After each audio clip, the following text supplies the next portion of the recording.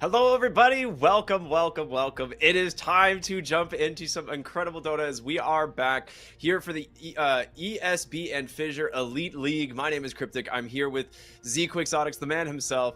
Dude, I'm excited because not only do we get to watch so much Dota over the next couple weeks, but this is the first time you and I have had a chance to cover the Western European qualifiers. So this should be a good time. Yeah, we've done a lot of NA stuff, so it's always fun to see the different teams in the regions. I love seeing the different play styles. And 7.35C is not that old, so we'll get to see some new stuff. Yeah, I will say it's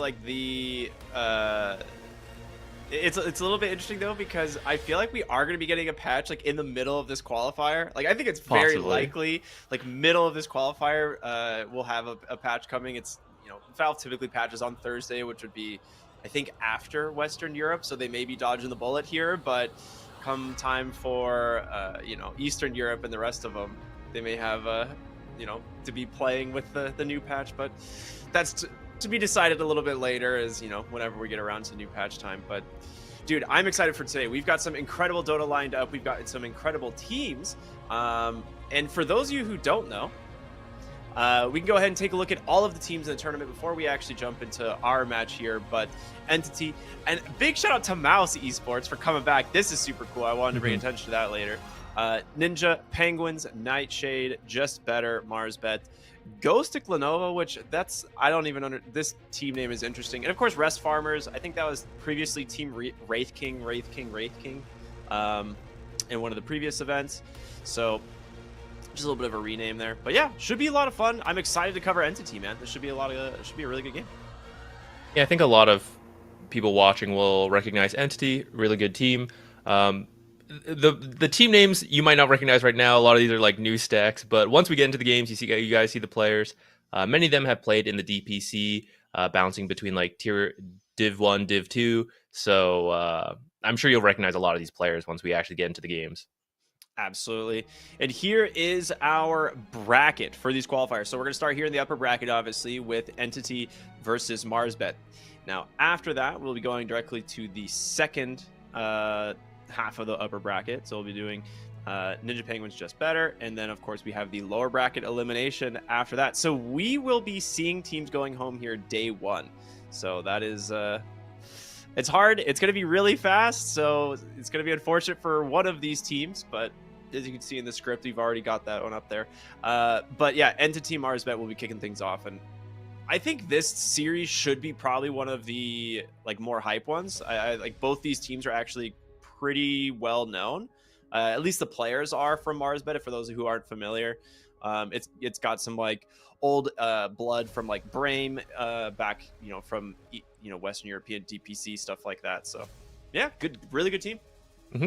Yeah, and I think, well, it's hard to call favorites, I guess. Entity's probably up there, but there will be two people moving on from the qualifiers. So this game right now, we're still upper bracket. No one's going home yet. Once we get down to the lower bracket, could get knocked out. But if you make it through the lower bracket, there will be two teams moving on. So everyone's got a decent chance. Everyone's got a decent chance here. Starting with Entity, the first team. Like I said, you guys watching probably recognize this team the most. They have been performing pretty well. I think this is the first time they're going to be playing with no one. I know he joined the team, but I think they had a stand-in for the last tournament they did. Yeah, I think because previously it was Stormstormer, right? Entity was always playing with Stormstormer, then Stormstormer was standing in on Nouns for a bit. But yeah, I think you're right. This might be the first tournament that they're playing with no one actually on the roster, because that does kind of check. I think I do remember the stand-in situation as well, which should be really cool. I mean, he's an incredible player, and obviously the rest of this team, everyone kind of knows they've been playing together for quite some time. Watson, DM, Katayomi, and of course Fishman. I mean, the support duo has been together a very long time, if I'm not mistaken. These guys have been playing together for several years. Yeah, and they've looked great together. So looking forward to see how they perform now with this mostly the same team, but slight additions and new patch. And then MarsBet, their opponents for this first round. Nande, Wish, Mr. Luck, Bignum, and LeBron Dota. I don't know Mr. Luck, but the others we've all seen in the other teams. But maybe a new addition here. We get to see how he's doing. I'm sorry if he's joined some stuff and I haven't gotten to catch it. There's so much Dota. It's so hard to see every player. Yeah, I mean, it's impossible to keep track of literally every player in every region, but for those of you, like we said, there's some old brain blood in this one. That's Nande, Wish. These guys have been together for a good amount of time. Big Num LeBron, obviously been around in the Western European DPC scene as well for quite a while. So this team, it's a little bit of kind of joining of forces. We're going to be seeing a lot of that throughout this year, specifically, right? Like with so many like tournaments happening, so many qualifiers, and no more like defined Division 2 or Division 1 circuit. It's like if you're not in these top like 6 to 8 teams, everyone else is going to just be kind of joining forces and making new stacks to try and qualify and see what works and maybe what doesn't. So I like it. I think it's, you know, back to the Wild West of Dota. I was a little bit unsure initially, but you know, it should be a lot of fun. And I think we may be ready to go into a draft here in just a moment, as we've got teams ready to play. It looks like no real... Oh, yeah, we are. We are not messing around. They just jumped right into the draft. Very nice. All right, it looks like Chen, if you guys have been keeping up with Pro Dota, Chen's been very highly banned, and if he does slip through, pretty much gets picked up right away. Just really strong lane, really fast tempos. Same with Batrider. I mean, a little bit of a different philosophy there. He is a very strong support, gets active early. Sometimes played core, not so much. Tiny and Shadow Demon are a little bit newer to being first phase banned. Yeah, that was like a meta that developed in the literal grand finals of Dream League, right? Mm-hmm. You have like Falcons ban. Wow, that's actually very cool. I will say that one is kind of I would say a little bit of a respect ban. I don't know if it's necessarily like they think the hero is very good, but I know that the supports on MarsBet can play it if they want it, and I know that Nande is also, if I'm not mistaken, a pretty decent TB player himself. So it could be a little bit of a respect ban. I know you have been experimenting a ton with this Terrorblade support. You are always on just this bleeding edge of like playing heroes in the support role. So talk to me about it. I think it's a lot of fun. I think whatever the support players are telling you, it's really just fun. It's the first time we get to play Terrorblade and it's not griefing. We can talk about it more later, maybe when it slips through the draft. But looks like we got Timbersaw first phase, very popular. Since we have to ban out the Terrorblades and stuff like that, usually Timbersaw has been getting banned in the first phase. He did get nerfed technically with like the Veil Shiva build, but he is one of the best builders for Sanj and Kaya, which did get buffed, and so he didn't really go anywhere in the last patch. And then looks like a really fast Luna pick, so Entity seemed prepared for that. Not often you'll see the first phase carry, but Luna is great versus Timbersaw because she brings that mixed damage and a lot of physical damage in the early game, where Timbersaw is not quite high armor yet. So that is a good lane matchup if it is Timber off lane. Yeah, I was gonna say, I think that's typically the case. We've seen a few heroes excel at actually dealing with the Timbersaw lane, and I think Entity like came very prepared for a first pick Timbersaw. I mean, this was just a snap of the Luna, and it does make the game very difficult for the Timbersaw. Not even just the lane, but that first like 20 to 25 minutes is not good if Luna is like pretty farmed. And I think their response on MarsBet here is also quite good, getting rid of the Undying and the Mars, two heroes, one that is very good in lane against the Timbersaw, and then the other from the off lane, Mars actually just offers a lot of kill threat into the Timbersaw as well. So you have to be able to protect the Timbersaw in some capacity if you're going to first pick it. So I think those bans make a lot of sense. I'm curious what their lane duo is going to be, because if this is Bane Luna, this is a really, really strong lane. Yeah, it could be pretty cool. Bane is not a hero we see very often right now, but it is one of the most played heroes for both Fishman and Karaomi. So maybe they've been playing together. They started like, mixing hero pools, but some flex value here could be 4 or 5. Not a lot of teams are doing it, but I was actually wondering if it would go up with the Mage Slayer nerf, less people are building it, and I think it's actually pretty annoying for Bane because you try to nightmare someone, but there's so much like damage over time everywhere that all the nightmares are being canceled. So maybe with that going down, maybe they like Bane. If any team's going to play it, I think it's going to be Entity. So we got to take a look at that. One thing people do, I would say, like kind of underestimate a little bit. Seconds remaining.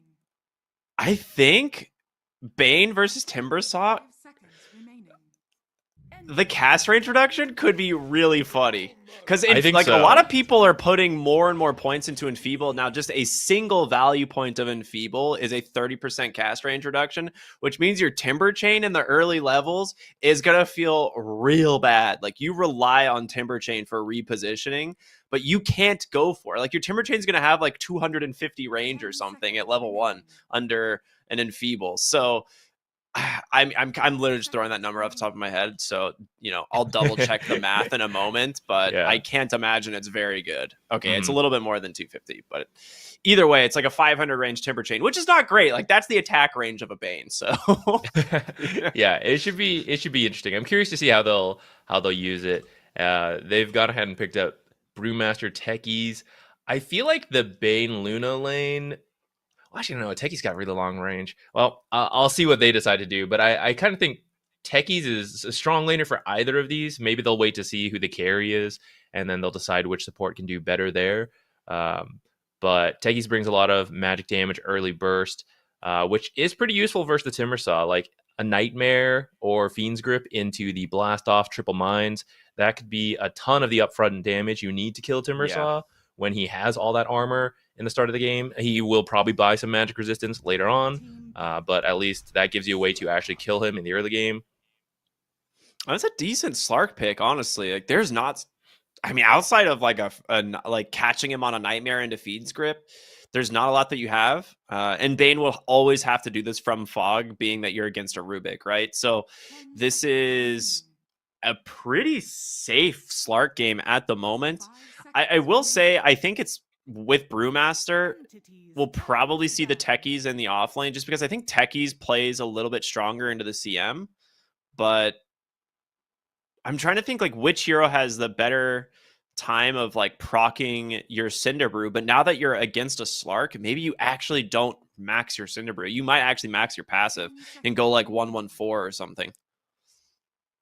Yeah, that's a good point. I'm actually not sure. Brewmaster, he's one of those heroes, like, I think you need to play him a good amount to really know when to flex the build, and I am not a Brewmaster player, so yeah, we can keep an eye on what he builds. I'm interested in that. I do think that's a great point with the Slark Dispel. I don't think Bane in that lane will make as much sense anymore. I think it is nice to...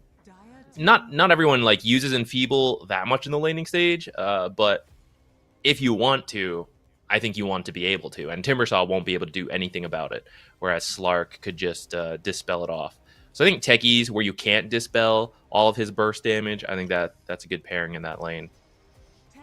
How do you feel about the people who are like putting multiple points in Enfeeble early? Because I feel like the one thing about Bane that being a not support main, especially not like 5 is like the one role I've played less than anything in Dota. So it's like, when it comes to Bane, your mana costs are enormous. And so it's like deciding what you actually want to put points in and what you want to use in the lane, I feel like is always a big deal on this hero. Enfeeble now does pure damage, right? As like a ticking dot on the hero. It does last a decent duration. Do you feel like people going and putting more points into Enfeeble early is like viable, or is Brain Sap still just that absolute essentially you need to max this ability in every lane? I think it depends on like what you feel your purpose is. So Brain Sap Max, I think, is in most cases going to give you the strongest lane. But Enfeeble maxed early, especially there's a lot of right-click damage, which this game we're not really seeing. I mean, Slark, of course, will have the physical damage, but being able to dispel the Enfeeble, I'd be surprised if he goes beyond 1 point, because the cast range reduction, like you mentioned earlier, it's actually full value at the very first point. So if he just leaves it at 1 point, I wouldn't be surprised. Though actually, maybe you max it, put it on Rubik. Now he can't like steal spells or something. That could be pretty funny too. You just make it impossible to play the game. Yeah. Yeah, but I hear like Pango won't really care that much about the cast range. I mean, Swashbuckle being reduced is a little bit annoying, but I think once you enter that stage where you're actually interacting, because this is a mid Pango, so by that point, Pangolier is probably just rolling in anyways. It is interesting because you can Fiend's Grip Pango and stop him from rolling. So Yeah. that is an interesting pickup into it. But Pango is just one of those heroes who is just so consistent. And they have to reveal their mid pick here, and you're laning into no one, which is pretty scary. So maybe just still choosing to opt. Yeah, just choosing to opt for a very well-rounded mid laner, and maybe they'll build the Lincolns, or maybe they'll plan like, hey, Bignum, save lift. As soon as Bane Fiends gripped me, go find him. Cancel it, then we're good to go. Yeah. Kunkka response. Kunkka also a very solid laning stage. You can use the X mark pretty well here if you time it well on the roll, on the timber chains, even like Slark trying to pounce around. You can bring all these heroes back into, like a blast off, into the then Fiend's Grip or something. So pretty nice pickup to round out some of their catch here at the end. I really agree. I think the Kunkka, it is just such a stable like mid lane hero in general. I think the idea that the Pango is kind of this end all be all, like you pick it, even if you don't know your mid matchup, you're like, it'll probably be fine. Like worst case, I don't win the lane, but you still farm on Pango. Like the hero is kind of just obnoxious. Rolling Thunder is always pretty useful. We'll see how it does against the Bane. I think positioning for both of these supports, like Fishman and Bignum, is going to be incredibly important. But yeah, the lanes should be interesting because I think both carries have a pretty good time. Like Nande on the Slark shouldn't feel too pressured between DM's Brewmaster as well as the techies. And of course, Watson on the Luna, his lane should be almost completely free. Like against Timbersaw, we see this lane go pretty rough for a lot of Timbers early on. And then having such a strong hero in lane like Bane next to him should be a pretty good combination. So I like what both teams are doing, kind of giving the priority to their carries. Yeah, and I think that's something we'll have to keep an eye on because Slark, like this last pick Kunkka, one of his strengths is being fairly tanky himself, and then the Ghost Run buff for his team to kind of drag it out. But Slark is okay with that because he actually just steals a lot of stacks. So I feel like if Slark has a good lane here, and he's already got a good carry matchup versus Watson as well on the Luna, it could look pretty scary. But Slark does take a little bit time to ramp up, even though he tends to build like some earlier items. And Brewmaster, Kunkka, Bane, techies, I could definitely see them running at the Slark pretty early to try to slow him down, get Watson advantage, and then play off of Watson's tempo.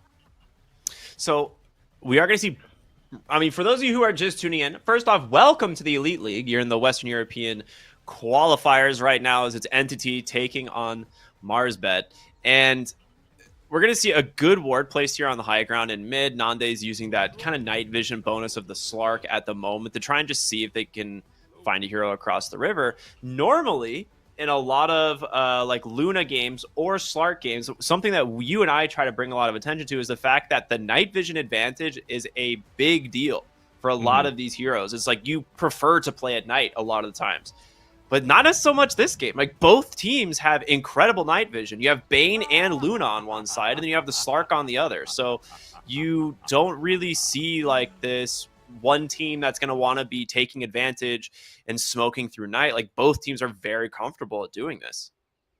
Yeah, and I think they actually recognize that. You often see teams move out pretty quickly here at the start, which they did, but now both of them have, I think Slark is the best right now in this game until Luna gets more points in her passives. She could have 1 point right now, but she hasn't actually leveled it yet. Maybe waiting to see if she wants Lucent Beam to last it in the laning stage. So because of that, both teams are like, MarsBet is looking for the aggressive play off the Slark, and Entity was avoiding it, is what I was saying, but they've actually now split up. So MarsBet with the late smoke might be able to find a pick off here to start them off.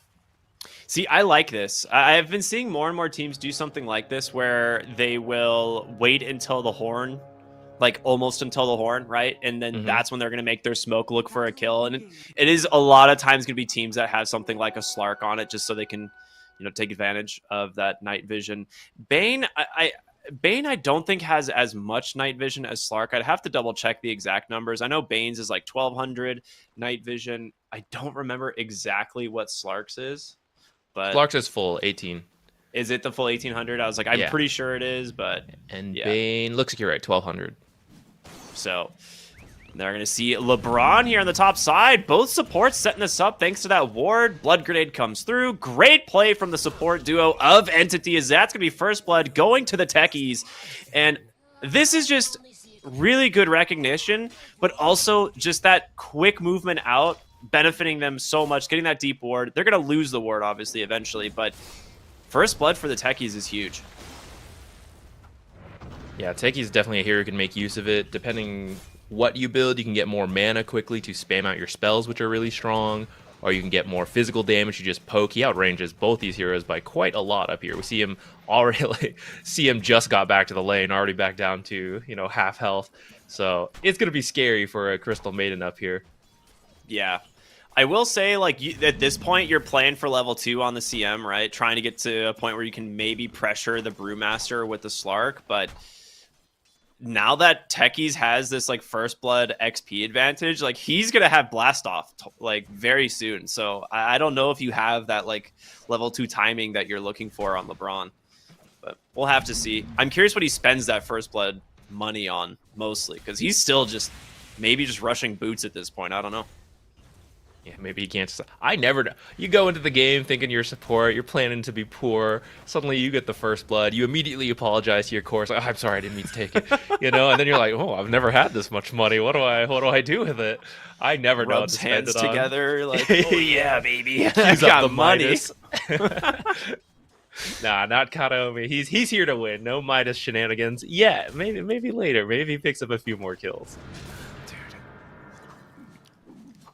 God, the Midas shenanigans and the Dream League started to give me anxiety of seeing heroes supports and cores going back for a 35 and 40-minute Midas, just being yep, we're going to 80 minutes, guys. We already know.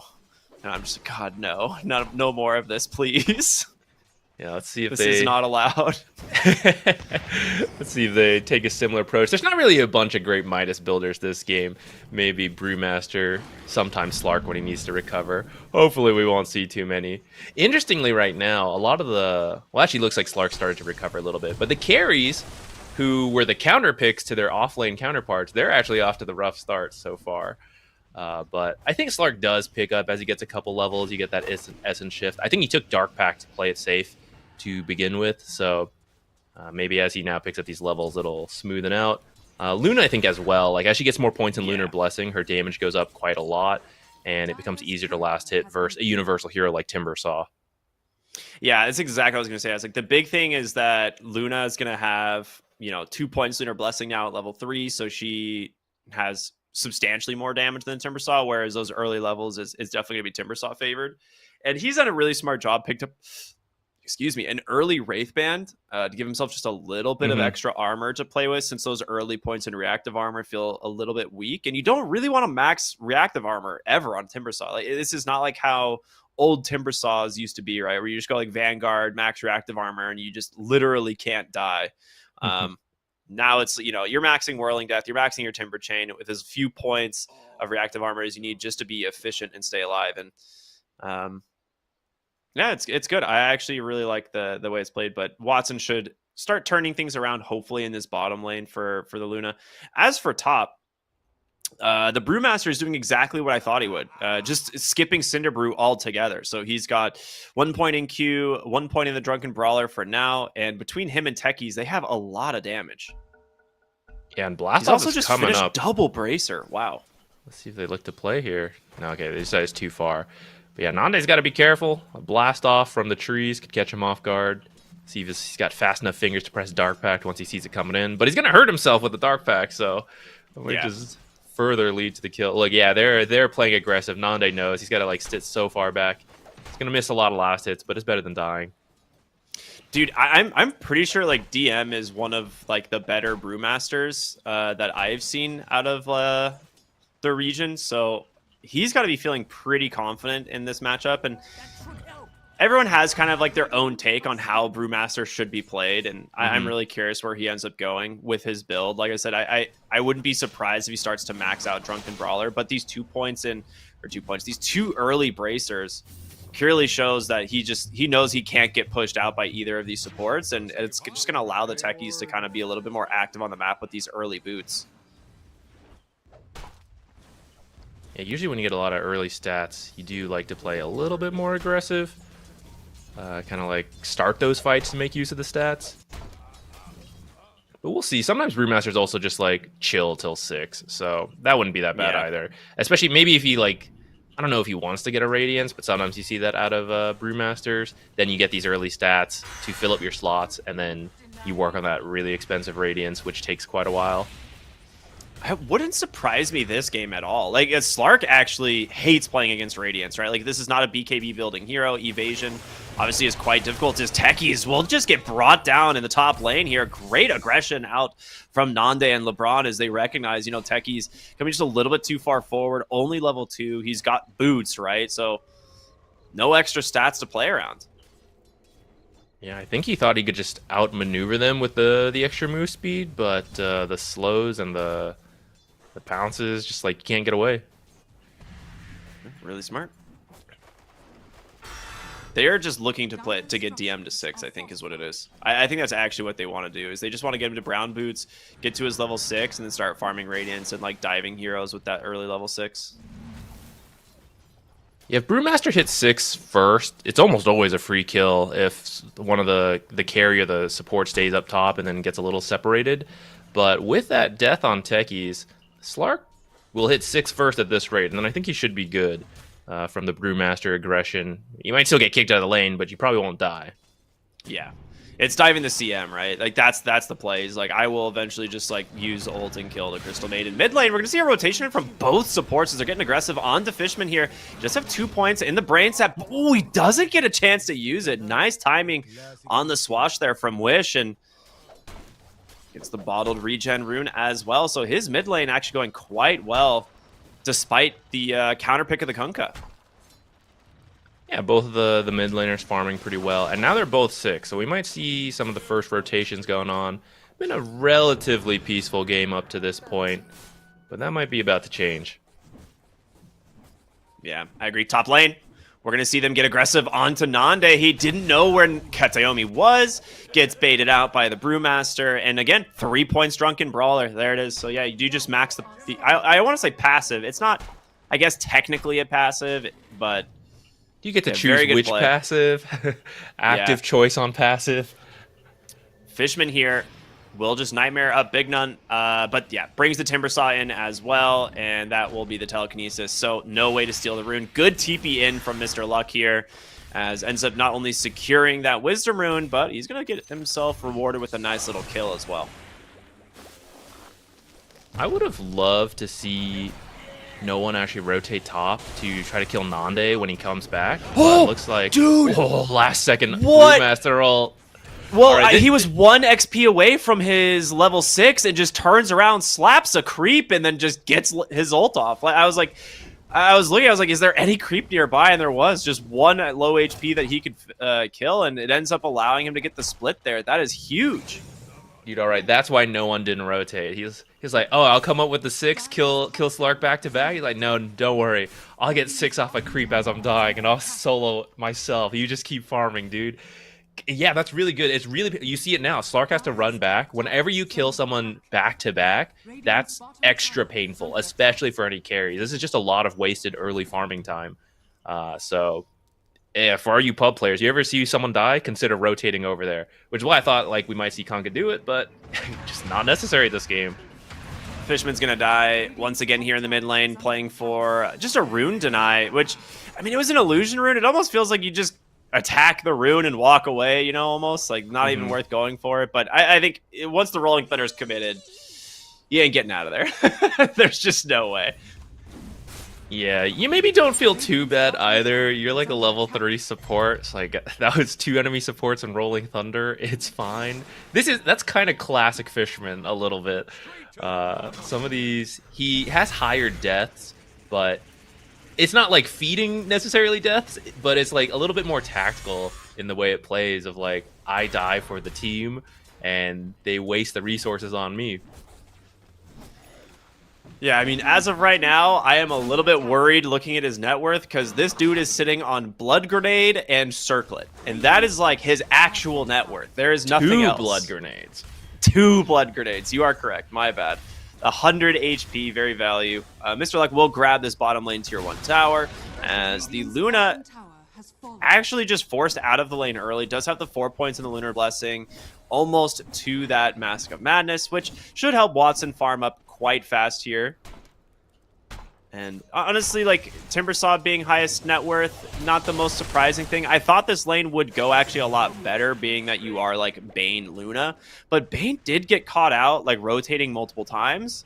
And being under-leveled against a hero like Timbersaw feels pretty rough. They're going to bring in the Kunkka, though. Great Nightmare setup here. And, I mean, with a boat, potentially, this should be enough damage. I mean, he's still pretty damn tanky. The Torrent, can they finish him off? Luck will finally go down. Kill goes to the Kunkka. Beautiful setup here. One of the things we haven't even talked about is no one getting active with these rotations, but dude, okay, before, I feel like I've been monologuing, but I have one more point today to say Go here. for it, dude. I feel like this is the most classic type of Timbersaw death you will see in every bracket, where it's like Timbersaw is like, I took the tower, I'm the highest level, I am super tanky, and then you immediately die at the tier 2. That's true. To be fair, I think Fishman showed out like he was in the trees hiding. He got caught off guard from the Nightmare, which oh wait, maybe a return kill Mr. here. Luck wants revenge, dude. Blink dagger immediately into a full level 4 whirling death on trees. Yeah, okay. For the Kunkka. That's pretty to good. Mr. Luck's, in his defense, he probably has not played against a Bane in a while. I really feel like Entity is one of the few teams that will actually still pick Bane like this. So maybe kind of forgot about that long duration Nightmare into rotations. And we actually did see Enfeeble come into play there. I think he could have Timber Chained away if it was longer, but the short range meant he just had to go like right next to the heroes and still died at the end. Yeah. I mean, he ends up getting his revenge, right, with that smoke rotation and killing off the Kunkka, which is fantastic for him. They might just continue to play around this Kunkka's ult now that they smoke up. They have the techies now, which means proxy mines are available. And, I mean, boat into proxies are going to be more than enough damage for any hero at this stage of the game. But the smoke I think it was scouted out by this mid ward here over the Radiant side cliff. So they actually dodged this out entirely. Might have been. It was really cool the way they were doing this as well. They could have smoked Fishman into it, but they didn't, and they actually walked in front of Fishman so that if they were going through wards, the enemy team was like, oh, here's a solo Bane, let's go kill him, and then you just walk straight into a Kunkka. So yeah. Would have been a cool attempt, but yeah, might have been scouted out or maybe a good read. I'm not sure which. But I think it's a cool call to look for this Timber who went Blink first, which allows him to be very aggressive, but obviously no stats on that Blink. So if you kill him multiple times in the early game, like you said, the classic Timbersaw death, get off to a great start and then die a couple times, that just totally destroys your lead. So it was a cool attempt. Good on Mr. Luck and MarsBet for not succumbing to that. LeBron just almost died 100-0 to some techies mines. Literally lives because of raindrops. Oh, that's classic Dota. He was like walking through to the mid lane, like over the Radiant ramp there, and just walks into 3 mines and is like, cool. Guess I'll go back to jungling. Yeah, one of the slowest heroes too, so there's no chance to get out of the mines. Yeah, he's actually just freezing field for some stacks in the jungle. This is something I think he learned from watching Snaking, honestly, like over the Falcons event over at Dream League. Like, he was unbelievably farmed on Crystal Maiden in a lot of these events, and people are like, how is this Crystal Maiden walking around with 4 or 5 items in this game? Like, what is he doing? And the answer is he's freezing field stacks. Like, this is literally what he's doing. He's stacking massive amounts in the jungle and then just uses freezing field to clear them. And then, of course, goes back for, the shard or hopefully gets it from the Tormentor, and Crystal Clone. I tell you what, for 50 mana, being able to farm any creep camp on the map, pretty good. They're going to find Fishman. No one does go for the X into the boat, but the Orchid there will just connect onto the Rubik and has to walk away. He basically throws the Orchid to prevent the boat steal there, maybe? No, it was on cool. It was on cooldown anyway. He already stole something. Middle tower is under attack. Not quite the Orchid reveal you were hoping for there. But I think he was like thinking about it, but then kind of realized like, 4 heroes, you know, probably no one's rotating over. Because DM's working on the Radiance. He's really close. So like if he had rotated in theory, like more people come in, you take the fight. But he's probably saying like, hey, I just want to finish Radiance, right? Don't drag me to a fight. I die. We delay it, right? It's just Fishman. He's just, you know, he's in the position 5. It's okay. I 100% agree, because not only do you want the Radiance, but you want the level 2 of your ult, right? The extra 2 seconds of duration is fairly notable, but the extra HP on all of your Brewlings also makes a big difference. So that extra duration on that Radiance burn in your ult, which is like guaranteed to be there because you are not going to kill a 2300 HP Earth Brewling. So yeah, I think it makes a lot of sense. Like, just wait for the Radiance, wait for the level 12 on your Brewmaster, and then start to get active. You're almost level 12 on Kunkka as well. Like you said, an unfortunate Orchid reveal, but I think it was the right call. Yeah, and it's still going to be good, right? Just because you reveal the Orchid, no one's actually close to a Dispel, really, on the side of MarsBet. I mean, Slark has, you know, the Q, which he's always had, but everyone else not working on anything. Yeah, it looks like he's going for Ags, or both Slark and Pango are getting an Ags, and I guess Timbersaw could pivot to a Dispel now. He finished a Kaya. I would like It's Yules. a very damage build, a very damage-oriented build on Mr. Luck right now. I would really like a Yules for him. I actually think Yules could go quite well this game. It not only can like help stop Fiend's Grip if you happen to find the Bane, but it is just a fairly cheap Dispel for himself, and you don't really need the Lotus Orb. You could obviously, like, if you need armor, get a Shivas later, but they're just going to jump right onto the high ground. A lot of damage, actually, from the techies, as Fishman's going to come in as well. Goes for the Nightmare. The Fiend's Grip instantly stolen, but a great Phasing Field from LeBron. The Orchid into the boat, catching the Pango. Watson needs to help find it, but there's the Fiend's Grip back the other way. Big Num's got his number, and no one will be forced to leave, as it is just Watson all on his own. And Swashbuckle there to finish it off. They even managed to chase down no one here as Nande on this Slark gets active. A 4-for-1. You only find that Timbersaw. Beautifully done here by MarsBet. Really nice for them, especially with this like damage build on Timbersaw. It would have been a shame if he just died and you don't get anything out of that. But you get 4. I think that's a lot better than they expected, I imagine. Entity ended up kind of going in one at a time a little bit. Didn't really feel like it didn't feel like a planned fight, because I think they kind of got caught out, and maybe they should just cut their losses on it. But instead, yeah, 3K lead now going for the way of MarsBet off of that fight. This was another scenario where, like, if your Brewmaster is there, you probably take the fight, but DM was nowhere nearby. He also had pretty much no mana on him at all either, so he was not able to Primal Split for the fight if he even showed up.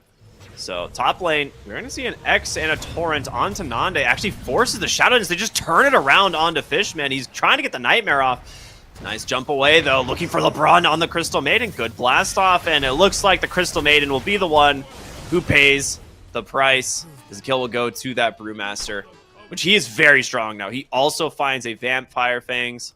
So a little bit extra night vision, but just tons of spell lifesteal. Dire's top tower is under Yeah, we should see Entity start running together now. That Radiance is finished. He still has Primal Split, and the Orchid, which finished it earlier, but like you still want to get some value out of it before those Dispels come up. So I wouldn't be surprised if they just keep going together, unless they have a different read, maybe already moving to like BKB timings or something. Kunkka's 2/3 of the way there. Well, dude, I will say Nande has been playing the vision game here in this top perfectly. He has just absolutely given so much information to his team. Orchid into a boat here onto the Slark will do a lot of damage. The stolen Fiend's Grip will hold down the Brewmaster. It will prevent the Primal Split for the moment. He needs some mana. He will get it, but can he actually get the ult? No! Beautiful swashbuckle. The stolen Fiend's Grip taking all of the mana away from the Brewmaster and just keeping him out of the fight. Beautifully done from this Rubik now twice in a row. Yeah, there have been some really good steals. I think that was part of the reason that first fight went badly for Entity is that Luna got Fiend's Gripped, and then now it's the Brewmaster being Fiend's Gripped. So very good plays from the Rubik here, and it's I feel like Entity's missing their timings a bit with these items. We haven't seen like a very clean fight from them. It's not over or anything, but I think going forward, if they want a shot at this, they really need to line up some of these fights a little bit better. This Slark is like not absurdly farmed, right? But the thing is this is a Slark into a Luna and a like Radiance Brewmaster, and he's essentially the same net worth as them, which is definitely concerning. Like this Luna should have a much better game than she currently has, and Watson obviously can pick up the pace a little bit now that he has his Manta completed, so it's a lot easier for him to just split push, cut lanes with these Manta illusions and continue to farm the jungle. But Luna needs to be, I think, substantially ahead of a Slark as you go into the late game. I'm so bored. Yeah, because if Slark can steal enough stacks, like you effectively can't do anything during his ultimate. Which actually, I guess now with the shard passive, maybe you can do a little bit. But besides that, like Luna just has to survive through the another Fishman death. he's having a rough one this game. You have to survive through that, and then you have to kill Slark after that. And that's why you have to be so ahead that you like lose all those stats, and then you still kill him. But if the ult ends and Slark is actually, you know, he can just kill you from that point on, then, I mean, that counter never goes away. He's always going to have his ult. He's going to get a shard eventually. And your ultimate on Luna, the glaive bounces, like, they just won't work. I'm like I was looking at the death there on the Bane and just see like how fast he died. It was literally swashbuckle into Fade Bolt stolen brain sap, 100 to 0 in like in less than a second. So it is a real rough time to be playing the Bane in this game. Not only is his like Fiend's Grip not really feeling super effective, but these 4 points in brain sap feeling way stronger on a hero like the Rubik, who has 4 points in the Arcane Supremacy. Big Num is level 12 after these last couple of fights. So, yeah, that's almost a 400 pure damage nuke added on from the cast range, from his passive, but also he has Eye of Vizier. This dude can cast from the whole nother screen. I love it. Man, you know what? I'm crazy, though. I thought I saw Enfeeble earlier. I just realized Bane's just totally skipped it this game. I'd like to issue an apology to everyone watching. How dare you did lie not to see the audience. correctly. Yeah, my bad. I'm surprised. Just totally skipped. I thought like at least one value point would be pretty nice, but yeah, maybe decides it's not worth it. The brain sap and the nightmare too good this game, perhaps. I'll definitely trust his knowledge of Bane over mine. So we'll see. I assume he'll get it now. He's got nothing else to take but stats. Stats. He actually just gonna go stats. I've been dying a little bit too much. I think I need to be tankier. Dude, he actually goes for the Pupils gift too, which is like the most feels bad man item for Universal Heroes. Yeah, it doesn't feel... They need to give a couple... 15 was way too big, but like they need to give a couple back to it for Universal Heroes. It just feels too sad. Yeah, it is. Yeah, it feels really bad. It's like the equivalent of like 2.5 circlets now. That's it. Pretty much. It's really not great. Dire's middle tower is under attack.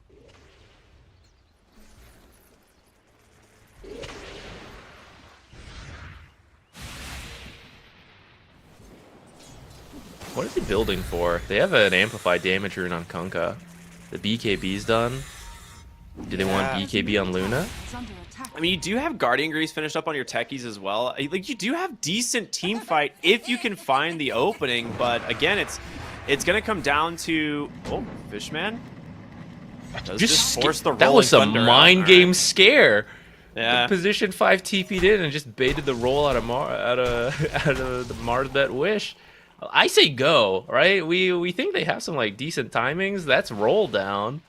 I feel like they can do something here. Dude, DM is just like farm mode on this Brewmaster, honestly. I wonder if like Entity just feel comfortable taking this late or something, because you do have like some pretty good farming heroes, but your Bane is definitely kind of the weak link of late game. And in terms of all of these heroes here, your Bane is never getting to an Aghanim Scepter or like one of these like really strong late game items. So I'm curious where they're planning on playing this. They will drop the sentry, look to go onto Big Num here behind the tier 1 tower, and with that Brewmaster, they of course want no business fighting into this guy, so they will grab themselves the tower, and a line drawn directly through the triangle, as they had some stacks there, and LeBron's like, I'll just ult these really quick, don't mind me. He's pretty rich. Yeah, dude. Position 5 Crystal Maiden. This is the Double play. the net worth of Fishman. Yeah. I'm surprised, well, they did do Tormentor earlier. I'm just guessing it went to Big Num. Yeah, it did. So that's a little bit unfortunate, because you would definitely like it to have gone to the Crystal Maiden, but still, getting it early is very nice.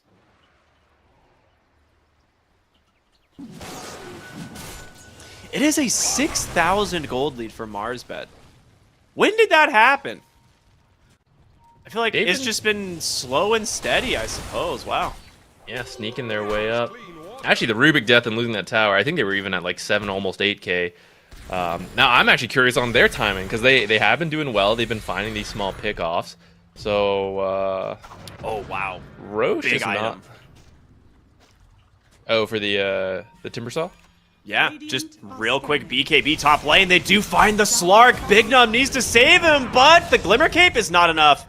Fishman able to get that Fiend's Grip from downtown, and here comes DM on this Primal, or with the Primal split up. Of course, that Radiant's just going to continue to burn down this Rubik, but Wish is here, as well as the rest of MarsBet, and they will push him away. So Primal split expended here to start things off, but they're not done. They get aggressive here behind the tower. The Techie's in some trouble. In comes the Rolling Thunder from Wish. A nice Timber Chain on through. No one forced to BKB. LeBron trying to find his entry into the fight. Going for the freezing field, but instantly canceled there by that Lucid Beam to Watson. Looking to go for Wish here as well, potentially, but a great finish up onto that Bane. So both supports end up paying the price here on Entity for that Slark kill, but... You're very happy killing that Slark. Yeah. That was a very nice catch from them. And then they went straight back to farming. So I guess they are feeling good about their late game. Maybe the Brewmaster late game is extremely annoying, and he's gone straight farming build. Yeah, DM's he telling really him, has. like, I got this, guys. Everyone chill. We just farm. I got this. Oh, nice little roll-up pick. The fact that Wish goes for the roll-up shard this early is actually so smart. I think you just have to have it against heroes like Kunkka. And I feel like there's a lot of Pangos that try to just play greedy and not grab it, but definitely pays off right there. He also is just super farmed, man. He has like Blink, Basher, Ags on his way to an Katomi.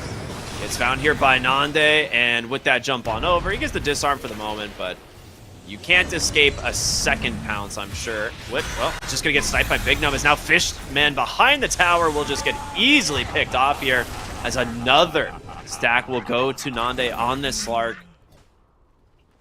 He has an early gem pickup as well from LeBron that he's able to carry.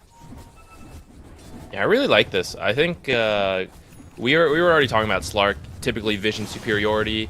In most games he plays, Lunar Blessing actually does help her see at night compared to him, but he'll still have the advantage of finding wards, and now with the gem, even easier to actually de-ward them. He doesn't have to like backpack sentries and stuff. So I think MarsBet has this window here with the BKB on the Timber, the very farmed Pango, where they just try to win out this vision game, start finding a couple pickoffs. From there, Slark can't really do Roche without some stacks, but if they do, find a kill or two here, they could get Roche and start looking to start clearing out some of these towers.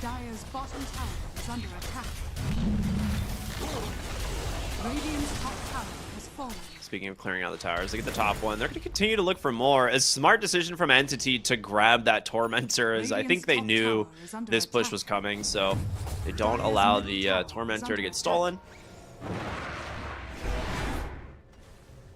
As they will take the Wisdom Runes, both of them, for the Slark here, it looks like. So Nande now level 19, having a great game. Dire's courier has been killed. As X onto no one, trying to just clear the tower a little bit. Watson is getting scouted out here, but nice Orchid. But Nande, of course, dispels, forced to BKB immediately on the Kunkka and try and just get away. But this Slark, he feels confident going in. He's still got a Depth Shroud as well. Nande be able to drop that. There's gonna be the X, another Torrent. DM does have the ult, wants to throw it, but Fishman, he's in so deep. He's the first one to go down, and now it's gotta be a lot of work picked up here from this Brewmaster, from Watson. He's already popped the BKB, but what are you gonna get? It looks like it's just gonna be the Rubik. You've taken down the Crystal Maiden on the backside as well, but the Slark, he's out. Wish, he's out, and Mr. Luck. They're all just waiting to potentially reinitiate. Okay, now they're just going to cut their losses. He's going to TP back to the mid lane. Slark's free. So a 2-for-1 honestly ends up being pretty good for Entity. Yeah, I was wondering if they would try to force Roche, maybe? It looks like they're going through the Twin Gates. Yeah, okay, they're going to try to take advantage of the fact that Roll is down, the BKBs are down, Slark used all the defensive tools he had. But they're TPing up here? Maybe? Hey, you know, he's not going in on his own. Yeah, okay, maybe he's gonna give it up. Well, actually, so is Entity. I mean, Nande's going straight for the Bane. He did see the ward get placed. The Luna Illusion does scout the Slark, though, so he needs to be a little bit careful. Orchid, he's not going to be able to connect, as he already got that Dark Pact off, but a great initiation onto Mr. Luck. Instead, his BKB still on cooldown, gets Force-Staffed out. The Depth Shroud will save him just barely, and he's going to be able to potentially reset here as they turn around onto the Kunkka, but the BKB is going to protect him for now. The Brew Split, it's on cooldown, 5 seconds. Can DM get away? He needs some help. Will he get it? 1 second? No! He's going to fall as Nande now looking for more as they get on top of the Luna, and Fishman will possibly be the third hero to go down as Kateomi on the backside just chopped down by Luck. A 4-for-0. Oh no. Dude, this fight was so close for Entity if they can get that Timber or if they can get the Brew Split. Yeah, I'm actually kind of surprised they took that fight. I guess on one hand we saw like, oh, no BKB on Timber. We saw a very big difference from the first fight earlier. Blinks in BKBs, just deletes Fishman and then causes havoc. But this time, no BKB, almost dies immediately, has to run. And if they had killed him, maybe the fight goes smoother. But Entity themselves also didn't have all their cooldowns. That Brew Split was missing in that fight. I think we felt that lack of presence. And Slark was just stealing stats as he went. Now they get the Roche.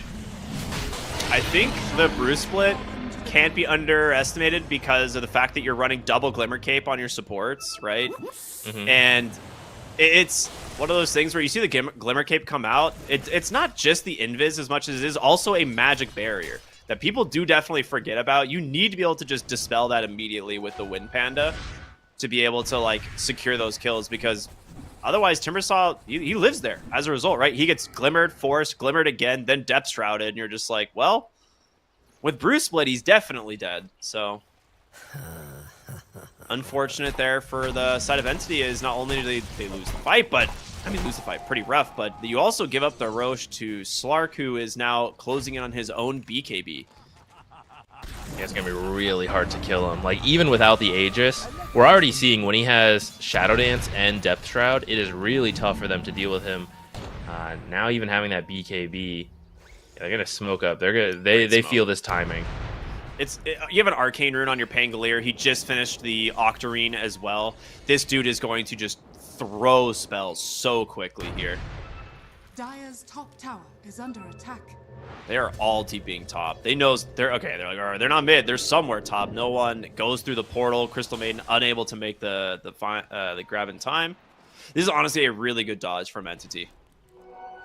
Yeah, it's a good call by MarsBet as well. They want a fight, so when they see that lane pushing in top, they know, If we don't deal with it, they know what we're up to, so we kind of have to deal with it. But if we just send one hero, then Entity might try to like find a fight on us, and we throw away our lead. So we all got to go try to find whoever was pushing in that lane. But like you said, Entity also recognized that situation. They also get out. So buying themselves some time right now. MarsBet doesn't mind too much because you do have 5 minutes on the Aegis, and a common mistake you'll see is like you get Aegis, immediately try to force like the biggest play you possibly can, and then you lose the Aegis right away. But you do have that 5 minutes, so you can spend a little bit of time trying to, you know, use it. The enemy team doesn't really want to fight you with that Aegis, so you kind of use the first few minutes, farm up, look for these smaller pickoffs, see if it like works out nicely, and then if it doesn't, as you get towards the end of the Aegis, which is starting to be about where we are now, we just passed that halfway mark, now you start forcing the bigger things like the tier 2 towers. Now if you lose the Aegis, you're like, well, at least I got like 3 minutes of farm time, it's not too bad, I got something out of it. Yeah. Yeah, I mean, it makes a lot of sense. I agree. I really like the decision here from Entity to try and push the tower of their own, but they're going to TP in here. They want to defend as Nande, actually getting on top of the Luna here. Nice man to stop. The Kunkka just gets deleted, and so does the Techies. Watson will BKB TP on home. Fishman. Dude, wait, he doesn't get the TP out. Never mind. He's gone. What happened to his TP? On Did he bash? Luna? It was just bash. Yeah, Luna got bashed in her BKB TV. Oh no. And that's why that item's so strong on Pango with Swashbuckle. It's pretty much a guaranteed stun when you need it. Yeah. At least when you're hitting one hero. When it's more, hey, you know, it's random chance again. But it was the literal last Swashbuckle as well. So I was just looking through the attack summary. It was the 4th strike was the bash. That is unlucky for Luna. But I guess a little expected maybe. That was a desperate TP to begin with. It was a really good catch. Oh, Nande finding Brewmaster up here too now. It was a good attempt to go for the dodge. I mean, this is going to be a impossible hero to find. I feel like you have, you know, Drunken Brawler plus Brood Up. You're just literally hasted every few seconds. So, yeah, you're not going to get him. There's just no way. Not without help.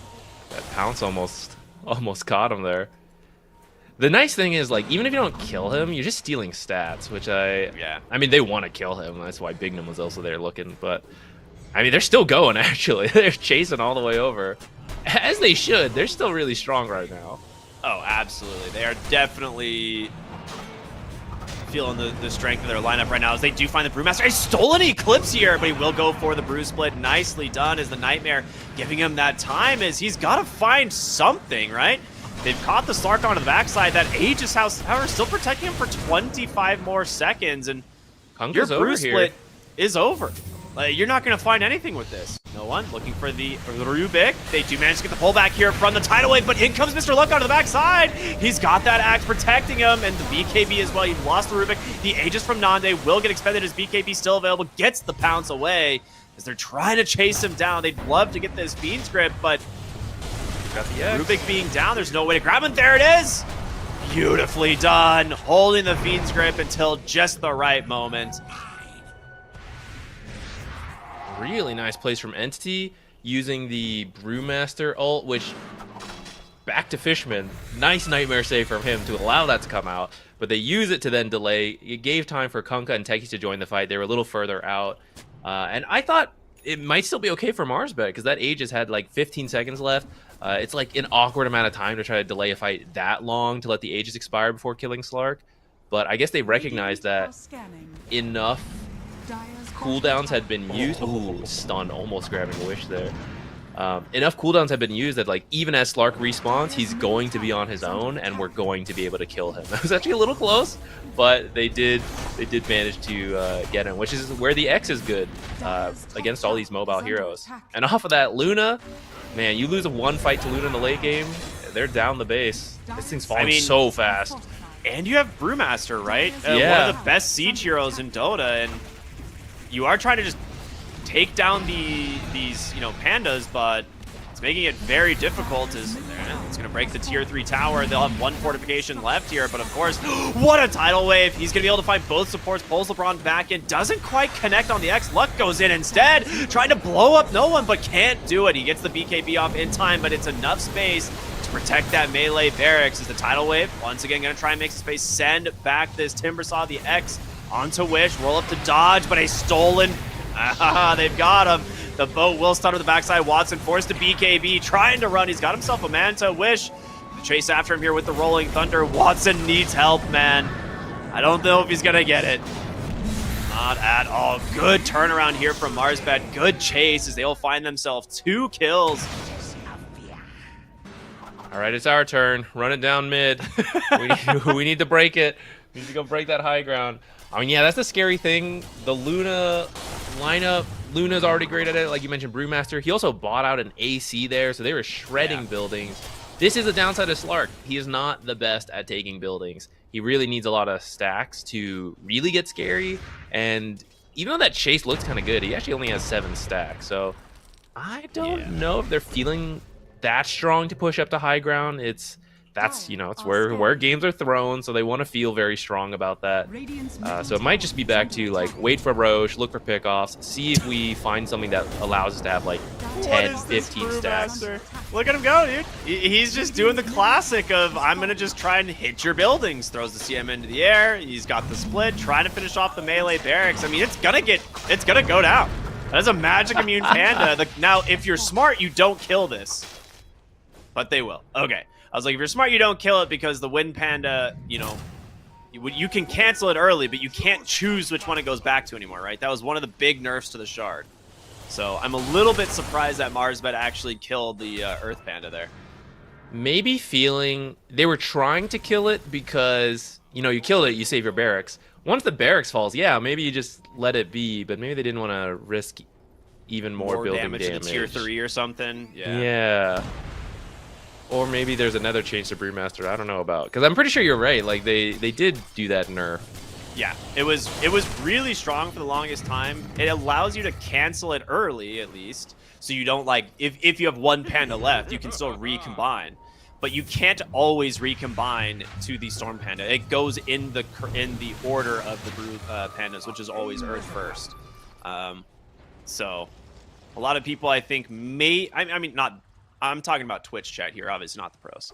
A lot of people may not know about that change, as Brewmaster is not like a very common hero that we see, but it was one of the major nerfs, quote-unquote major nerfs, that took Brewmaster out of the meta, why we haven't seen him as much. But a stolen boat here in the mid lane, coming out from Big Num. Fun, apparently. Yeah. Well, maybe not, as Wish is here with a Rolling Thunder. They found the Bane, a great hero to start the fight, gets the Force Staff out, but the Silence brings them down. They've got both supports removed from the fight as the Brewmaster split doing work here. Looking for Big Num, the X comes out, they pulled him into the air, and when that happens, you've got to be very careful. Nande, he's sitting here with his BKB, but he's taking so much damage from Watson.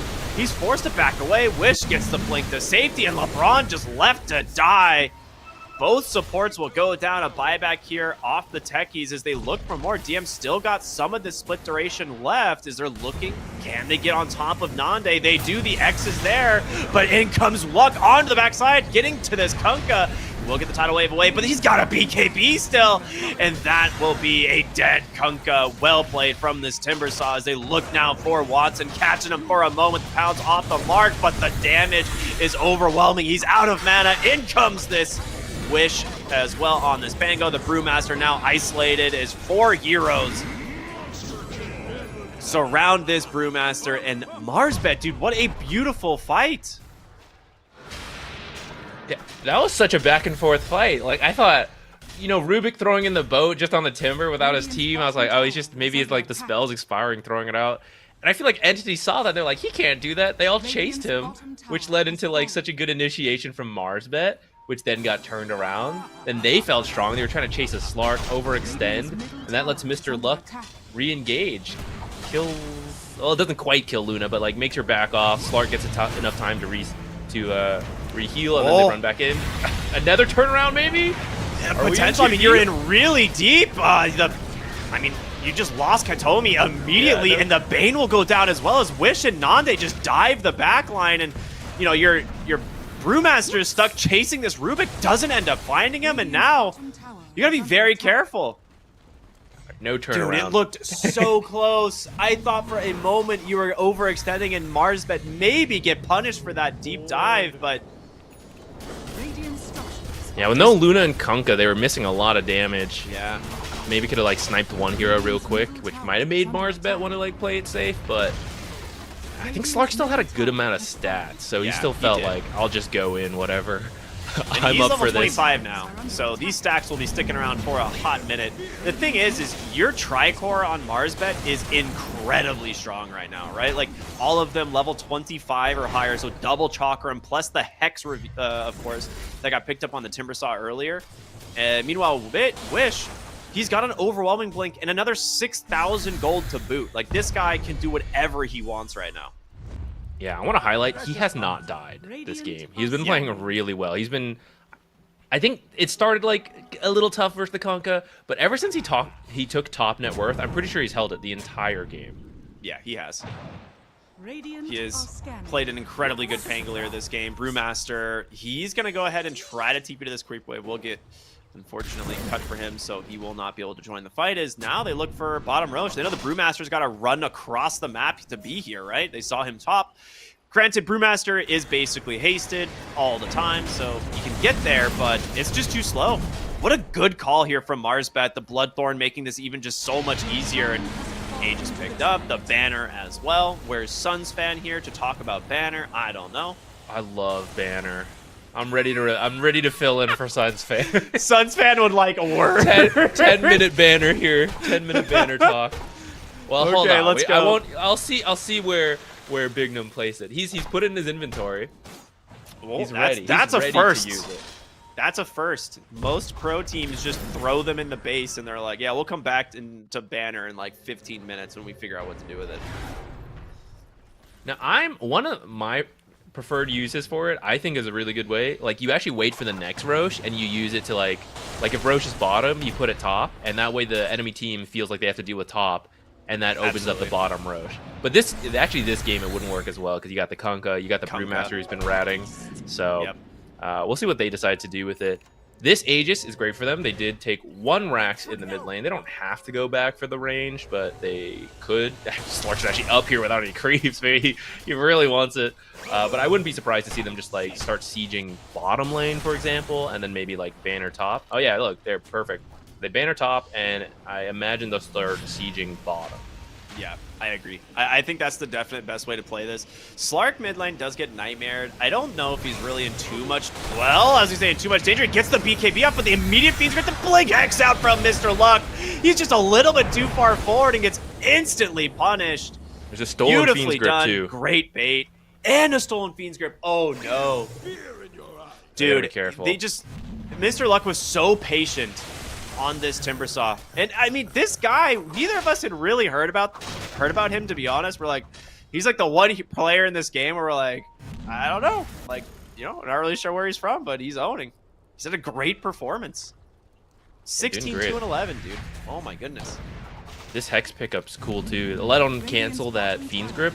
Because like, you could use it on the Timber technically. He doesn't have any tools to deal with it himself, like a Lotus. But then you're like, the Slark is just running around, the Pango's running around. So it's like a cool item. Stolen Fiend's Grip. The Glimmer Cape is going to protect Bignum, and that Kunkka's just held in place for so long. He gets the BKB off the X, will keep him alive, and now Timbersaw gets pulled in. He's going to be forced to turn on his own BKB, but Wish holding back Entity. Who did he X? Did he X himself? I don't know. Okay, never mind. They're all out. Yeah, Nande had used all his defensive tools, so he probably called the back out. Not fight yet. I still got time on the Aegis. Let's just wait out the cooldowns, and then we can go again with the Aegis. Well, I say, they're actually smoked up now. That's what Entity would think we would do. Or maybe we do this instead, right? I mean, he's scouting out. He's got the Invis rune. Yeah, this is huge. You do have BKB still, but they want to go. If they get the Kunkka, it's huge. They just get the Hex instantly, and that's going to take down Watson. Wish looking for more. They catch the Kunkka up onto the high ground again. No BKB to protect him, and Nande will just dump in the damage. The Fiend's Grip hold of the Pangolier in place for now is the buyback here from Watson. It's doing a lot of damage. The Slark will get popped here behind the tier 3 tower. Katomi on this tech, he's getting a lot done, and of course the Brew Split vacant space. The pullbacks here from the Tidal Wave. Nande can't get out of the base. He spent everything. They can't save him. Beautifully done here, and an incredible buyback out from the Luna. Run it down. It's our turn. Okay, they have to be careful though. This was the Luna buyback, and she used her stuff. She used the BKB, she used Eclipse, and there is buyback on this Slark. So if they were to just run it straight down and the Slark buys back and Luna gets killed, that could be the end of the game right there. They still kind of need to force something though, because that's a big buyback to use. So I think I saw a line drawn bottom. Let's see what they can get out of it. I mean, there's no Roche for a while. Obviously, we know that. You already have mid racks. I feel like you have to be able... Yeah, okay. They're drawing the line of like mid into top racks, but you need to get the bottom wave out. Okay, Kunkka has already done Torrent there, so the wave will push pretty quick. Which we need to talk about Kunkka. He's now level 25, has the Ghost Ship fleet. He also picks up the Timeless Relic. He went the Bloodstone build, so... This guy is super annoying. If he ends up getting his if he ends up getting Refresher, it'll be even worse. He literally just had one delivered on a courier, so you now have 2 sets of spells here from the Kunkka. The first Primal Split's going to come through as he's going to get to work on the buildings, and DM it will force the first fortification, or actually the last fortification. Yeah, they've already taken Elena Barracks, of course. Watson. With this Luna, once this tower cracks, Big Num actually will get that canceled immediately as the Fiend's Grip does end up setting up, but you just Fiend's Grip and instantly tornadoed the Timber. A little bit of a miscommunication there from the backside. The Torrents just completely kill LeBron. No one. Just being a nuisance. Stark comes in, catches the boat, forced to BKB, turns his aggression around back the other way, but you still got everything available on the other side, and Nande, he needs to get out of here. He gets caught. X is there. Can they bring down the Slark? This would be massive. He gets jumped away. The Hex comes out here for Mr. Luck, trying to get on top of Watson again. The BKB, the Sanic still available for him. He turns around, right on a Big Num. He gets the kill. And now Mr. Luck, he's in so deep Wish, trying to stand his ground with this Rolling Thunder. The Luna's damage is just a little bit too much. Great refresher into Rolling Thunder, and it might save him. Beautifully done here from the Pango. But he's going back in. Never mind. I don't know. It's pretty scary. Wish. Careful, buddy. Stunned? Okay. He's good. He's good. Oh, he gets the gem. Nice little Rubik Courier micro there. Slark pretty unlucky there. Actually, he came in, got instantly stunned, lost half his health, so he felt like he had to BKB, but then he also felt like he had to Ghost Shroud to heal. So he used up a lot of his tools instantly, and then didn't feel comfortable pursuing that fight, even as like some of the spells started to end on Entity, and now they're being ratted by this Brewmaster Gaming, baby. This is just how it goes. They pulled the Timber Slot on the low ground. No BKB, silenced up. The Mines here as well, doing a ton of damage, and Watson as well, getting some done, but this Rolling Thunder from Wish completely just destroys Entity. Nande as well there to help pick up the kills. You go onto the Timber Saw, you get heavily punished, and the Brewmaster commits everything to finish the racks and dies, giving away the gem as well. A 4 for a melee barracks. Nande is at 36 stolen Essence Shift and 20 permanent Agi. Let's go. It's our turn to run it down. Bring it in. We gotta force some buybacks out. I think Watson's is still on cooldown for a little longer. Yeah, about 4 minutes just past that mark. So I don't know. As Entity buys back, maybe you leave or maybe you take the fight, because Nande's got a lot. I mean, his refresher's on Courier, I believe, being delivered at this very second. So you will have double BKB, double Depth Shroud, double Shadow Dance. This is going to make the game very difficult. Good way to remove the Nightmare there is they will go ahead and grab themselves the... Oh, they just grabbed themselves the Bane! Great jump in from Big Num. He gets the Force Staff in to safety, so he will escape as they're trying to just turn them around, find something here as Nande will finish off the racks and MarsBet get out for free. So whereas Entity lose 4 for a lane of racks, MarsBet get it for nothing. Just a couple of cooldowns. I'm gonna save the buybacks. Roche could be up, but it's actually still a minute. So maybe that's what they were hoping for. They didn't want to overcommit and then lose Roche. Unfortunately, they'll have to wait, and at that point, Entity will also be set up to fight over this. Dude, I really like this BKB from Big Num. This is actually so sick. He's closing in on level 25 as well, which is going to be pretty nuts. But That's going to be awesome. It's like if he steals Fiend's Grip, which he has done like 4 or 5 times, maybe more this game, you now just are going to have a BKB Rubik casting Fiend's Grip, right? That is going to do a substantial amount of damage. He also has Timeless Relic. It is just ridiculous. They've got to be really... If they lose a fight here, it's game over. Slark! Drop ward Sentry right on top of him, the blast off into the Fiend's Grip. Slark's getting trouble, but the save onto the backside from Wish. Beautifully done. It's his turn to turn it around. They look for Katomi, and he's dead. LeBron as well will join him. So a 1-for-1 trade at the moment with a buyback on the tech. He's trying to save Fishman, but they can't. Nande gets the kill. He's got the refresher. He needs help. He's going to pop in, he gets his BKB, and he's going to turn back around onto Watson with his own BKB. Big Num here with his own, holding his ground onto the high ground. Wish doing a lot of stuff here with this Rolling Thunder, but he's going to get just taken out. He's first to fall, and now look, trapped as well. Timber chains to safety for the moment, but you've lost the Timber Saw. The overwhelming damage from this Luna on this refresher, just way too much for them to deal with. Man, these fights are so chaotic. Refresher, BKB, Brumat, everything is happening everywhere. They're They're like gonna 6 try to go for refreshers, the man. Yeah, they're gonna go for the win to force out these buybacks. So here's the Fortify. You gotta buy back, and you might be able to fight because that's all the spells. That was all the refreshers, everything. I mean, it's all the BKBs. You do have an ult still on the Slark as the Hex comes out. They've got the Luna. That's gonna be a dieback. The question is, can you get more? You need more. DM. His Panda's inside the base, but they're looking for Katomi as well. The Pound's not on the mark quite yet, but the Timber Chain on board. They got him. 2 diebacks now. Kunkka will TP to safety. Meanwhile, Brewmaster's in the base. He is ratting. Yeah, we've seen this one before. It's our turn. Run it down. Okay, see, this is kind of what I thought they could do. Like if they intentionally chose to buy back faster, because that was everything from Entity, and Slark did not die, so he still had a lot of stacks. But maybe they baited out, I guess, and then Entity goes for it. They try to end the game, or maybe they were planning to bait out buybacks, but because you're hitting the Ancient, even as you retreat, like Timbersaw just TPs at the edge of his own base, cutting off Entity, and yeah, with Luna dead, your damage is done. Slark already had like 30 stacks. Yeah, they've won. I don't think there's a way to hold this. You don't have fortification. This Slark just sitting on 305. Wait, Luna got Luna's buyback. just came off cooldown. Wait a minute. The next level bait? They have to cancel this Fiend's Grip. They finally do. Big Nub's gonna steal it. The Fiend's Grip's onto Watson. Can they get Big Nub to cancel it? They can't. Oh no, your buyback does not pay off.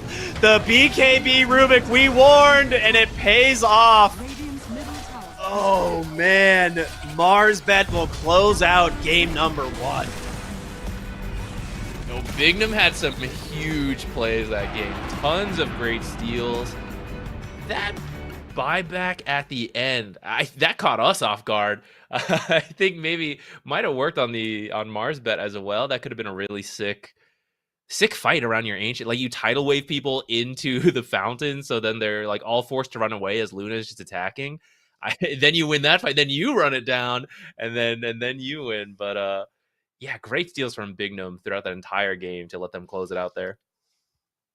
Yeah, this was honestly super fun game. Like it was definitely a lot of back and forth, but Wish on this Pango going 9-1, 35 assists, an incredible performance from him finishing top net worth, but he held top worth. He had it at like 9.5 minutes, and then for the rest of the game.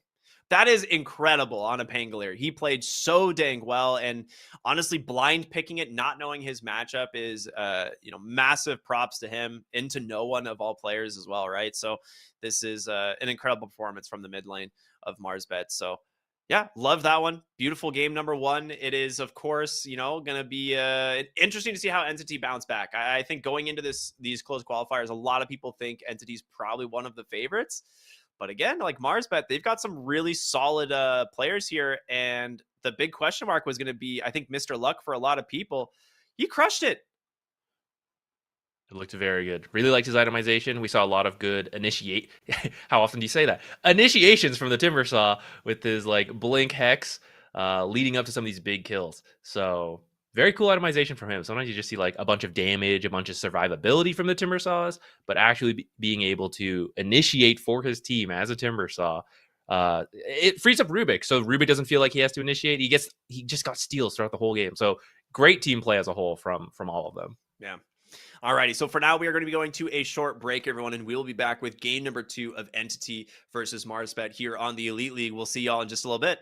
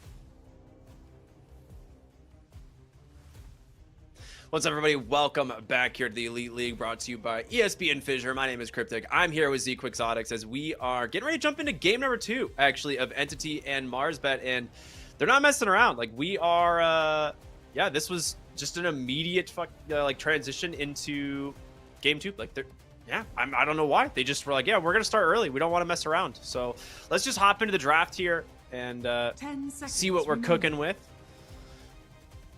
Yeah, I mean, MarsBet's feeling good about that win. They don't need to wait. An Entity, I think we were saying in the break, it felt like their early game was a little bit off. Like the Radiance Orchid timing, maybe they could have done more, but it feels like MarsBet were finding the fights and then kind of like one by one rotating in for Entity. So maybe they felt like, we messed it up. If we don't do that, we'll win. And you're like, let's just get into it, like let's not dwell on it. So here we are. Timbersaw banned out this time. They're gonna grab the Centaur, who has been another really popular offlaner. But I do know Karaomi does play at support, so some flex value for Entity. Mars, another one of the top tier offlaners that didn't get banned out here. Just going to be an immediate response. The arena, along with just being good in general, very good versus Centaur because you want to stampede, you want to run away, can't get out of the arena. So nice counter pick here. But I think Entity probably expects it a little bit. It's why they have the flex value. And if your support ultimate is being countered by, the offlane pick, then it doesn't feel as bad as your offlane Centaur. Yeah, I will say like that is a good point of like picking up the Centaur first as opposed to the Mars is the fact that, like you said, Entity can flex this, and you're not necessarily playing like the Centaur 3 into the Mars 3, right, where your Centaur feels a lot more kind of hamstringed, or like your off lane feels like more hamstring. You don't have as much impact potentially.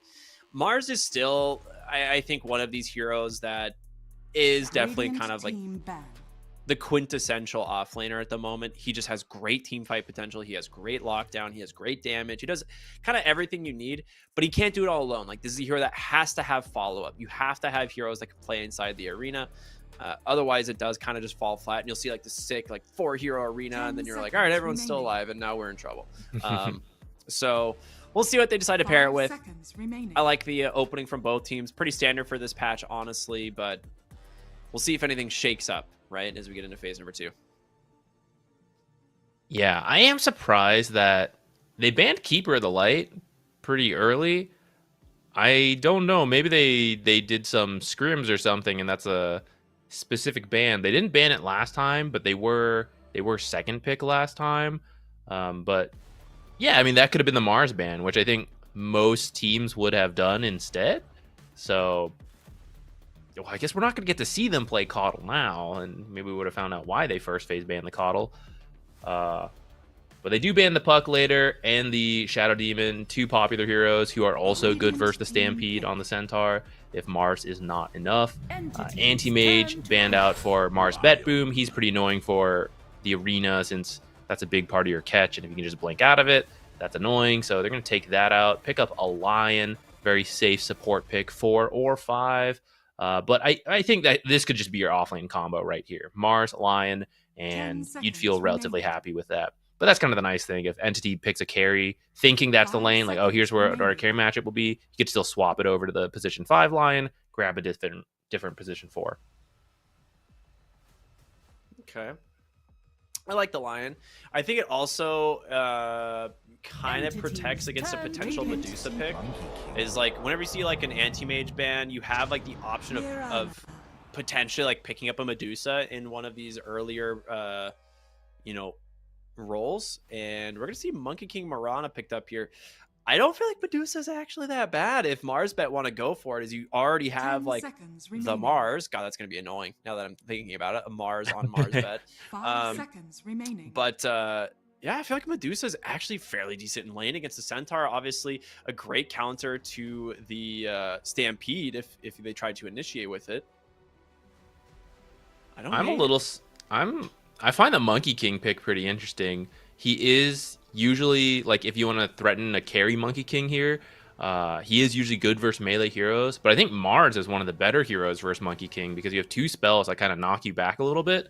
to get away from the 4 Jingu stacks, and Spear knocks you back a lot. So not only in the lane to protect yourself, but later on you try to get an ult off, and you get like speared back out of your own ultimate. Feels pretty awkward. Morphling, he's a hero who does not care about Monkey King's ult. You can just wave form out, feel very safe. That's a nice response pick. Could be Monkey King support, of course. They could just run it 4 and just use it to scout around. Just classic Monkey King stuff. Fishman that takes it, honestly. I wonder if Fishman wants to be the one that plays the 5 Monkey King or something, but I feel like Mirana right now has looked very good. Like, coming out of Dream League, she kind of rose to the top as one of the best support picks of the tournament.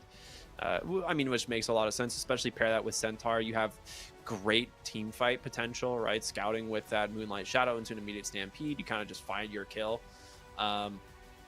Monkey King also great at scouting, so we'll see if that's where it's going to end up being. I think, yeah, what you were saying, like the Monkey King into Mars is one of those things where I don't think you want to run this as core either, so likely support. So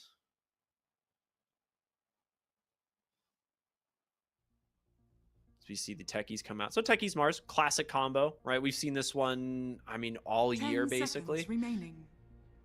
Yeah, it's just a lot of damage coming out. Mars bringing a lot of physical burst. Techies bringing in the magical burst. So how do you even itemize for that in the laning stage, let alone later on? It's a great combo. The arena traps people for the blast off, all the mines. So that's really nice. Then, yeah, I like this Morphling pick. I feel like Centaur... well, on one hand, you have a lot of burst from Centaur, so if Morphling messes up, you can pick up some kills there. But I think with what we see here, like, Morphling should be okay in the laning stage. As long as he plays a little carefully, I think he'll be able to manipulate his health around to survive through the harass. He ends up with a lot of physical damage to try to outlast hit a high-strength hero like Centaur. And once you get past the first few levels, I feel like Morphling can do that.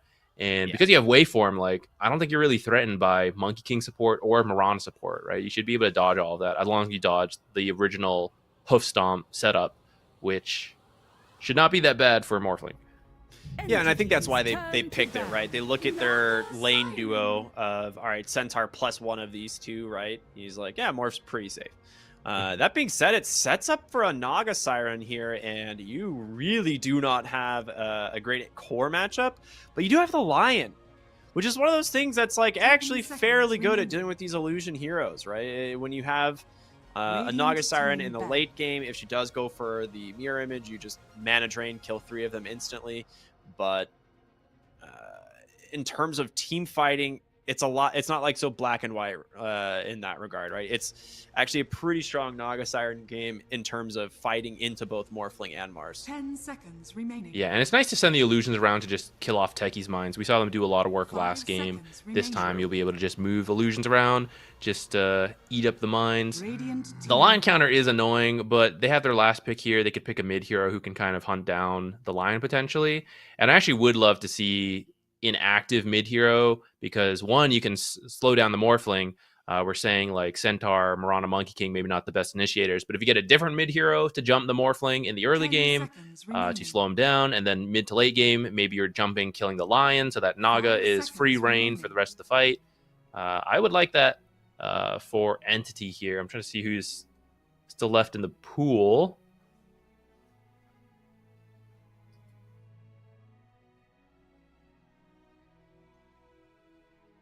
There's a lot of, I mean, I feel like a lot of mid lanes heroes still available for both teams. So they're going to get rid of the Kunkka, which I don't really blame them. No one looked very good on the hero, regardless of the fact that they ended up losing. I think he did struggle early on with his that like Orchid pickup. It didn't really come through kind of how he was maybe hoping, but Kunkka in general still very annoying to play against, especially for supports. Like, the only reason that I think MarsBet ended up winning that game is because of the BKB on the Rubik. Like, he's able to actually full duration steal Fiend's Grip and kill a hero, whereas like Crystal Maiden goes in and just dies to like 3 torrents that randomly hit her. So, cool. Yeah, and I think the build that's been popular, like having the Bloodstone on Torrent Storm, and then like the Ghost Boat, eventually potentially Ghost Fleet, it's just really annoying. Morphling doesn't want to have to build a BKB. Whoa. a Lina pick. That's That's not the initiator, but a very solid laner to preemptively pick, since MarsBet's going to have the counter pick here. But she's going to be... She's a long-range attack, which will not go through Arena. 5 seconds That was remaining. the thing I was looking at. I was like, it's not necessarily great against Mars, but... Choose your hero. Okay, so that is a great counter match to the Lina, but it is god awful against Naga Siren. Naga Siren is typically seen as one of the heroes that you pick as a counter to Wind Ranger. So I'm a little bit surprised that they go for this, but in general, it's you know, their main thing is we'll deal with the Naga Siren, I suppose, with the Lion and the Morphling. And then, of course, you have this Wind Ranger whose job is to really just slow down this Lina. So, I don't know. It is an interesting take on the draft. How do you feel? I'm also like thinking it over in my head, the Wind Ranger pick. But I guess if Lion reveals the real Naga, I mean, Focus Fire then is a lot easier to use. You can potentially kill the Naga Siren from there. Oh man, I don't know. Net is great with Arrow. It's a great lane. So I don't know. I'm a little worried about Naga. If Lion is not able to like kill off the illusions and Naga is just like farmed, I feel like that's going to be pretty scary for MarsBet. I agree. I actually 100% agree. I think like the Naga Siren is one of those heroes that like if you don't have a direct answer to her, most games she ends up just winning because this hero can just farm incredibly fast and just makes it very hard to get onto the map. Again, you do have Lion, which has multiple ways of clearing out the illusion, so you're going to feel a little bit less pressure on the map from her, but the Wind Ranger is definitely like I kind of always classified her as an anti-carry. Like her role is to kind of just I remove one hero from the game and they don't get to play, right? But I'm guessing this is going to be Spellcaster Lina, so something that goes for like Flame Cloak. That's kind of the idea when you play it into the Morphling, is you go for this like early Flame Cloak and you're trying to just find this Morphling who's playing on low health and just zap him from 1,000 range in you know, in fog. We'll see what ends up happening. I kind of like Entity's draft here, so we might be going to a game 3, but we'll have to see. As if you're just joining us, welcome. This is the Western European qualifiers for the Elite League, and we're going to see game number 2 here of MarsBet versus Entity. Zach, talk to me. What are both teams trying to accomplish here in this early game? Well, to start off, we see a very different approach. Last time we talked a lot about Slark having that night vision and a very disciplined way they approach that laning stage because of that.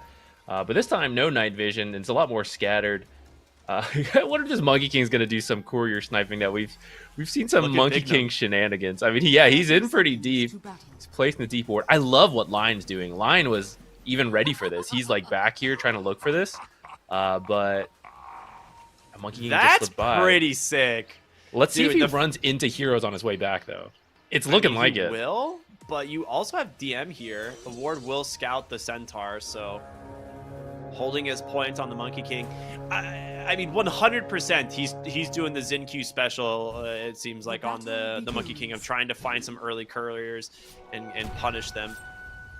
Bignum looked like he read it too. Like after they saw Monkey King on the way back, he like stood where the ward is and he had a sentry. I thought he was gonna do it. But maybe they want, they're like, we want Monkey King to leave the lane. That's a stupid play. Let him do it, guys. I don't know. I kind of get it. When you do that, you sacrifice your offlaner. But Centaur, he's already blocking the creeps like this for himself. So the lane is going to push back, and DM will manage it himself, and that'll free up your Monkey King. So yeah, maybe it's time for Kataomi. Get out of here, dude. Go snipe some couriers. I'm looking forward to seeing this. It's always... maybe you don't want it in your own games, but it's pretty funny to watch as a caster from the outside perspective.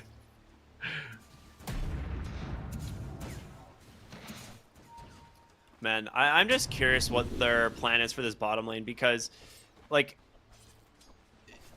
DM is not going to have a great time here, I don't think. Like, you can't really threaten the Morphling techies outside of, you know, well, I was like outside of some sort of, like, positioning error. And he's actually just gone for an early point and retaliate, which just kind of indicates he's like, yeah, I'm not going to be able to kill anyone, so I am just going to tank right-click damage and hope I return at least a little bit back onto this techies. And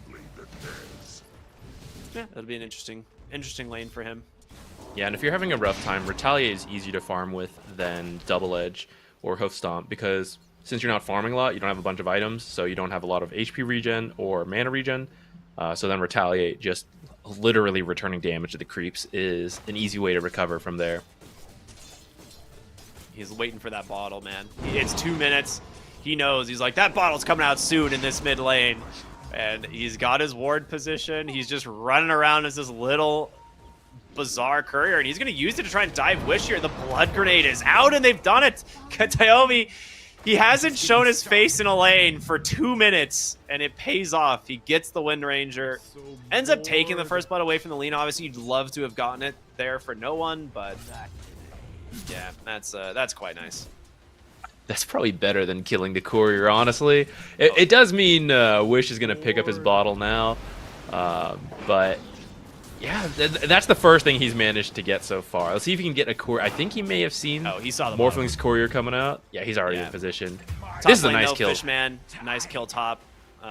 Beautiful run down there. And yep, that's going to be a wand and a band of Elven skins. So one of the actual, like, really important items to pick up early on this Morphling. So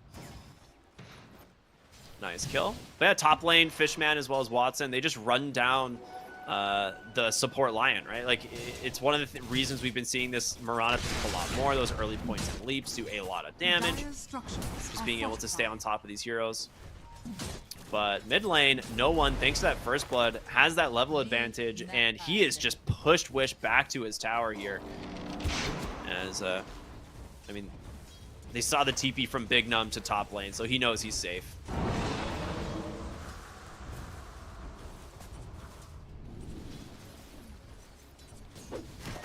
Love watching these Monkey King shenanigans. There's another courier on the way. Do you think he's gonna get it? Nah, blast I mean, off a little off. Yeah, LeBron's in a decent enough position for this. Well, I say he's not gonna get it. He might actually run back for it. We'll see. He's gonna go for it. He's trying. He's trying. He sees it. He's definitely got it. Unbelievable. Yeah. Good old Monkey. I'll see if he noticed the Wind Ranger courier going He mid, 100% too. It looks like he's on the way. And this is all he's doing. He's only watching the mini-map. Oh, man. Can we get a scout to our Monkey King here in the mid lane? As he's going to this number 3? Another one. Right. Courier I mean, number 3. This is pretty good. 3 couriers and a mid kill. I'm so bored. All right, DM's at 21 last hits. I want to make a quick PSA to all you support players out there. You should not probably do this in your pubs. As mid lane, he's going to just jump onto Wish. He saw the wind run get committed, sets up the kill, as no one will be able to pick it up this time. So, yeah, they did exactly what we thought. We're like, okay, this bottom lane matchup into the Morphling, you're not going to be able to do anything. And so, yeah, he just starts Windlace, buys boots, and he's just been running from lane to lane, being a menace. Yeah, this is very hard to pull off correctly. Usually requires a lot of team coordination, which is why it doesn't work as well in pubs. And it's specifically your lane. Your lane is sacrificed, and you see, like, they optimized for that. First of all, Centaur is a hero pretty good at being left on his own compared to other offlaners. Then they, like, blocked the first wave. They got it under. He has been contesting camp so that they can't do pulls to ruin DM's time. DM is playing in a very specific way to lane on his own. It's not easy to pull off. He sees another courier. Target spotted. He said, "Oh no, this is an oh yes." He wants another one. Will he see it? He will get it, but might be in some trouble as LeBron ready and waiting at the techies as the blast off will connect. Level 2 Monkey King will go down as Wish snipes him from downtown. And honestly, you get the TP out from the Lion. It is only a level 2 Monkey King that you're getting this kill for. They missed the D ward too. If they had gotten it, I'd say it's maybe okay. Yeah. Okay, let's see if Bignum can make this work though. He's gonna rotate down here, and maybe they can get a DM kill. This guy's DM's at tanky, half. man. 12 stacks of on wand, plus infused raindrops. All right, they're gonna force Stampede out. That's good though. Yeah, maybe they can go for it again later. Who got the mid rune while that was happening? Shield rune. Okay. That power shot kill definitely helps Wish out though quite a bit, as he is still quite a bit behind in terms of XP in the mid lane. Wish will be forced to jump away. The Starfall is there as well. Do they have the damage to finish him off? The Blood Grenade won't do it. Monkey King not quite yet in position, but it will once again force Wish back. He's going to be missing so many creeps during this. Yeah, I mean, this tower is going to take a lot of damage. This is, you know, Fiery Soul level 2. Max stacks is this tower with 1 fortification will get popped. That being said, they are looking to contest the Wisdom Rune. LeBron gets it! What? Nice play by LeBron. In the middle of 2 heroes. They did not expect the blast off to come from that direction. I think they knew he was here as well. So, LeBron, yeah, props to you, man. That was a nice find. That's really big, too, because one of the downsides of doing this kind of Monkey King play, which he has found kills, so that's nice. Oh, wait, Lina in the mid lane. That's a really good kill. He pops Ooh, that shield rune, but can they finish him off? They do. Nondays here. That's unexpected for them. That's what no one's saying right now. What's Morphling doing here? Why am I being killed by a Morphling at 7 minutes, 7.5 minutes? He That's wants a great this kill Monkey King that's like scurrying around, you know, but not easier said than done, you know. Oh, for sure. Gets the bottle refill from LeBron. So Wish is doing much better. Again, he's a little bit behind in experience, but not so much in gold.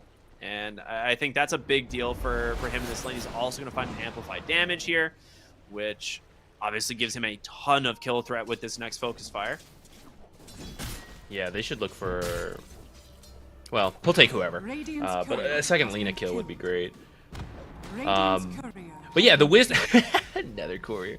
The wisdom steal is huge versus the Monkey King, because Monkey King ends up being so low level doing these kind of shenanigans.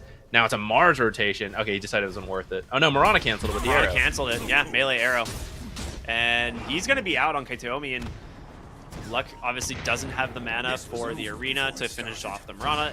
He'd already committed spear. So he gets a ward placed. I'm not sure if they're going to find that D-ward, but he gets the courier. He also sees this courier from Mars coming out, and he's going to get this one too.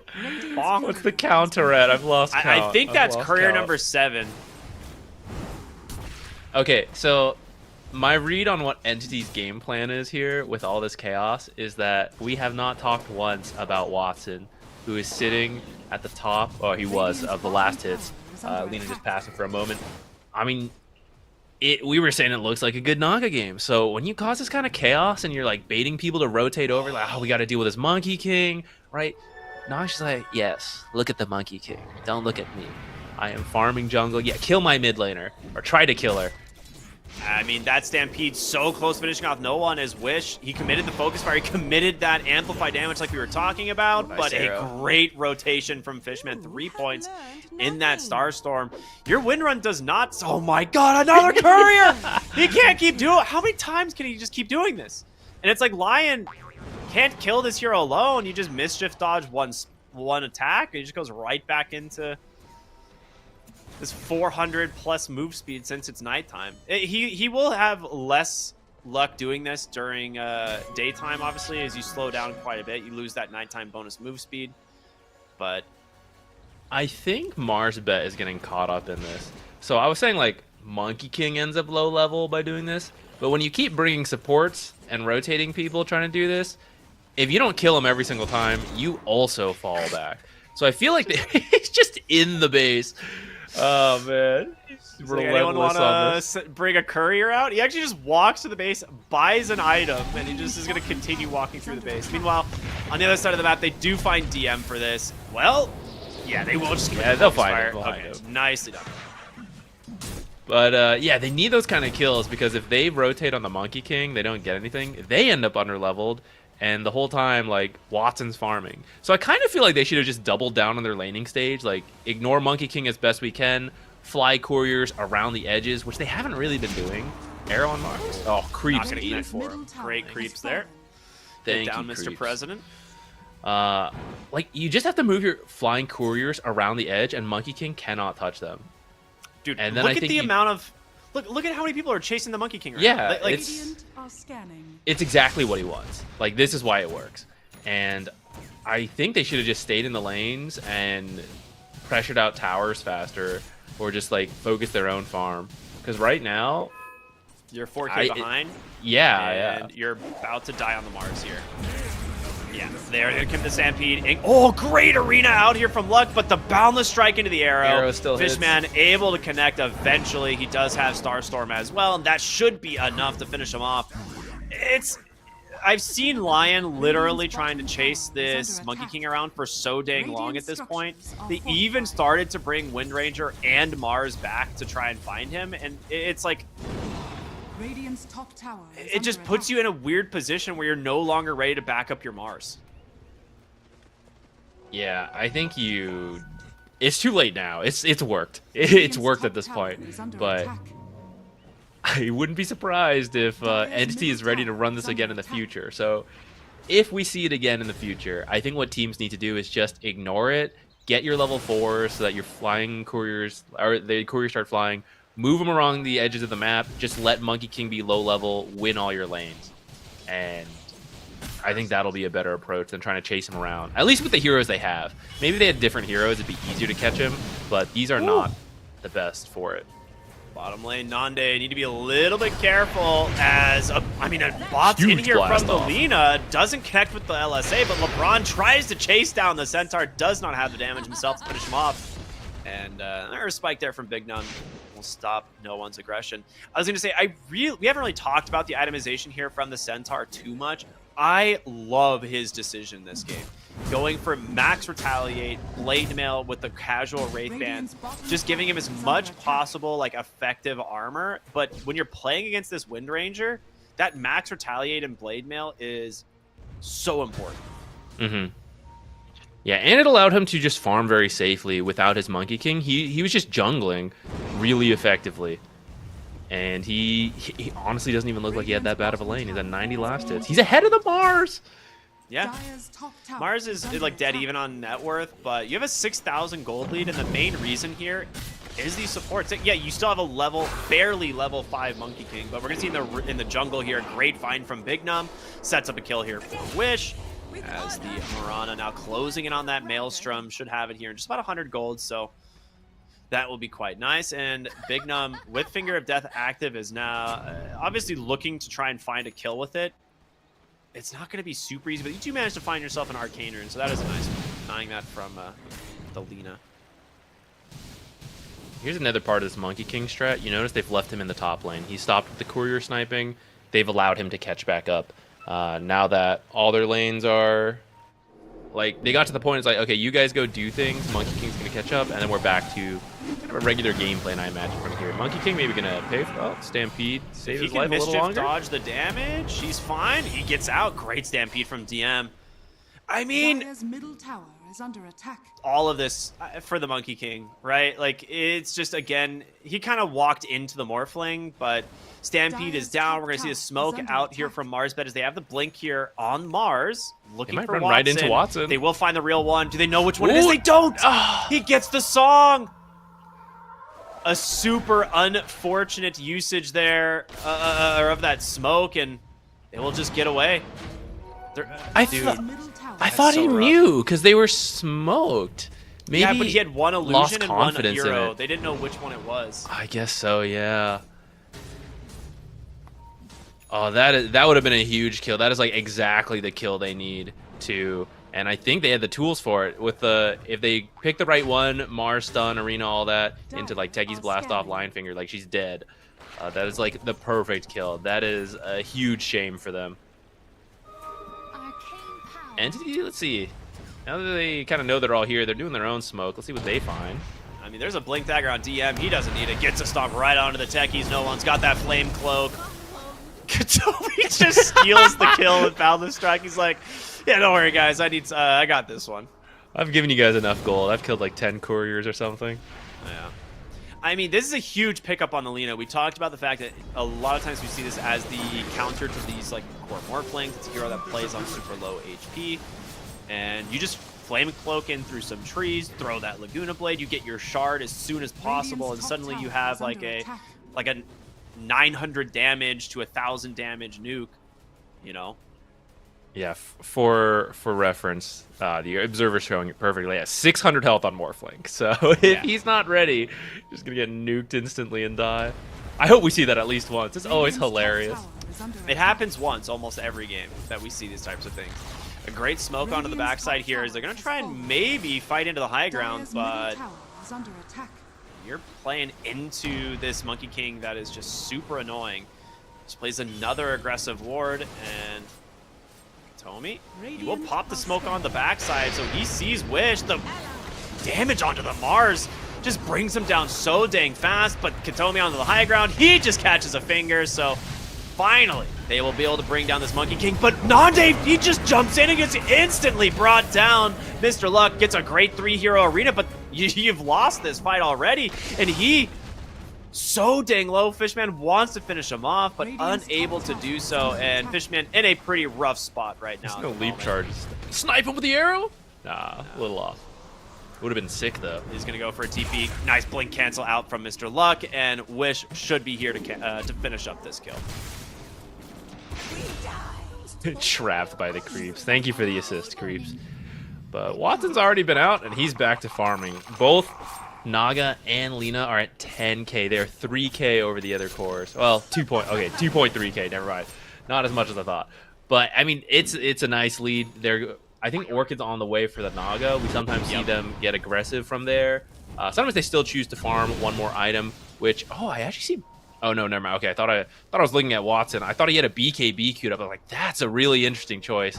But no, it's no one's BKB. He's got the Ags, the shard you were talking about. He's getting ready to fight, so he needs one more item. It should line up nicely with this Orchid on Naga, picking up, looks like she's chosen Eternal Shroud, so then they'll be ready to go. It'll be a really nice timing.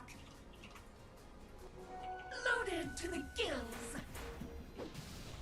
I mean, he needs to be very careful. Boundless Strike comes out, but he does get the morph. Oh my god, the damage almost gets the kill. He's chasing after him. It's just the Monkey King, man. They've been mind flayed trying to take this guy down, and Watson on the backside gets a solo kill onto the mid laner with that Orchid reveal. Oh man, sometimes you just see this Monkey King and you're like, please someone kill him, and you know, not the way you want it to go down. Yeah, I guess Entity's early game looking way better this time. Last game we were saying it felt a little bit off the mark, but this time they are firing on all cylinders. This is like, I mean, I don't know exactly what they had planned whenever you got a Monkey King doing this kind of stuff, but it feels like everything is going their way. So remember earlier when I was like, oh, it's like a 900 to 1,000 damage nuke coming out from Laguna Blade. It's actually 1,200 damage because he has Whisper of the Dread. So pretty good one. Yeah, it's a literal 1,200 spell damage ultimate. As long as he has 7 Fiery Soul stacks, which is not hard to do, let's be honest. So yeah. Ooh. Scout it out down here, otherwise maybe he's looking for a sneaky kill. He bots it down here, but oh no, he's here. Don't get baited by the Monkey King. Don't do it.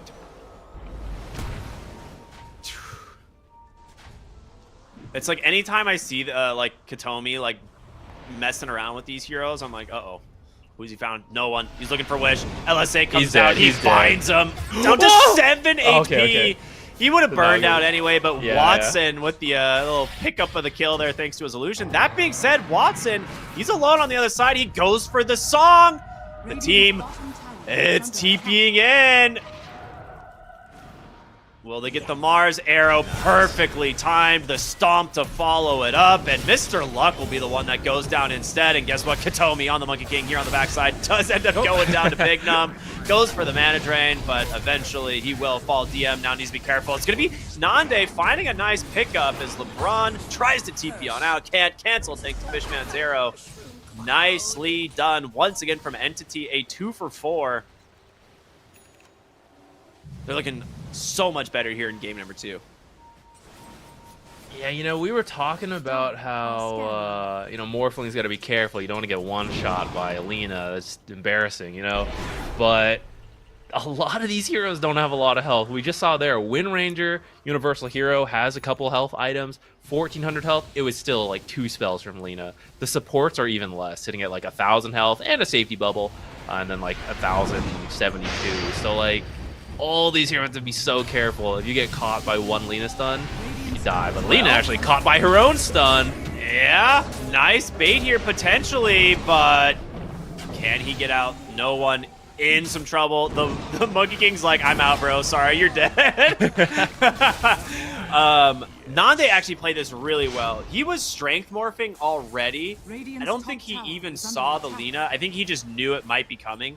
So he's just popping the strength morph on the wave, and she tries to commit, thinking she might be able to bring him down. It was close, but really good turnaround here from the Mars.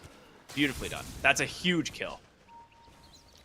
Yeah, she was working on our BKB too, so it's nice to slow that down. Naga's already got the Eternal Shroud, but I think we're still looking at the same timing. Like, one more Eternal Shroud's being worked on by DM, plus his BKB. Maybe go get Roche, and then I mean, you're kind of ready, right, to just start pushing out all these tier 2s, looking for a nice fight to go for tier 3s. So you know how I was talking about how like Naga Siren is often picked up into this. Well, we'll rejoin that thought in a moment as they go for the stomp here into a nice stampede. The mana drain has just completely brought Centaur dry, and Mr. Luck, no arena, but a great spear finding this Marana. So some good signs of life here, but ooh, an Earth Spike from Bignum. They've caught the Lina. Can they actually bring her down in time? The blast off does it. They've also caught Katomi with a really nice power shot. 3 dead on the side of Entity, and he still got the arena. It's back off cooldown. They've caught Watson. Can they bring him down in time? No song inside for 10 seconds. Pops the Manta. Trying to get out, but he can't do it. Beautifully done from MarsBet. Entity just get completely shut down. That was a fantastic fight for MarsBet. My short-term memory's already forgotten. Why was Entity there? I feel like they're so close to the items. I guess they started on the Centaur, right? And he was kind of out. Yeah. I feel like they should just leave. Like, they're so close to these item timings. Lina would never die with the BKB there, but that's like the second time she got killed without being able to just nuke someone down instantly. That's why their earlier fights were going so well. They were finding the pickoffs. They were just deleting heroes and going from there. But now MarsBet is doing it to them. This is like a point where I'm starting to feel less confident in this Monkey King, because in these team fights, he is not contributing a whole lot. You know, sometimes we see support Monkey Kings that do this. They go for an Orchid, they go for a Vessel, but you've got a Vessel on your Marana. She's going for Guardian Grief, so instead you've got drums, and the drums don't feel super hot right now. So,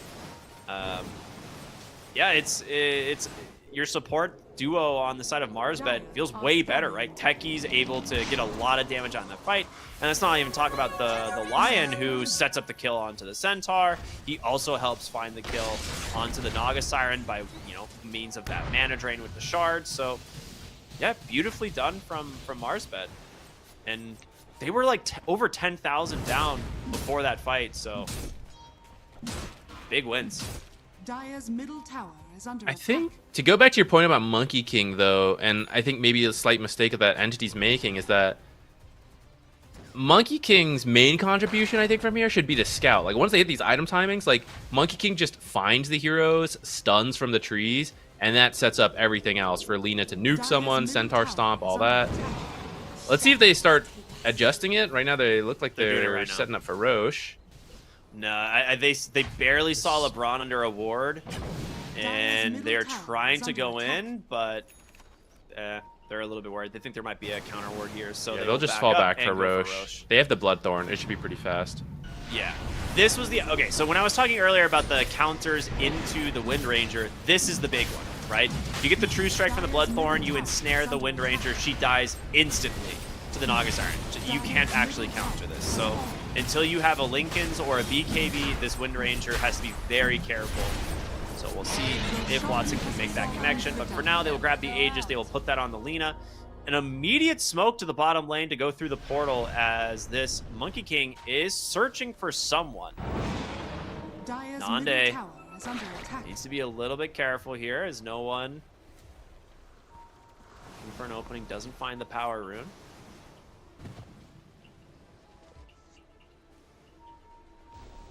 Wow, those mines actually might have just saved Nande's life. I think he had no idea no one was there on the Lina, and he was just picking up a rune. Yeah, that would have been a big kill for them. Good call by MarsBet. You got to be really careful after a team finishes Roche because you never know. They could go down the same lane, they could twin gate, they could be running to mid. So you have to be very careful on all fronts until you find out more information. Maybe thought it was worth risking it for a for power rune, but yeah, that mine definitely helping to save his life. Though actually, Entity was a little scattered. Maybe if they knew that, they could have found their own fight. Yeah. But they had to play it safe without the information. We're going to see a smoke up from MarsBet here in the bottom lane. LeBron does get a decent little ward placed on the high ground there. But yeah, I was going to say, one of the things that was really interesting is they actually immediately addressed all 3 lanes, which you don't really see a lot of times, right? Like, if they had known that they were going to, like, smoke out and go to the different lanes, it would have been different. But Techie just lose all of his mines he just set up, and LeBron needs to be a little bit careful. Monkey King is hiding up in this tree back behind this tower, which they will know about now. He has to go for the blast off. They found the Techies. He just gets instantly brought down. The arrow? Not on the mark. Okay. Did they not see the Monkey King? I thought they did, but then they continued to walk right past that tree. And eventually someone was going to get stunned and killed like that. I think it's actually good that it was just the Techies. Techie support for them. Maybe they don't have the tree wind or something enabled. You know, that one setting that you have to have on whenever a Monkey King is in the game. Oh, no one's going straight for the rune. He's like, someone's going to be here. It's Big Num. And the jump on the backside, they managed to stop the Mars as well. The mana drain from the Lion protecting him as Katomi will go down as well. So a 1-for-1 trade. Fast blink, otherwise he's going to die to that Lina. Yeah. Radiant's middle But they steal the tower is Wisdom, under so attack. ends up being a nice find for Entity. Radiant's top tower is under attack. About 2 minutes left on the Aegis. I don't know if they... Well, they got the bottom tier too, I guess. I guess if they find one more either big fight Radiant's or... middle tower is under attack. Oh, Nande? Okay, okay. Maybe this tier 2, maybe they'll be content with that for now. Get the second Aegis.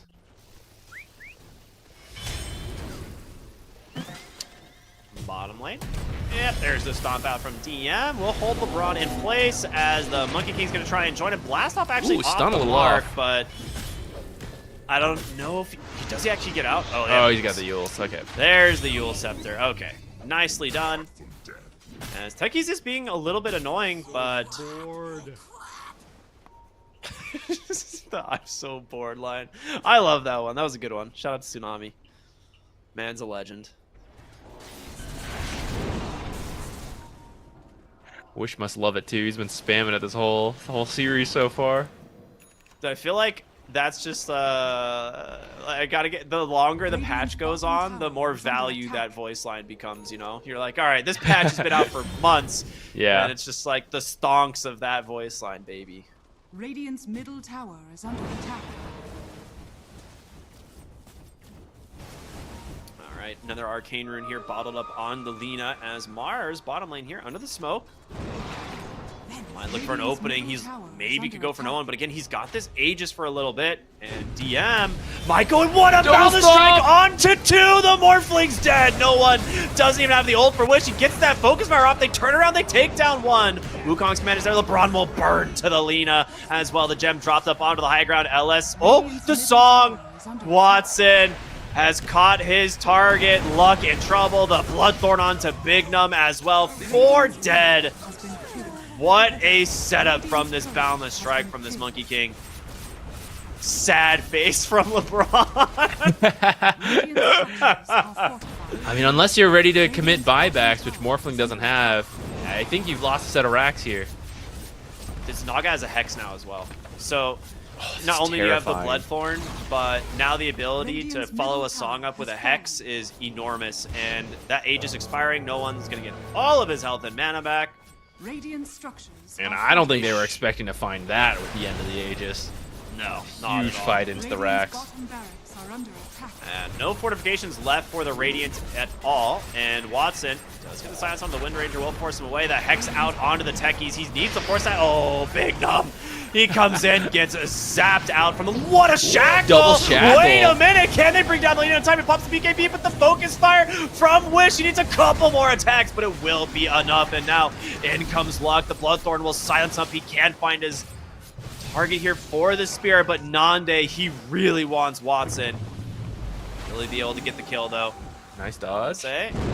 Nah, does not find it. In comes Luck, though. Hex out into the turnaround with the Bloodthorn. The arrow coming from downtown as well. It does connect, but will he finish the kill? The stun is so low. The Vessel is out. He's forced to BKB. Meanwhile, DM on the backside will go down. The arena, the spear, the disconnect as the Lion is dead. Oh no. This is awkward. All right, trade. We'll take Fishman. You guys can have Mr. Luck. But that's not very fair, so you got to give us maybe DM too, you know? This is where the bartering begins. Shield Yeah, rune. I'd have to say here, Mr. Luck and Fishman are almost certainly dead, right? Yeah, they're dead. 30 HP on a Mars, 10 HP on the Mirana. Your focus fire at the moment, which hero did he cast it on? I don't know, but it is, duration is still up. I imagine it's on the Mirana. She died very quick. Yeah, so Naga's on her own, but with this shield rune, I'm not sure if they'll be able to kill her, especially without focus fire. She could probably just kill anyone she wants right now. I think so. I think we're now trying to get out. Okay, there's Mr. Luck.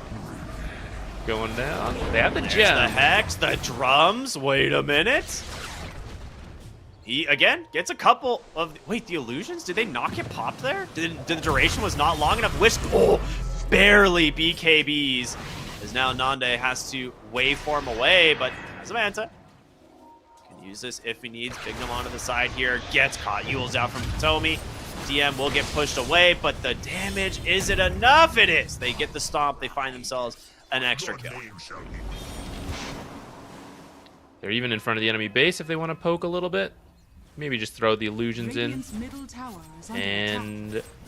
Roshan will spawn in a minute, so split it 2 and 2. They don't know the real hero. She can get in some tower damage. I don't think they're expecting too much here.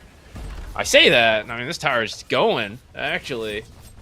I feel like you got to find something. You have Windrunner's focus fire. You have no arena, but I guess without the Lion, it's impossible to deal with these Naga illusions. Radiant's middle I think tower is so. under attack. It's just too hard.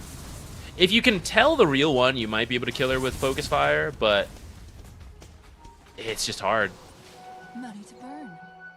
There's that value meal there, picked up from no one, finding himself triple bounty in his own jungle. Invisibility.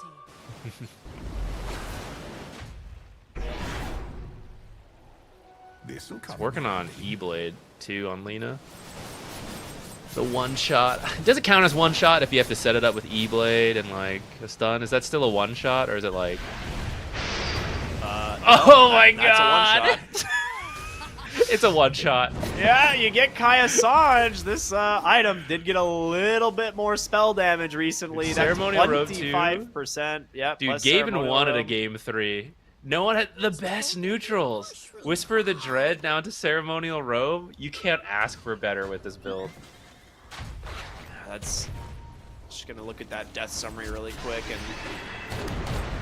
oh boy, that is a lot. Well, meanwhile, top lane managed to find Wish. A great arena out from Luck. Does manage to pin down the right hero, but Wish trying to hold his BKB almost goes down to the blade mail of DM. Has to get forced back into the base. Meanwhile, LeBron in some trouble. He's dead. Nice pick That's off not there. even the as your- ult from Lena. Yeah. No, she still has it ready to go. These spells are constantly available as Flame Cove's coming off cooldown. So your whole kit's up. You have BKB, E-Blade in a couple of seconds. We're about to see LeBron cast Delete. And just here it just is. A second here is, yeah, they've caught 2,500 no health BKB. here. Yeah, there's just no shot. It's absolutely not possible. now jump in. Hex does manage to catch the line, but the buyback immediately from Wish. They're like, we gotta kill this Lina, guys. This is insane. Focus Fire is out, but she is so dang fast, and she just gets turned on instead. The stomp out, the damage from Fishman is just too much. Luck in trouble as well, as they're just falling one by one. They've caught Nande. The GG comes out, and game 2 will go to Entity. This was a fun one. This is a fun game, from our Monkey King shenanigans to the Lina quote-unquote one-shot.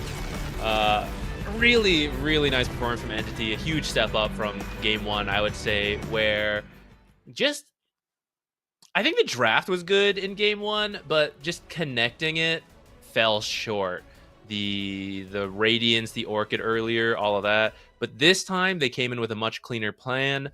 We have a Naga that we think is pretty good.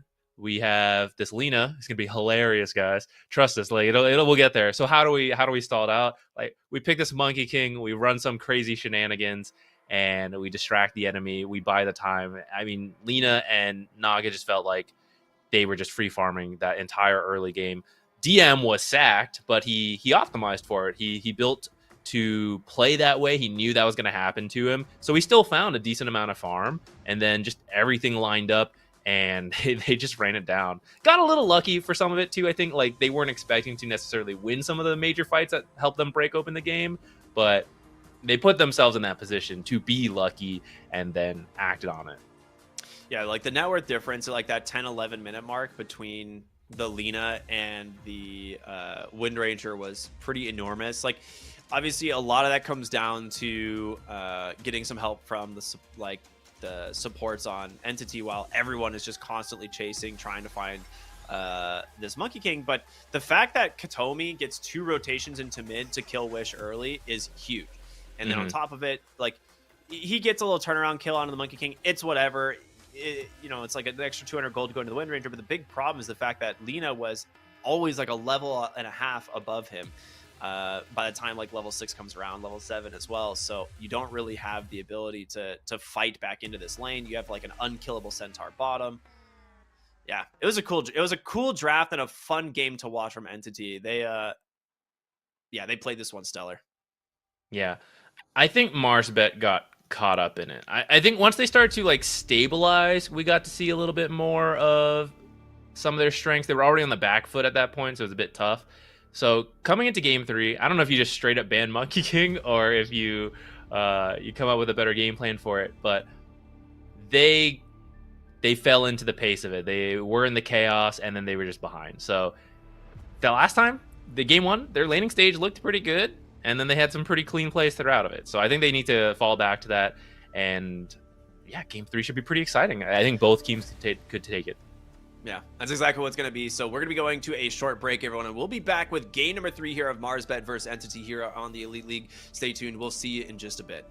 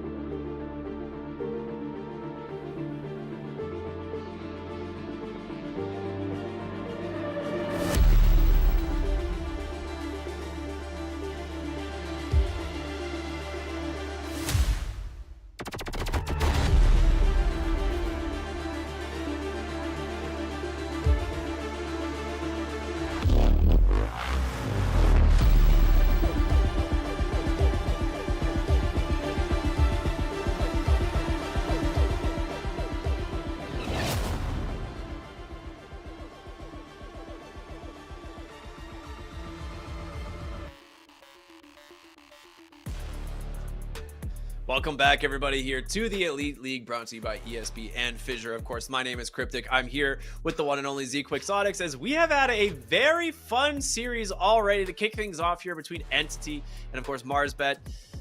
Dude, game one, massive outplay from MarsBet, I think. Like, it wasn't so much that, like, I think Entity, they had kind of an idea of what they wanted to do, but they didn't hit their timings, and MarsBet capitalized. Game two seems just like a straight out draft from Entity. So I'm curious, what's going to happen here in game number 3?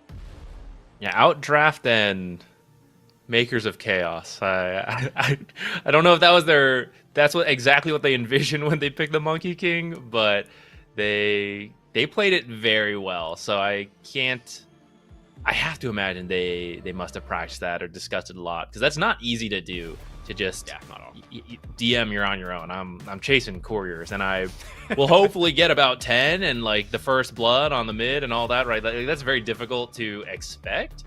I'd say that went probably about as well as it can go. So I imagine, like, what if you run that again and he just doesn't find as many couriers, doesn't find kills, you know? I'm kind of curious on that, but I don't know if MarsBet will leave it in or let them do it. But banning Monkey King feels weird, right? So it does feel weird, but here's the big thing.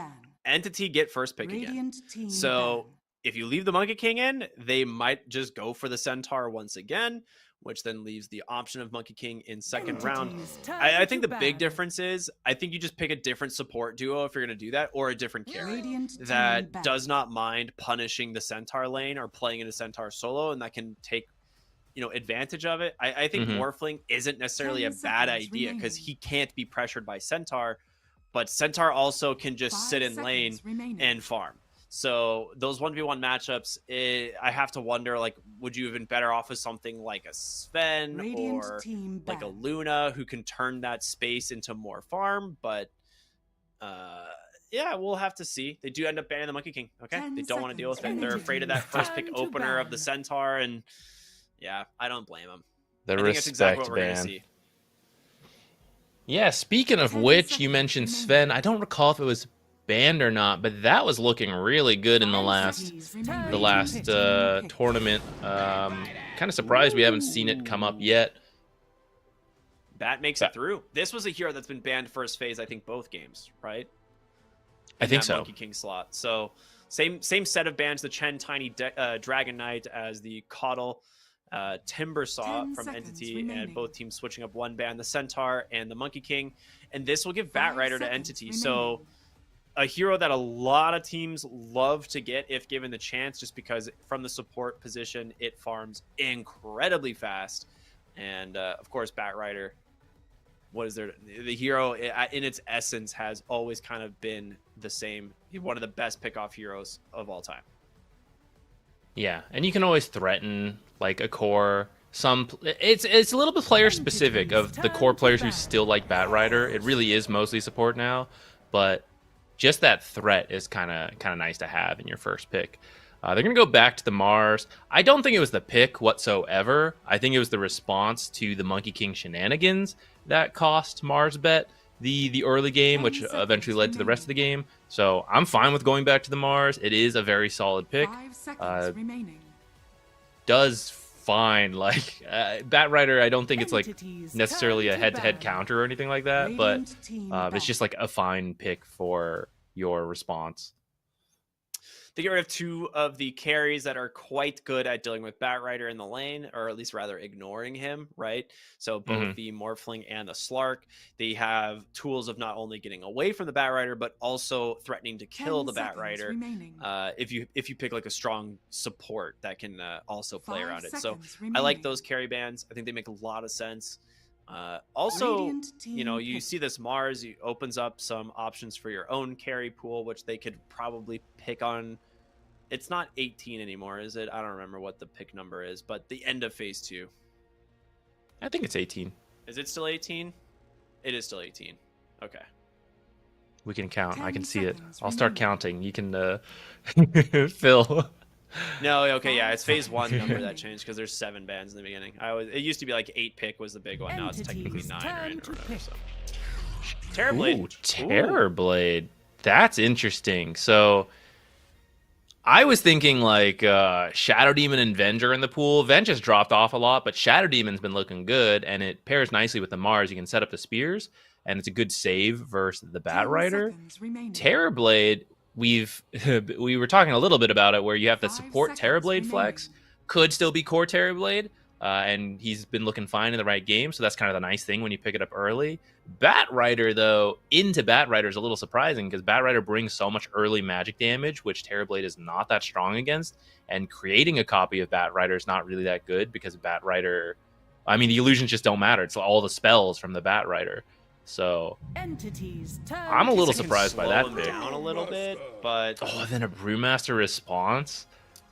yeah, there's no way you can run this core into this lane, I don't think. Like, it's actually way too much, like, potential to just run you down in the lane. Yeah. You could maybe come up with some really 10 strong seconds 5 remaining. position, but then, like, the Radiant 5 team position's food because Mirror. you're, you know, Terrorblade is basically not going to be able to contribute a ton, especially once the meta is on cooldown and you're just like a bot.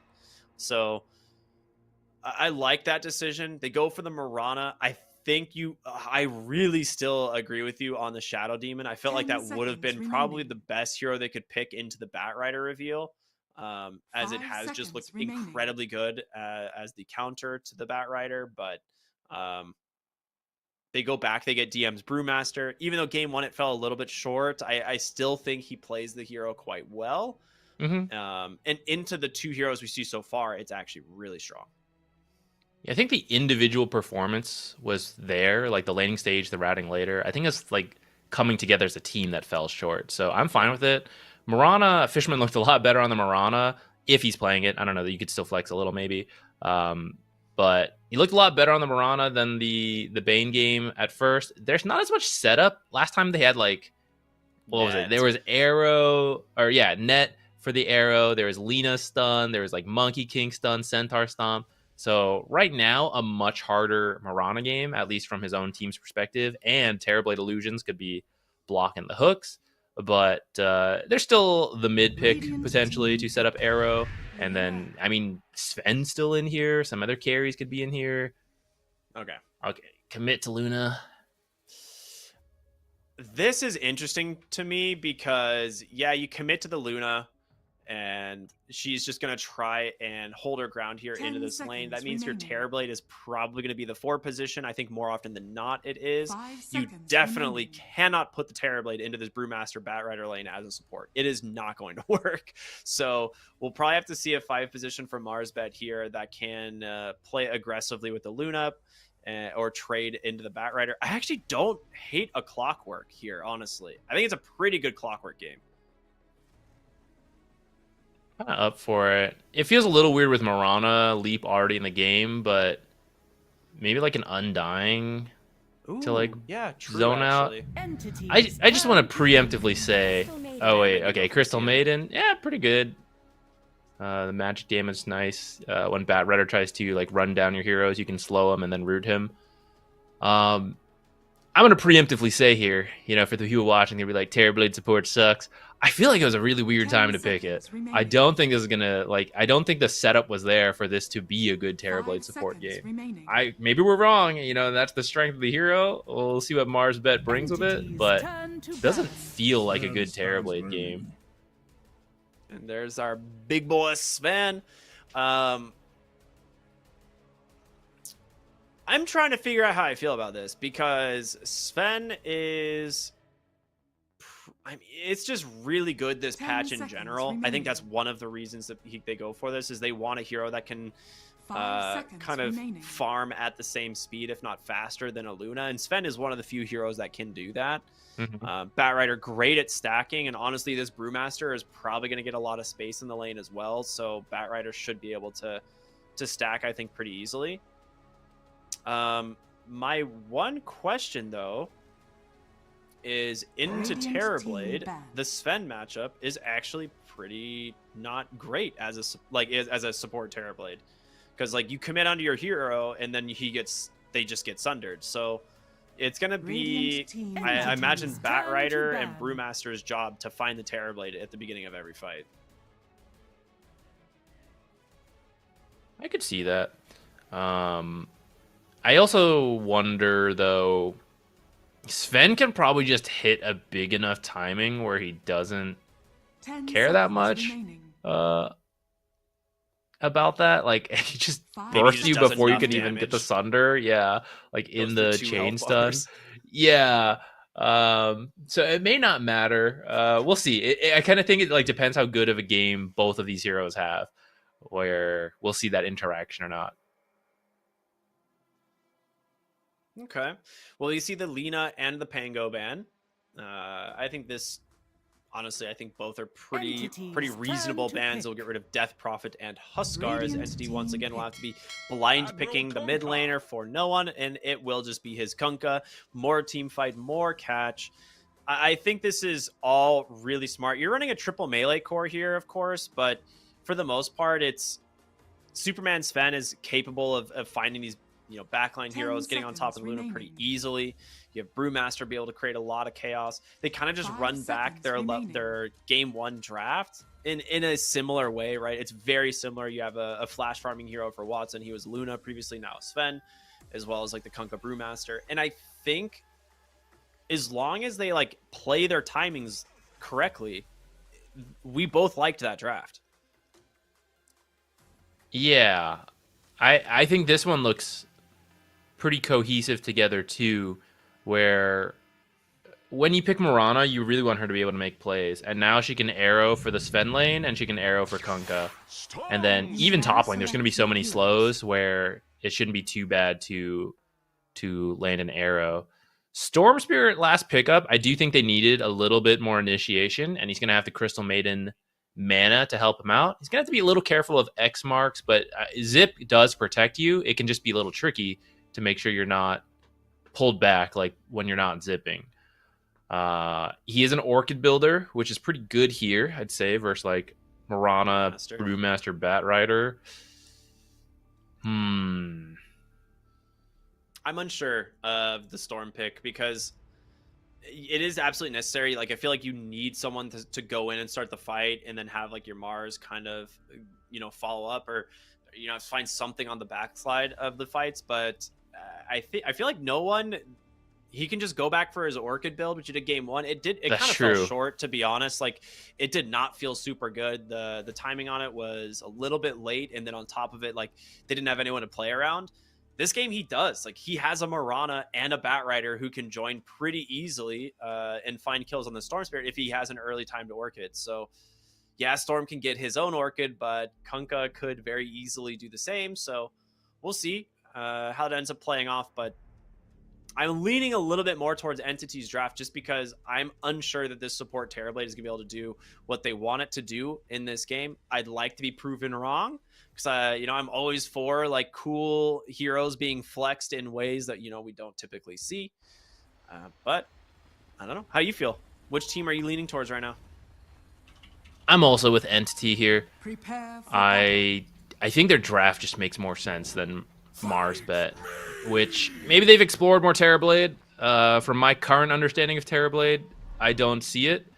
But always happen to be wrong, like you said. It's always fun to see new stuff. I think the Orchid build on Kunkka does sound good. It's really good to prevent the Terrorblade Sunder. Like, that removes his ability to contribute that way. The CM ult, the Storm, even Mars, like preventing him from getting the combos off. Ooh, smoke into smoke, maybe? Well, a late smoke as well. So we'll see if they can find their opening.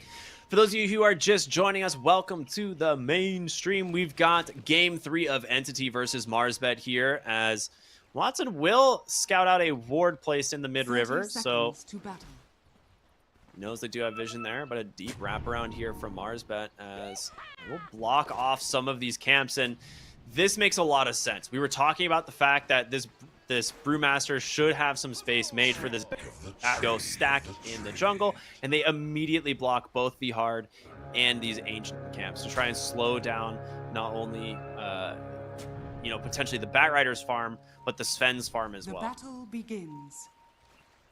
Honestly, I don't even know who would do the stacks, because actually, Batrider really likes to do it to get his own Blink Dagger fast, but maybe you could also give it to Kunkka for like a faster Orchid.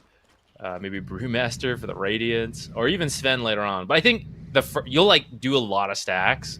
You'll clear it on Batrider or Kunkka first, and then you'll do more stacks for Sven later.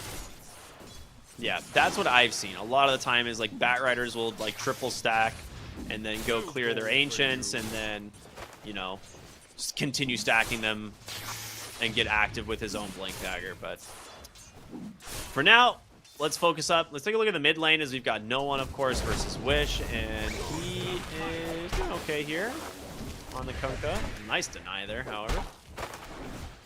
Bottom lane, though. First blood potentially for LeBron. No, does manage to get away. Nicely done as Katomi now needs to be a little bit careful. The Lucent Beam spam out from Nande, of course. Will force him back. Did have a salve, though, so he will be able to reset. Meanwhile, the Crystal Maiden starting to run a little bit low on resources.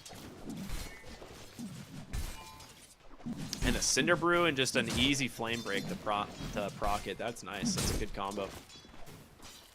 Yeah, it's different from the first game where they had the Slark with the Dispel. This time, it'll be easier for them to get the value out of it. And yeah, in that game, he skipped the Cinder Brew like you thought he might. But here, you can take it level 1, and I think it makes sense to get more points in it as well as the game progresses. Yeah, I agree. This one, you'll probably see him max the Cinder Brew, or at least go two points early instead of just going that 1-1-4, which we saw. So I like the idea. Top lane, Terrorblade, just doing what he does as a support, just spam Reflection. Thought you were going to say nothing, but yeah, spam Reflection. No, it's a strong lane. It's usually a strong lane. Sven has good base stats to copy with Reflection too.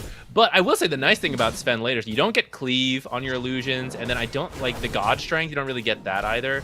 It's not the best hero to get reflections of in the like mid to late game. Yeah, it's same thing. Like playing Darks here into Sven feels pretty bad. Same idea.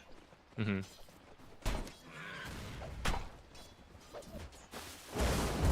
Batrider, bottom lane. Oh, they will turn it around potentially here. As never mind, Flame Break's already been spent, so no way to proc that Cinder Brew. Cool adjustment by the Crystal Maiden. So QW. Oh wait, Watson getting a little low top. Meta is very strong. Probably the strongest level 2 spell in the game, I might say. But not quite enough to get the kill there. But Crystal Maiden kind of already identified we're not playing aggressive. You can take QW for that to go for kills. But they kind of recognize we're just getting through this right now. And so she takes an early point in Arcane Aura to help all her lanes and herself. Maybe Fishman? Oh, what a stun, though. Fishman falls incredibly low, down to 5 HP, and survives off the tail end of that blood grenade. Wow. But LeBron ends up going down to a neutral creep, a deny, though, as DM as well as Katomi were chasing him down. So very nice play there from the CM. First blood is still out there. Dude, they still have no idea their Ancients are blocked.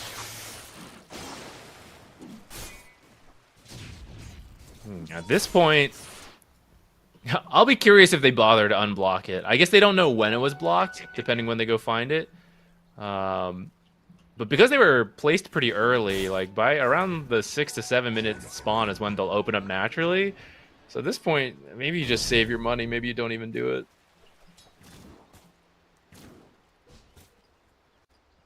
Yeah, it just comes down to if he feels like he can leave DM here. And for the moment, maybe I'm thinking of, well, actually Wish is in a pretty odd spot right now. And because of that, Katomi is going to rotate towards mid and maybe punish the Storm Spirit, as no one does have an X. If he gets within range, yep, he just goes for the TP, and they will just chase down this Storm Spirit back behind the tower. There's going to be the X into the Torrent, and he's dead. That is going to be first blood for your Batrider. It's pretty good. That'll help with the boots into the blink timing. Kunkka missed a couple creeps for that. It was like a big wave. It was a very weird sequence. But you're still happy with that. You'll take the kill and then just shove in the lane, I guess, for Kunkka. They're turning a lot of damage onto DM, though, as a result. And Katomi just realizes his camps are blocked. He's like, all right, what's going on here, guys?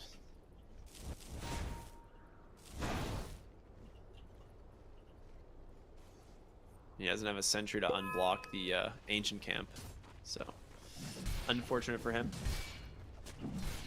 Probably gonna stick around mid, look for the 6-minute rune coming up here. Yeah, I imagine he's not going too far. He's probably gonna place a good, decent jungle ward here to try and scout where the Storm Spirit's farming, and he does do exactly that. Kunkka, going for 2. level 6. Do they find him? Yeah, they got him. There's the X. Boat to follow. Even Fishman showing up here to help guarantee this kill. And, I mean, all set off the back of this first rotation for the Batrider mid, giving No on that level 6 advantage. And we'll see if he can find this power rune. CM tries to rotate. Unfortunately for them, it will be top. So that's a catapult wave. That was really nice. That's also a back-to-back kill, which we were saying in game 1. That's extra painful. We see he still doesn't have his TP. He was even jungling to like be safe to make sure that doesn't happen. They still caught him. He's got to walk back here. They're going to look for more while Storm's not here. Well, Bignum? Yeah, I mean, the meta expires, and this is... We literally talked about how, impossible Terrorblade is to play against heroes like Batrider. And, yeah, just like that, he's just getting super aggressive on the map. He's involved in 3 kills already. Looking very good. Good start. They're going to try for a Wisdom Rune steal now. Right, fast TP by CM. Let's see if the arrow timing works out. Well, it's going to be difficult. Mars is here. I think he'll make it in time to spear. No! Oh, he gets it! No way. And just the double leap. Still has one available. Okay, that is super rough. And they got that TBs down here too. Yeah. They're just running at Nande now. Yeah, and they can pretty easily. I mean, obviously, Nande is level 6, but it doesn't matter. Batrider's damage is going to be overwhelming here behind the tower. This is level 3 Firefly. Oh, the TP in from Bignum. They get the kill. Right, I guess they didn't quite have the damage. I didn't see how many stick charges though. I thought they would just get that, but I guess they didn't have creep, so I guess they ate too many tower shots. Yeah, DM. I felt like he would have just been able to dive, but he actually has 3 points Drunken Brawler here. Fishman trying to chase Bignum, arrow off the mark, and he goes down as well. Nande getting a couple donations here from Entity. You know what? We take those. MarsBet needs that. that series of mid events was not good for them. So at least having Luna get some extra gold here should help speed up her farm. Maybe she can pick up some slack. Storm will really, in the end, just need to initiate for his team. So if he's not as farmed, maybe they can still play around that. But Luna will have to have the damage in that case. Yeah. We'll see what DM does with his his split timing. I feel like this is a very different Brewmaster than what we saw in game 1. Like, he has the exact same build though, right? Bracers, boots going for the Radiance, but the difference was in game 1 they gave him so much solo XP to try and get to that early level 6. Not quite the same here, but we're gonna see a smoke rotation to top. Crystal Maiden might break this, as they're really wanting to find Mr. Luck here on this Mars. As scan comes out, they will see LeBron here instead, as it's going to be an X into the boat. Easy kill for them as they scout out an ancient stack, and no one's thinking about going back for it. Stupendous. No one's down here. They see Storm in the bottom lane. Kataomi ran into him for the bounty rune. They have a double level 6 timing down here. Though they can kill whoever shows. Luna's just staying hidden because of this. Yeah, well, they find themselves 3 sets of Ancients here. Watson just commits the ult. They're like, oh, you blocked our set of Ancients, but we have a set of yours that we can take. And Mr. Luck gonna eat us an arrow, but off the mark. And, oh, the spear's off the mark as well. And Watson Storms in. Tries to TP. He doesn't get the Vortex. Oh, no. That is, I think he had the Bottom lane. I think he was there in time. They've caught the Luna. That lasso is up for Katomi. 4 stacks of the napalm. Doesn't even need to commit it. It's just the brew split that comes out. They'll finish off the bottom tower now as well. And then Kataomi could probably just look mid to make use of his ult. Bignum. is under attack. Does at least take a rune away from the Kunkka, but obviously you'd love to get on your Storm, and Kunkka's gonna have that Orchid here. I mean, not super fast, but he's gonna TP to the top lane as he wants to go for Mr. Luck. There's gonna be another X. The boat will come back, perfectly timed as well. The Torrent follow-up plus the arrow. More than enough damage, of course, coming out from Entity is the Mirana Kunkka always will have kill threat. It's a great combo. Torrent. And so you don't aim at the wrong spot as the access, but they're used to this stuff. They'll aim at the right spot. Easy kills, and he's off to a great start. Let's see, yeah. Orchid is it's quickly approaching. There's gonna be a very fast Orchid thanks to the kills he's found. There is one thing I do want to point out. I don't know if you've noticed. Big Num has actually done some cool stuff on the Terrorblade this game. He is constantly sending a Conjure Image Illusion to block the Ancient Camp. Every single minute. He has sent one over for the last, like, 6 minutes. And it just, like, runs into the enemy Ancient Camp, and it just stands there. And it has still not spawned since it was originally blocked. Yeah, it's a really nice play. But riddle me this. What do you do when they just take your Ancients? Yeah, that's what I'm saying. Like, they just were like, all right, we'll take their Ancients. They have blocked it now, actually, on Entity. They're like, okay, we can't and no one Ancients. gets Ancients. You can't either. Overall, the Entity Terrorblade at home. Good. Yeah, true. Or is Terrorblade the sentries at home? Which is which? Smoke does get revealed, obviously, as it walks up and sees the Bat Rider. I mean, you could go with Storm, but, like, does it feel good ganking as Storm Terrorblade? Not as good as, like, a Kunkka Mirana. Yeah, it's very draft dependent if that gank would work. And it depends, like, how good of a reflection you have, which is why this game is pretty awkward. The Orchid, this is really cool. He has the Orchid. He's hiding it in the trees, seeing if Storm will walk up and then get it delivered. But instead he's going to shove it in and immediately join the smoke and the Mirana ult. They see Wish. That's the lasso. Comes out immediately into the arrow to follow up, and Watson's going to turn his attention onto LeBron. A quick 2 kills now for Entity as top lane. Mr. Luck is in so much trouble. They have everything available. He didn't have to commit anything. The X into the boat. He denies the tower in his face as well. And Mr. Luck will eventually get chopped down by the big bad Sven. All right, it's looking like game 1 was warm up for Entity. Game 2 and game 3, they have come out firing.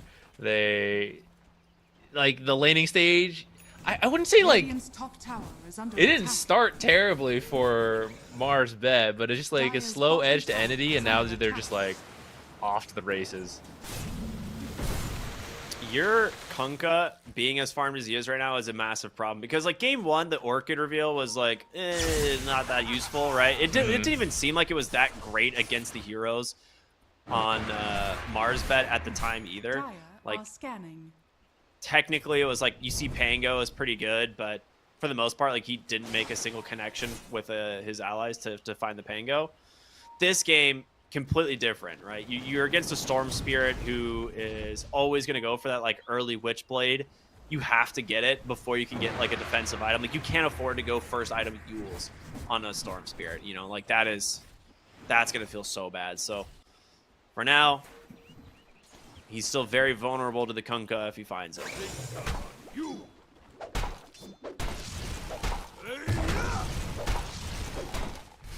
look at the Bat Rider net worth, dude. It's insane. That's such a fast blink. He skipped Tranquils, which a lot of times people will, like, sometimes get depending on the game, but this time he's like, I'm doing so well. No Tranquils. 12-minute blink, mid-kill. Smoke again. They've got, I mean, why not? They got the lasso available. They're looking for Mr. Luck in the mid lane. There's going to be the X, the boat out from no one. The arrow to follow. The lasso's going to find LeBron of Sunder. Is available from Big Num. Does connect in a nice freezing field of 3-hero arena. Wait a minute. MarsBet will bait in Entity and pay off big. DM on the backside thinks of going in, committing the split, but he doesn't have the Radiance. This is another scenario of, like, similar to game 1, where the Brewmaster is off in his own, in his own game.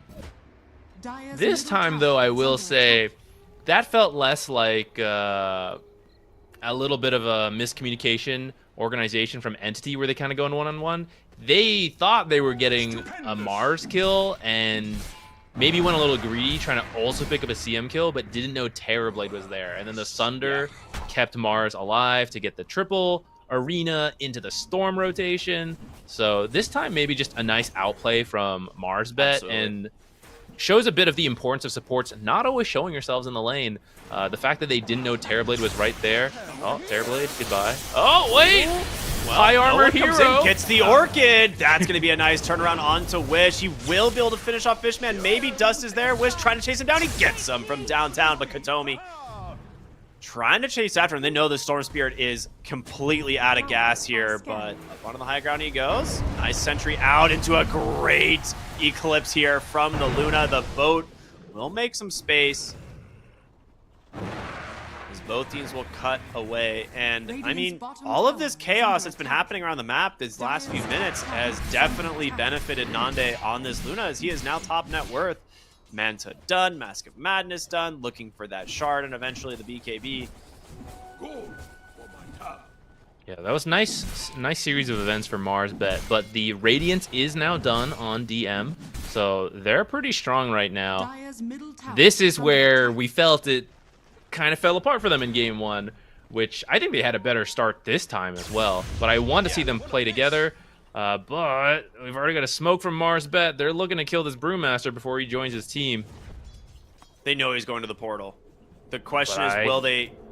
They're not going to make it in time. Yeah, they had to like commit the zip like right then. Yeah. Well, he's out. Let's see if they just go through. Yeah, they will. Maybe if Kunkka shows here, you could look for the Kunkka. They're pinging Kunkka. And this is a great kill. Great Orchid, but the question is, can they finish him off? The boat's coming through. It's going to tank him up quite a bit, but no one pops the regen as a last effort there. Not going to be enough. Crazy, so tanky on Kunkka. Yeah. But yeah, great kill for them. Would you have rather gotten the Brewmaster, or are you, like, does it not really matter? Either of those kills?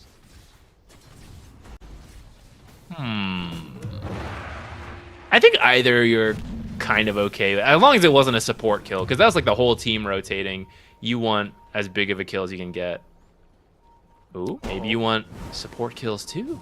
He's gonna turn around. Yeah, he just blinks on top into the lasso. Never mind, Mr. Luck in trouble. Great Sunder once again from Big Num, but the damage from this Brewmaster is overwhelming. Still had so many stacks of the Sticky Napalm as well, so it's gonna be a double kill now, as there's your level 2 split as well as your Radiance just getting to work.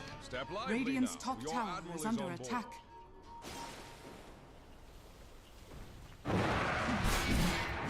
There is a big gap between Nande and then the other cores on his team.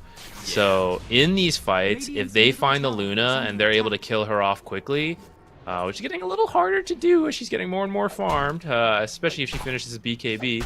But if you do that, I mean, the rest of the fight should be pretty straightforward.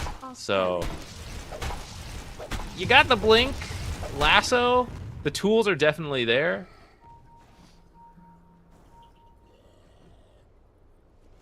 I like how DM's build is identical to game 1. He also gets the Vamp Fang, so he is just like, yep, get myself some bonus night vision, a little bit of spell amp, or spell lifesteal. It's good stuff, good stuff. Just runs around with Radiance, farming to his heart's content. And, I mean, here's the thing. Like, game 1, he was absolutely terrifying on this Brewmaster once he hit some other items, and it's not going to be that far before he gets it. First Roche, though. MarsBet committing for this one here, thanks to the Luna. Even committing the freezing field as well from the Crystal Maiden. It's taken a bit, but they will get it. Double BKB still commenting. Roshan has fallen to the Radiant.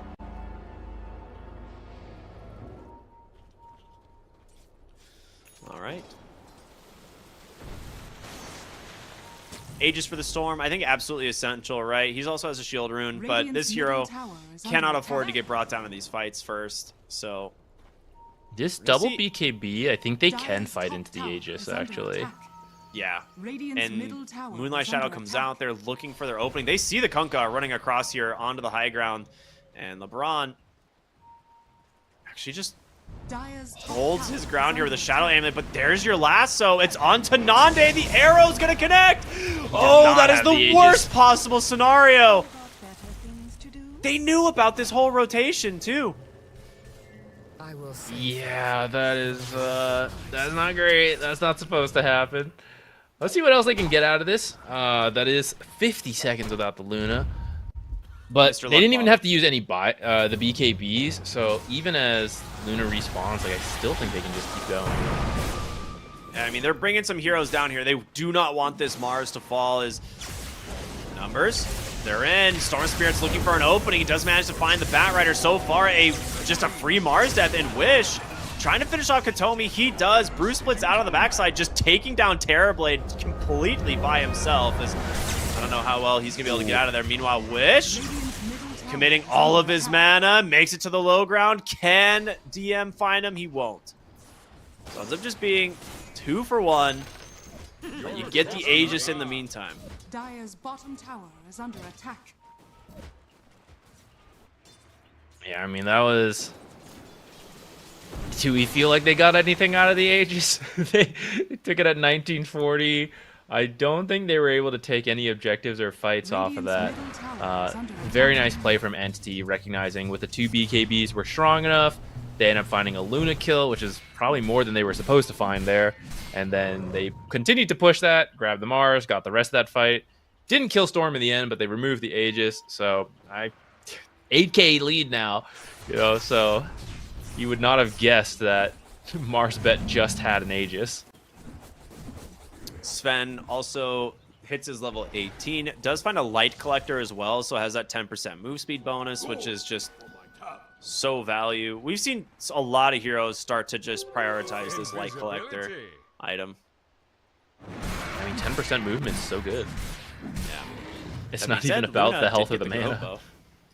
Oh, that's pretty good for her. All right. Tormentor will go to MarsBet, and it goes to Big Num. So that's a rough one. You definitely wanted this to go to LeBron, but now Big Num at least has Demon Zeal. I will say, this ability is actually pretty good, but Radiant structures I are don't know. I fortified. feel like I just never see anyone pick Radiant's this bottom shard tower up, is even on under Core attack. Terrorblade. But I feel like it's, I don't know, maybe underrated. Top lane DM, just too damn tanky for Wish to do much about it.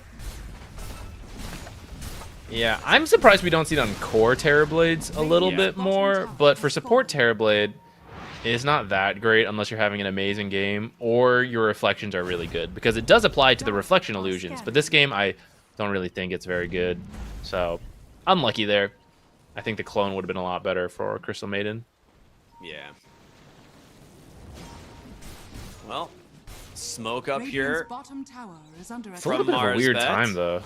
The bottom I mean, lane's they- pushed into them. Dire's middle tower is Yeah, under you did attack. get the Luna BKB, and so maybe that's where you're like, we can maybe bait someone. No one in the mid lane would be perfect. From the low ground, he doesn't have the Do vision. they have a but- Yules? Yules have... Oh, Oh, they don't get the Yules off in time, and now it's going to be a turnaround here onto Mr. Luck. The Sentry does come through, and DM on the Brewmaster is here. He's going to get the split. Sunder does give him a little bit of space, and Marana will just get destroyed. Meanwhile, backside of the fight, it will be Nande, who just cleans up big. DM has to cancel his split as he's all alone. He needs help from his team.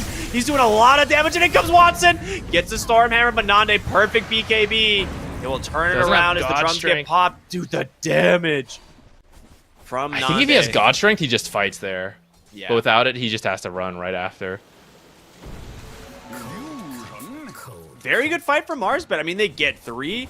The Batrider goes down to the backside, goes to lasso this Marana, or the Luna, but she got the Moonglaves off, and it just killed the Batrider.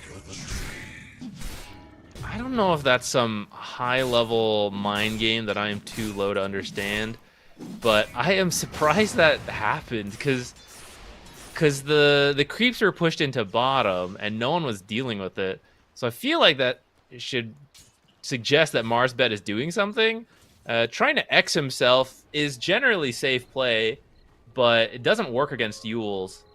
But then they didn't Yules him, but then took a winning fight anyway. So I'm not exactly sure if that should have happened without... Sorry, go ahead. No, I don't even know where I'm going. It's just surprising. I was gonna say, I feel like they're doing a decent job at baiting with this Mars and having the Sunder follow up. And Batrider, of course, was looking for him as well as DM, but the split comes out and, you know, 3 of your pandas are stuck inside the arena. And on the other side, you know, your Batrider finds his lasso target, but instantly dies to Luna. So the Terrorblade ends up getting it done, and he's just going to use this Demon Zeal to farm. I don't really blame him. Like, it gives you a lot of farm potential, but just running around borderline hasted, right? So I like Bignum's going for a blink. He's like, yeah, these Sunder fights have been working out.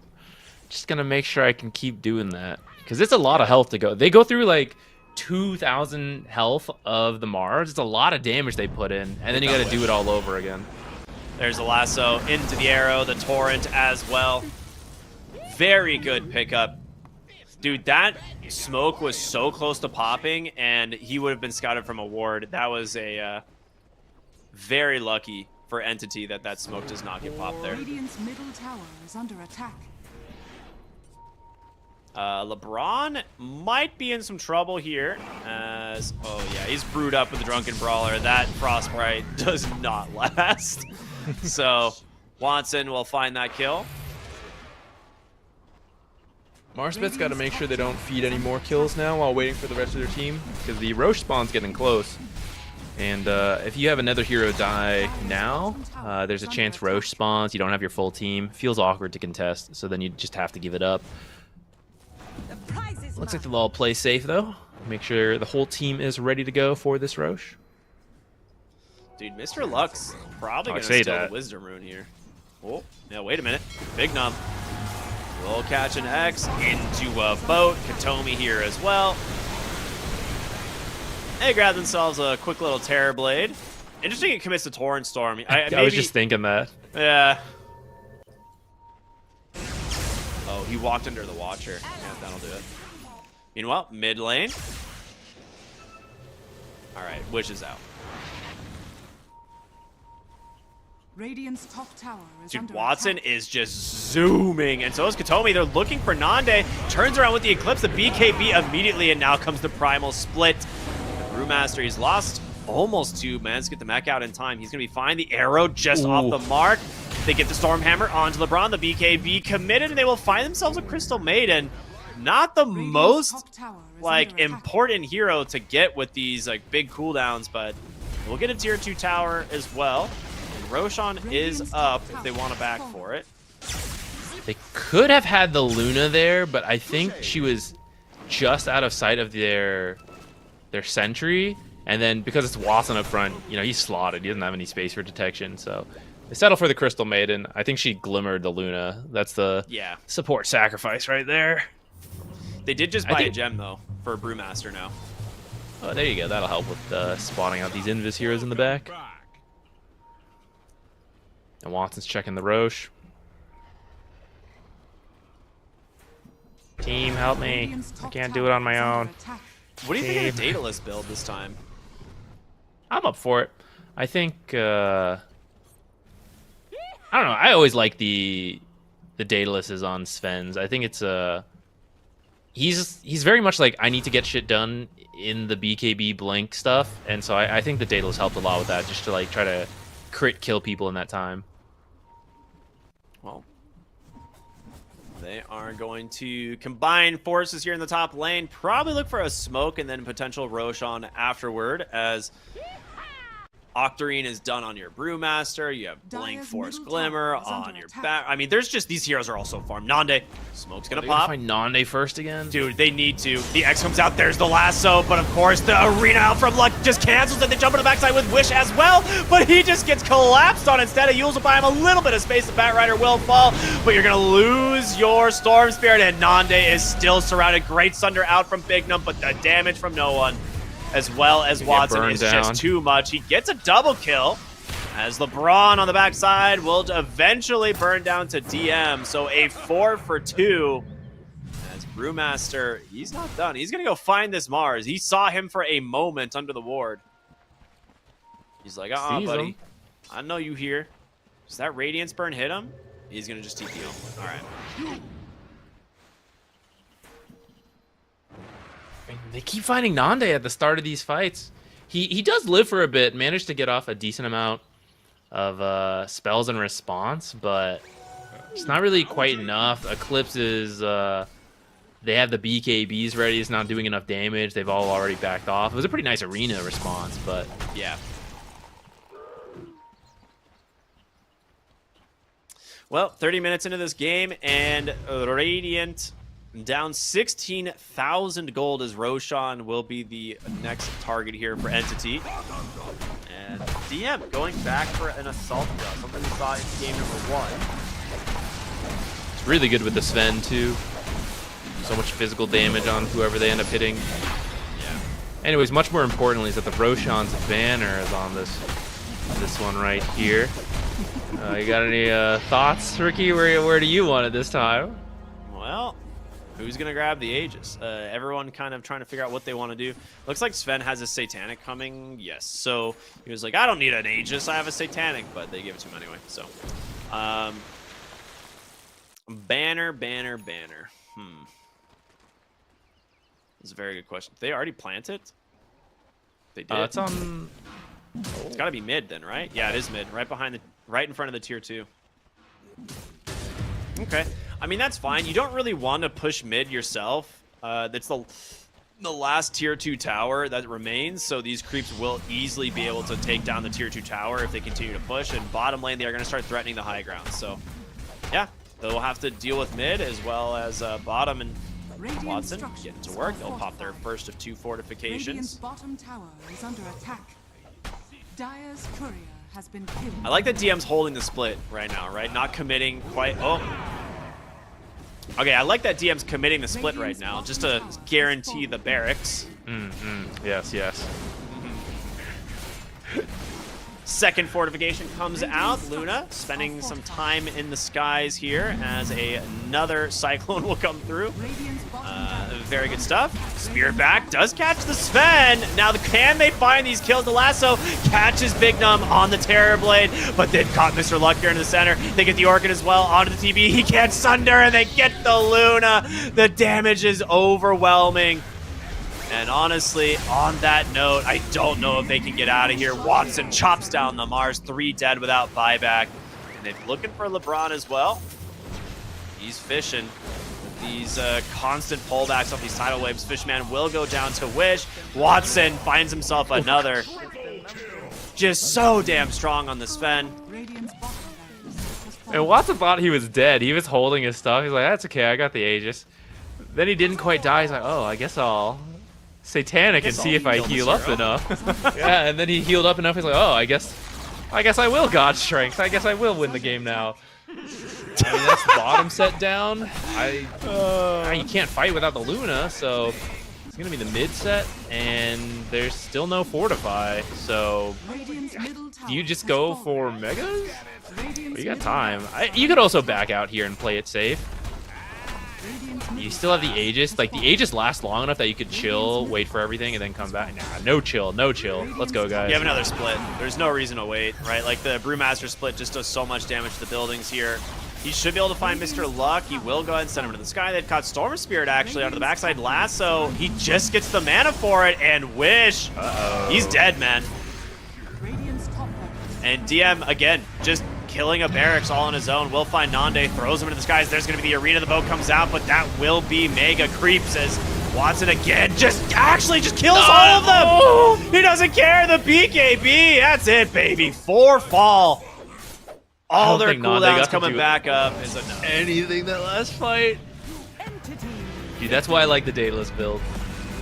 One you just stun need one big hit. Yeah. Big red numbers, good. Yeah, so good. All right, Entity cleaned it up from game 1 to game 2 and then into 3.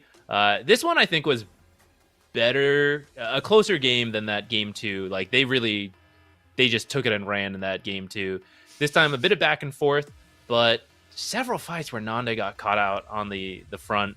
Some great plays by the Batrider. It's such an early blink, and then kept finding some of these big kills to help break open the game.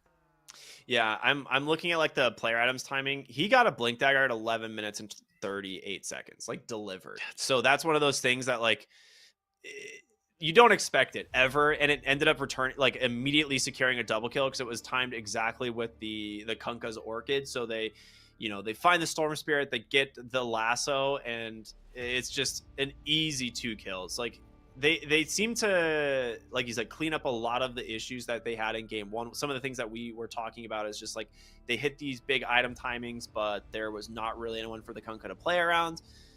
They just shut down Storm Spirit completely this game. He had no ability to play, and you're all in on this Luna. And she had some good times where she's able to stand her ground, get a lot of damage out, but eventually Sven will hit that one big attack that just wins in the fight. Yeah, I think looked a lot better. Still a couple times where there are, I don't know if mistakes from them or good play from MarsBet. Like they were finding some fights to kind of keep it close, to give themselves a shot. Neither of these teams are out. I mean, obviously for Entity they won, but Entity will stay in the upper bracket. MarsBet not out, move into the lower bracket. If they lose there, they will go out, but they can still advance. 2 teams will move on. If you joined in late, you didn't hear us say that at the start of this series. There will be 2 teams who get to move on to the next stage. So whoever wins upper bracket, whoever wins lower bracket. Yeah, and honestly, right now, we have another series that will be coming up in a moment, which will be that Ninja Penguins versus JustBetter. So that's going to be here on the mainstream in just a moment. Meanwhile, the B stream will have the new Mouse Esports versus GHOSTIKLENOVO. So that is where we are at the moment. But for now, we will be going to a short break, and then we'll be back, of course, with that second series. But I mean, how do you feel like the Western European quals are at the like living up to your hype? Or is this kind of what you expected? This is yes and no. So yes, Western European qualifiers usually much more competitive. There's a lot of great teams and great players here. So even with like these are stack teams, but so many of these players are actually quite experienced that it's hard to say. Like we were saying, entities are favorites, but especially in game 1, MarsBet shows like, hey, you can't count us out. So that's always the cool part about the qualifiers here. Didn't expect it. The drafts were a bit different from what we saw just at literally yesterday at Dream League. Some of the heroes that had looked very good there, and that was something I was curious about because those teams, they went straight into it from the patch right into the tournament. They didn't have a lot of time to experiment, but these teams we're watching, they got to watch those teams and had time to do a lot of their own pubs and practice. So I'm curious what they're bringing, like unique to their own team, but also if we're going to see that meta carry on from the last tournament into these qualifiers, or if it's going to develop on its own even further. This was pretty different. We saw some like big heroes from the last tournament, like not really be played much here, or like even focused with the bans. Yeah, jokes on all of us as the patch will just be coming out in the middle of the qualifiers and nothing will make sense anymore, right? Yeah. That's what we're hoping for. Well, we'll see. But yeah, we've got more Dota to be played, everyone. So stay tuned for more here on the Elite League. Again, it will be our second series of the day, which will be Ninja Penguins versus JustBetter. Stay tuned. We'll see you all in just a little bit.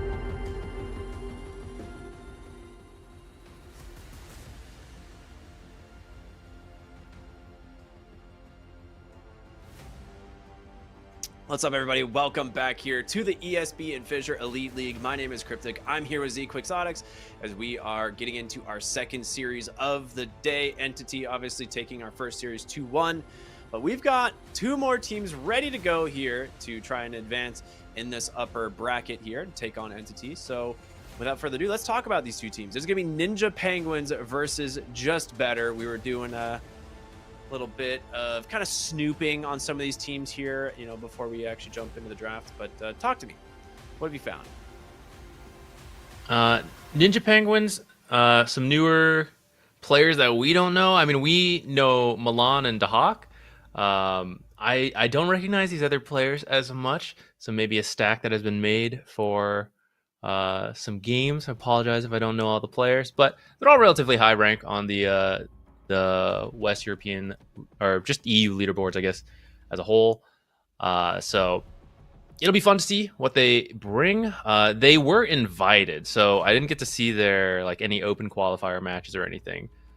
Compared to JustBetter, they did play the open qualifiers, so there's a little bit more data on them. But I think you will recognize several of these players from several were on Brame or Puck Champ, some different players from the DPC coming together.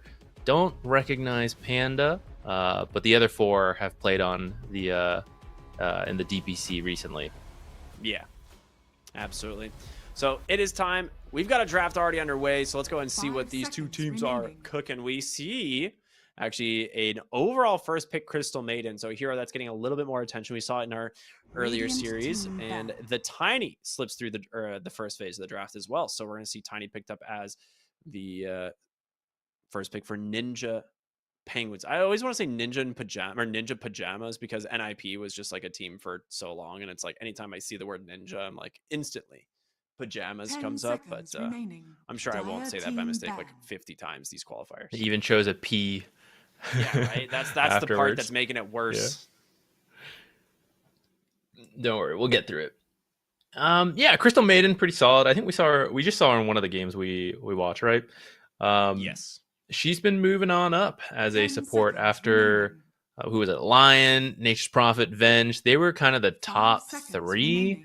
Now that they've been nerfed a bit, we're seeing more Crystal Maidens. I think Shiva's Veil into Shiva's was encouraging a lot of spellcasters, but it also provided the mana you needed because of the item. Now that there are less purchases for that, I think that has helped Crystal Maiden, even though she kind of likes a spellcaster meta because she gives more mana. People didn't need her mana, so they were going for other heroes to amplify the damage, like techies. But now she's like helping out with the mana for different heroes like Storm Spirit. Gyrocopter could be support, could flex it into core. It's a little less common, but it's always doable. So I like that. We will probably see like an offlane pick later on. They'll decide after seeing the two picks here from JustBetter. I kind of like the flex of the gyro early on in the draft. I think that's something I've always really like kind of prioritized in drafts is kind of like the ability to have flex, especially with Tiny as well. Obviously a very flexible hero, typically played in the 4 position, but they just go with Doom Batrider right away on JustBetter. And I love these picks because if this was going to be a core gyrocopter, you definitely can't really pick it as a core now. As the Doom is just way too good against core gyro. And then Batrider, what can we say about this hero? It has looked incredible for these last couple of weeks. Like a lot of teams prioritizing it. I'm surprised it made it through to phase 2. But we will see a Kunkka now for the most likely mid lane of Ninja Penguins. We've seen this hero flex to the off lane as well. Yeah, I wouldn't mind that. It's still very open. That lane might be a little awkward, Kunkka Tiny, but yeah, it could just be your very safe mid pick. You do have to reveal some stuff here, and if you want to keep the flex of the gyro available, you can't pick a carry here. But I kind of agree. I'm okay with swapping it out. It's a little bit up to them. Medusa's been getting a little bit more popular. She's kind of good versus Doom because you can still restore her mana even though she's doomed. But the downside is that you'd be picking her here, and JustBetter gets to respond immediately or later on in their 5th pick. But for example, Anti-Mage, a classic response, is available. So I don't know if they can go with Medusa here. They're going to go for the Terror Blade. Maybe there's some double flex. Maybe it's Tiny Core, dude. This could be all support. I think that's support TB core Gyro now. Because Gyro's decent in lane against the Doom, but Sunder ignores Doom. 10 seconds. Oh, remaining. you know what? I didn't know that. I'm pretty sure it does because it goes through like Ancient Apparitions, remaining. Ice Blast. It goes through. It's not considered like healing, right? So I think the idea is you still just run the Terrorblade support, and now you can just go Gyro as the one position, and then you have the ability to just Sunder save whoever gets doomed. That's pretty cool. I guess if they do still want to flex it, they can. You can see what JustBetter picks here. Yeah. Or in their 5th pick, because Ninja Penguins does have the last overall pick. Radiant team back. Medusa. They're going to get Medusa, baby. There it is. That's cool. You have to just ban Darkseer here. I think that's one of the only heroes you're super worried about, most likely. Would just be like the threat of having like a Darkseer Tiny or a Darkseer team ban. Like illusion being able to be easily created against the Medusa. They do get rid of the Pango, which obviously pretty annoying hero, has a lot of kill threat on a Medusa as well as it is a natural diffusal builder. Yeah, now that you see this, I mean, it's Medusa Crystal Maiden most likely in the safe lane. I don't know if Kunkka would really pressure it all that much, but you're also going to farm fine in that lane for the Kunkka. So I guess they could run that. It kind of frees up Tiny to roam around too, because I doubt Crystal Maiden Medusa is really killing a Kunkka, especially if you help him get his like boots first. I'm pretty sure he just keeps his distance, runs in, cleaves, backs out. So they could go for a mid here on Ninja Penguins. And right now, I don't think they have a great diffusal builder. Terrorblade can build it. I did build it once to support Terrorblade. Maybe we'll see it. But it'd be kind of nice to have something that burns mana for a Medusa. It's always a good response. I think that's part of the reason for that Pango ban. I mean, diffusal Gyro is not unheard of, right? Especially with it being able to build into Disperser and stuff. So I'd argue it's very heard of after it won a TI, but then no one really does it after that. You're right. It's not common, but you could do it. Maybe is Wind Ranger too crazy? I mean, you just like focus fire. I mean, you could put burn off Wind Ranger mid, throw the Kunkka onto the off lane. I actually don't hate that at all. That's a great option, honestly. 10 seconds remaining. So the question is, like, are you more worried about something like that or like a direct heavy lane counter? Remaining. I'd actually wait. I kind of agree with you. I think the Wind Ranger might actually be the big problem. You kind of have Doom, which, like, if you Doom her before she gets anything off, then it's fine. But if she's already focused fire someone, then she doesn't really care that she's been doomed. And she's actually a natural Lincoln's builder as well. So, but you got Batrider Lasso too. You got a couple different things to pop it. So Radiant team pick. Okay, they're gonna anti-mage. That would have been crazy. Maybe like offlane anti-mage. Yeah, or mid, like either or. They go for the Void Spirit. I mean, we've seen offlane anti-mages before. Have you ever seen one with the Gyrocopter Terrorblade on the same team, though? Okay, definitely not that combination of heroes. All right, Void Spirit's pretty cool. More initiation. I think Doom doesn't really want to initiate sometimes. Like, he wants to find the right target for Doom. So sometimes that's an initiation when you find it. Other times, you got to wait longer. So leaving it all on Batrider support can be tough. I think Void Spirit is a nice pickup for that. And he's a hero who can dodge out some of Kunkka's combos. He has multiple ways to kind of like either dodge it by using Dissimulate, right? Yeah, there we go. I was blanking on the name. I was like, the holes, you know, the spots.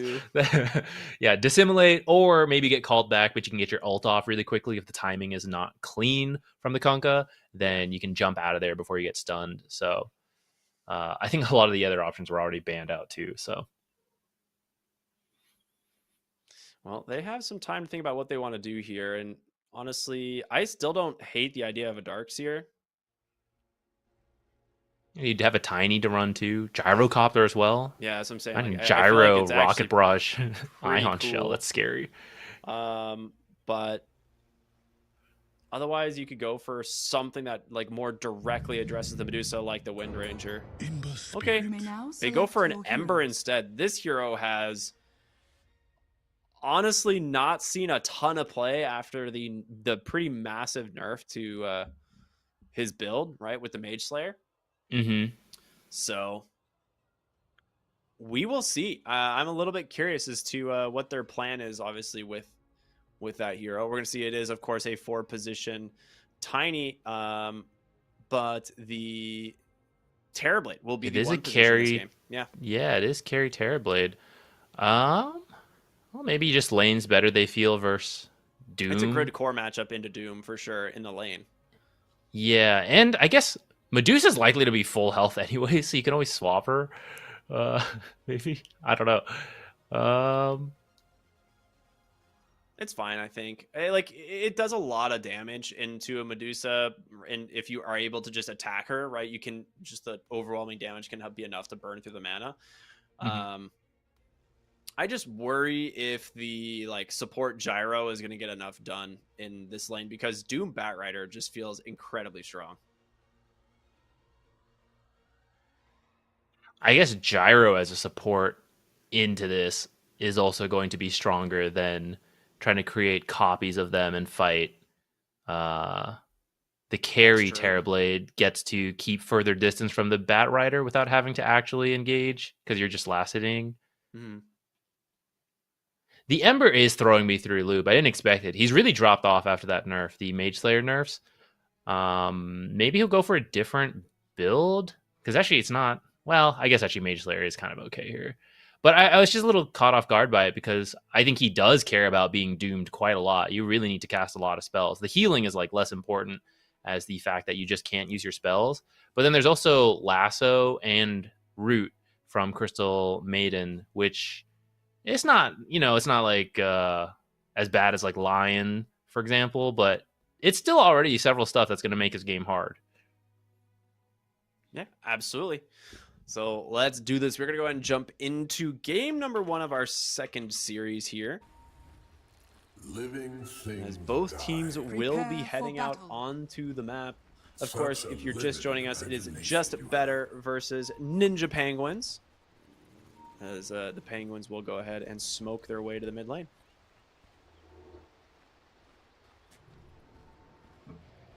Oh, do you have a draft you like more? I'm like undecided. We're seeing a new mix of heroes I wouldn't have expected.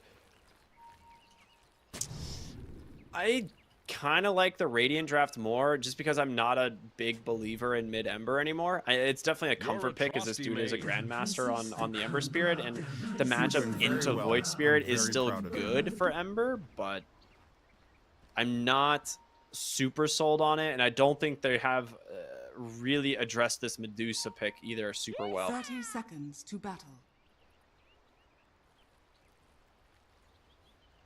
I think I agree. Doom's also dropped off, I guess. But I feel like this Ember pick at the end gave him a target. Like before this, I was like kind of unsure. I guess you can still Doom Terrorblade to prevent Sunder. Like you can't cast it Sunder. But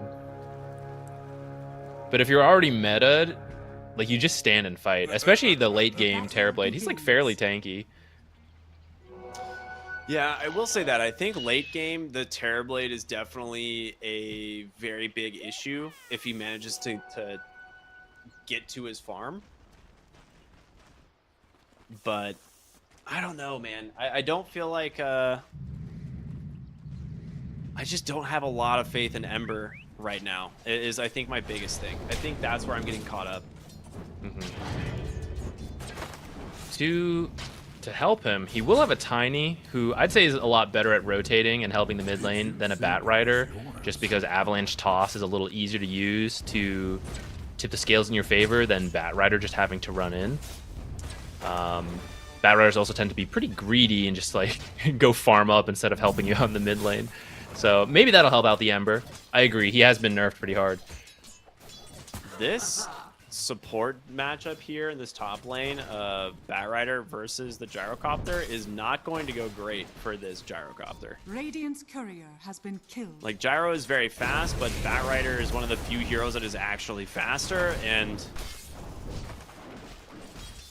I think at level 2, you might actually just opt to play around like sticky napalm. Like, there's certain times when napalm is actually better, and I think into the Gyro matchup, you just go napalm. I'll be curious to see that. I do think, regardless of the build he does, as they pick up more levels on this top lane and you get like more points in Scorched Earth, it's just a lot of magic damage against a Terrorblade. And even Gyro's not like that tanky. Oh, Torrent connects. There's your first blood. Goes to the Tiny. And he's pretty happy about that. I mean, just walks the lane with tree grab, gets some denies, and a first blood. Why not? Pretty good. Love getting first bloods. Probably some quick boots. Maybe that'll help him rotate mid we were talking about earlier. He's going to need to, because Ember Spirit already started to struggle a little bit. Might have stuck around too long in the bottom lane. He's getting pretty low. Or maybe it was a bait. Nice Fairy Fire. And they did a ton of damage back to Spartan, so he's kind of chilling. That being said, you do have 2 points in the Mana Shell. You have the Ring of Bassi. Crystal Maiden, no points in the Arcane Aura yet, but eventually it will be quite nice.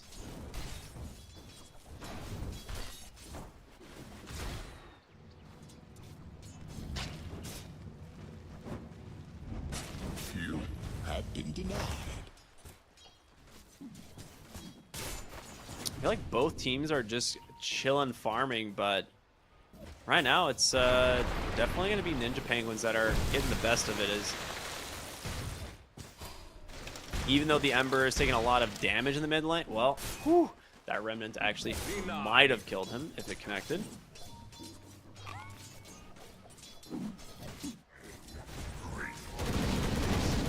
Top lane. Nicely done. They get on top of Milan. The pushback here with the Flame Break. A lot of damage going back his way. And Terrorblade has to back as well. So no point. Like, they're not even using the Firefly. And I'm not even surprised, just because, like I said, it's running on top of a Gyrocopter who's just going to Rocket Barrage. You never feels great. But he does have a flat cannon now, so it does a little bit of harassment damage back the other way. Doom's queued up his Helm of the Iron Will as well. As he gets that, it'll be hard to harass him out. I'm curious if we'll see, after Veil Shiva's, or, well, Shiva specifically, the Veil nerf was not as bad, but after that got nerfed, we saw Doom start moving back towards more passive play in the bottom lane. Tiny, I mean, he's cutting it close on these fights. I guess he's got the Lotus and the stick, so he feels fine, but we'll see if he ever slips up, dies. One of these times. There's only so many times you can drop that low and live. And, you know, when Crystal Maiden gets her level 3, it's going to be a little bit easier for them to play the lane. For now, the Kunkka being actually really annoying in the lane. He's actually hasn't had really any difficulty farming it up. And that creep wave getting dragged like that just makes it really easy for him to reset the lane. So, that, yeah, really well done by the Tiny.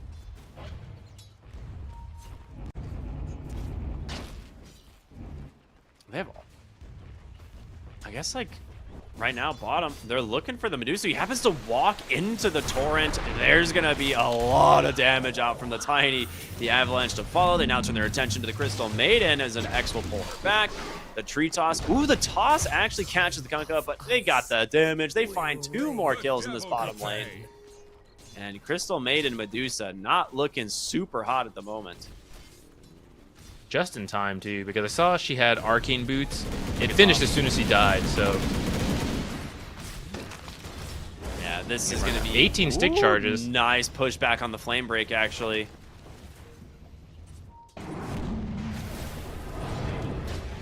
Now they're trying mid.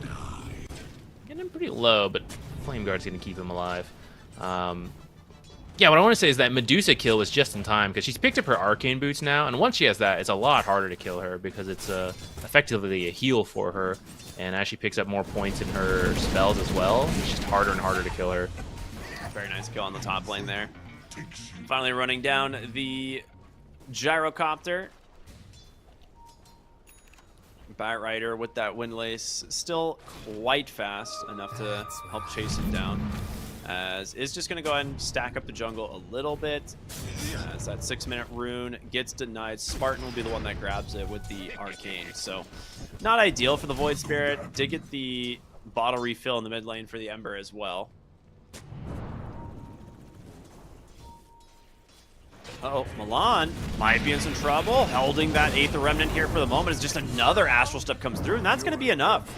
Meanwhile, Ember Spirit, Remnant available for him to escape here. He will be able to do so.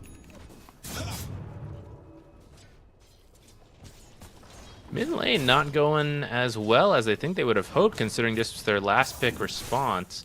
He's been on the back foot for a lot of this. He's actually still applying even more pressure. Gonna dive him a little bit here. He has absolutely no remnants available. Yeah, and they just chase him down behind the tower. Beautifully done, honestly. This Void Spirit has, I will say, every time I've looked in the mid lane, has been just sticking so much damage into this Ember. Like, anytime the Flame Guard's off, he's getting multiple spells thrown in. He's getting, like, Aether Remnants to pull him back into several extra auto attacks. He's just outplaying him. Yeah, he's been doing really well there. In the meantime, we're going to look for Skylark up here. Avalanche. Knockback's going to prevent the toss. Yeah, but Panda's coming in, and with the damage from this Batrider, they just get a freebie onto this Terrorblade, and they will get another. So you commit to try and find Skylark, get massively punished, and just like that, JustBetter are looking very good. This Doom is huge now. Yeah, I'm going to pop that Lotus to be safe. But, yeah, he finished his Veil as well, so that's going to amp up his damage and the Batrider's damage even more. He's got to heal up right now, but once they're good to go, yeah, I mean, life's looking really hard for this Terrorblade. Batrider Classic stacking up this camp even more. Skylark will grab himself an Ensnare, which is pretty cool because if he does find the Terrorblade, he just dooms him, throws the Ensnare, and then of course your Veil. That hero will die. Like, there is no living through that. So, behind the tower, looking for the Ember Spirit. Haste Rune popped from Panda. They don't manage to get the root, but they are putting pressure on the mid lane. Meanwhile, bottom, they're looking for the Medusa. Question is, will they find him? Radiant are scanning. You do have an offlane Kunkka that is having a pretty good game, and the Ember Spirit's rotation down here. This is a lot of damage. Does pop the stick, does even pop the Mana Boots as well, and because of that, this Medusa is sitting quite healthy, and now Ember Spirit needs to get a Remnant out. That will be his very last one, and with the rotation from the Void, they punish him, and the kill will go the way of Focus on the Medusa. So, dude, I mean, their TP response to these ganks have been absolutely massive, and you talked about those Mana Boots early, how much better they are for the Medusa. Yeah, she doesn't... It sounds weird, like, I know you want to kill the Medusa, slow her down, but I don't think they have the heroes for that right now.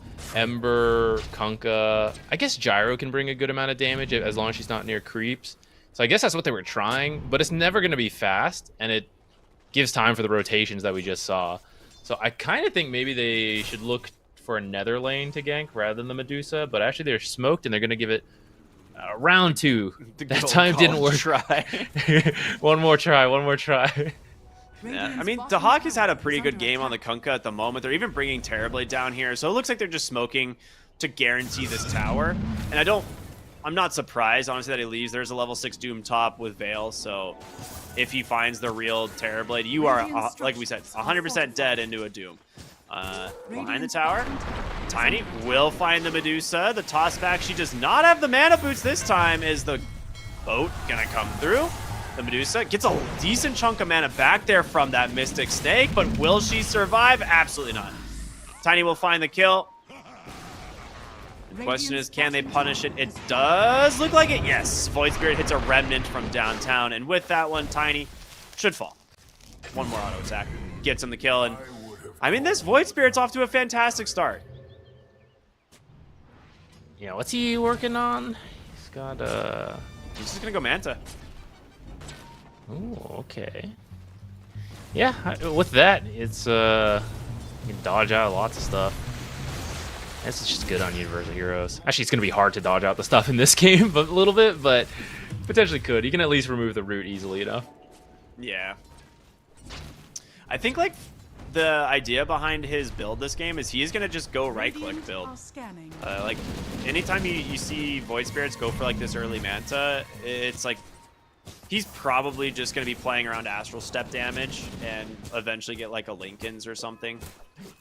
But yeah, I don't think he's too worried about playing around his spells. Like, it doesn't really seem like a great Aghanim Scepter game, right? He's playing against some pretty tanky heroes. Maybe you want to deal with the Ember Spirit a little bit, but Ember's going to have, like, Mage Slayer BKB, so doesn't feel super good if he goes for the Aghanim Scepter. Smoke out. So we're going to see them look for the mid lane. They don't have, like, a blink on the Batrider quite yet, so I don't know how they're planning on catching this Ember Spirit, but maybe if he just walks into them, yeah. Playing around for the Power Rune, they do at least manage to get the Invis at least. Almighty money.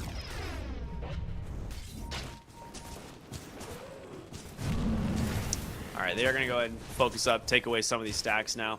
Batrider doing what he does in every single game, and that is just clear stacks. Spartan will commit the Freezing Field and tank for the Medusa here. Soften him up, for your carry to clean him up. I like this. I kind of wish Batrider actually got more of this stack. Yeah. Because the blink, like you just mentioned and we just saw, if you try this play, if you run into the Ember, it just doesn't work until the blink comes up, and then there's a better chance of it. Medusa, even with this farm, is not going to do more. Like, she's not going to help your team out. So I kind of would have liked that, but maybe they're going to give him this bottom lane. He's going to farm up down here till he has the blink on the Batrider. Yeah, I mean, he gets a decent chunk of net worth still from all the stacks, right? But I agree. I mean, we compare this to the 11.5-minute blink dagger we saw last game, right? The difference, being that the Batrider got a little bit more of the priority in the farm. This time we'll be seeing it come around just in about 30 seconds here once he finishes up this creep wave. But I think you're still pretty happy with your standing in the game. Like, your Doom is just free farming in this top lane. He's got 3 points in the Devour.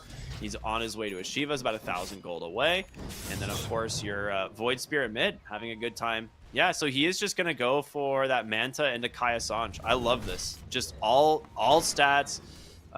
He'll be fairly tanky. He'll still do a lot of damage with the spells that he has. And then he can adapt his build afterward. Smoke into smoke, though. He's going to find who. They get the root immediately onto the Ember. Do they have the damage? The Avalanche doesn't buy enough time. He gets out, call down. We'll be able to slow up the Crystal Maiden as Terrorblade will find himself a freebie. The question is, can you get focus on the Medusa? There's your Stone Gaze to get away. And Skylark on the side here in the trees will not find a Doom target. So he'll just back away. A 1-for-1 Crystal Maiden for Ember. A great trade if you're the Radiant. Yeah, that was one of the best places they could run into each other. It's right around the tree line, so they all got caught off guard, but it's easier to root the Ember than it is. I guess he didn't have a Remnant down, so he didn't know he wasn't able to jump away immediately. And in that time, they just killed him. I'm a little surprised they had the damage to just like straight up 100% zero kill him. But I guess there is a bit of a difference here in that the Void Spirit is doing a lot of damage with the great start he's had. Yeah, you don't have the Mage Slayer yet, right? Like, part of that is the Mage Slayer slowed down just a little bit because of the change in the recipe cost. But on top of it, it's like, typically you had 100% uptime on the Mage Slayer dot with Sleight of Fist. It's not so much the case anymore, and when you get it, it will definitely reduce the damage, but you have a smoked up, amplified damage Void Spirit right now who's looking for the Ember, doesn't get him. Unfortunate for Panda, as doesn't even find the Gyrocopter either. If that Remnant connects onto one of those heroes, maybe you clean them up. He stole some of that stack, though, so he's got his Manta now. Speed up along his unofficial Trident build. The Trident at home, as we like to call it. I'm kind of okay with it coming back as a regular item. We've been adding in some ultra late game items into Dota. Let's bring Trident back. Dude, if I think it's Remnant's too Roach good. can exist in its current status, why That's not? true. That's true.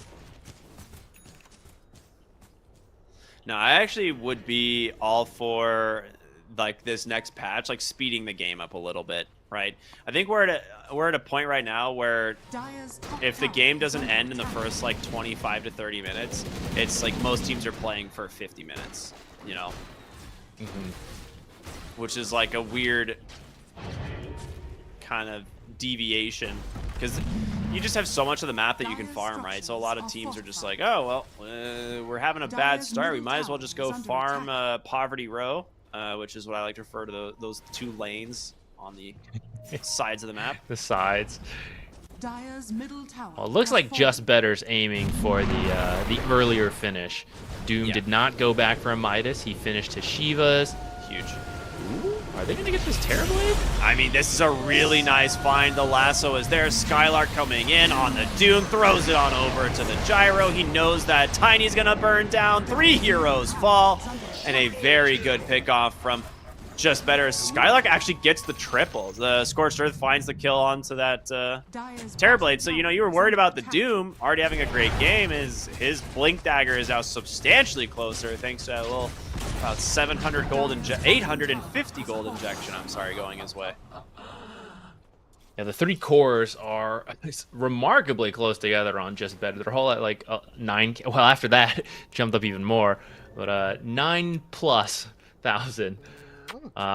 And I think I mean, at this rate, they are going to hit a very nice timing where Medusa, despite what pub players believe, does not have to have actually 6 items to get active.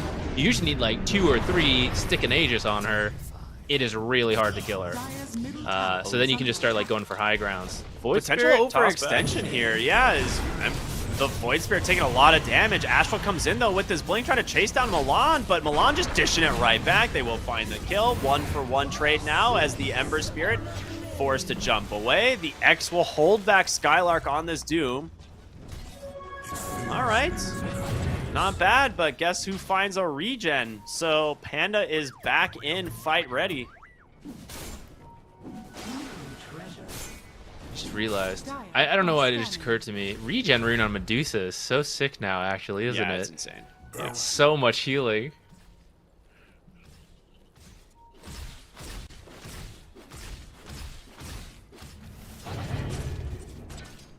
Well, 8K lead here at 18 minutes. We're still... I think they'll wait to finish up some of these items. So like our unofficial Trident, maybe the BKB on Doom. Medusa needs like the 2 items. So Scotty, pretty close to finishing now. Another like minute or 2.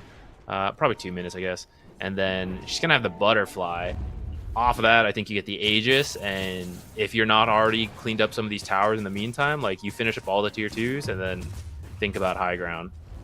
I think the other thing too, well, we're gonna see some smokes pop. Nice 2 hero chains, but Ember does not want to get caught from the Doom here, and he's looking for his opening. Will he grab him? Nice avalanche out. The toss as well. Does he finish off Spartan? So close, but it's not enough. Void Spirit able to get away as they see the rest of Ninja Penguins coming through. They realize, okay, we didn't get the opening we wanted, so sack the back rider. Not that bad of a loss. Yeah, nice fights for Ninja Penguins. I've been talking a little bit about the timings for JustBetter. Taking a look over at Ninja Penguins. I'm actually not fully sure what their upcoming plan is. They do have the blink on Tiny, so maybe they can just find a series of kills. That's always helpful. I mean, Panda is really hard for them to kill now that he has like the Manta on his way to the Kaya Sanj. But one thing to note, like Dahak does have an Aghanim Scepter. Astral will grab the last of their onto Milan, but instantly canceled thanks to the chains out of the Ember Spirit. And at Avalanche, the toss, the missile will find the kill. So a nice way to start this, but in comes the Doom. The 2 hero stomp, catching the Ember. Spartan with the root, catching the Kunkka as well. He did get the boat off, but you've got a Scotty done on the Medusa. That movement speed is not going to keep you alive forever as the Remnant does come through. The root once again. Skylark trying to chase for Milan even. And yeah, Dahak will go down. Dire's middle As they look for more inside the base, it now belongs to JustBetter.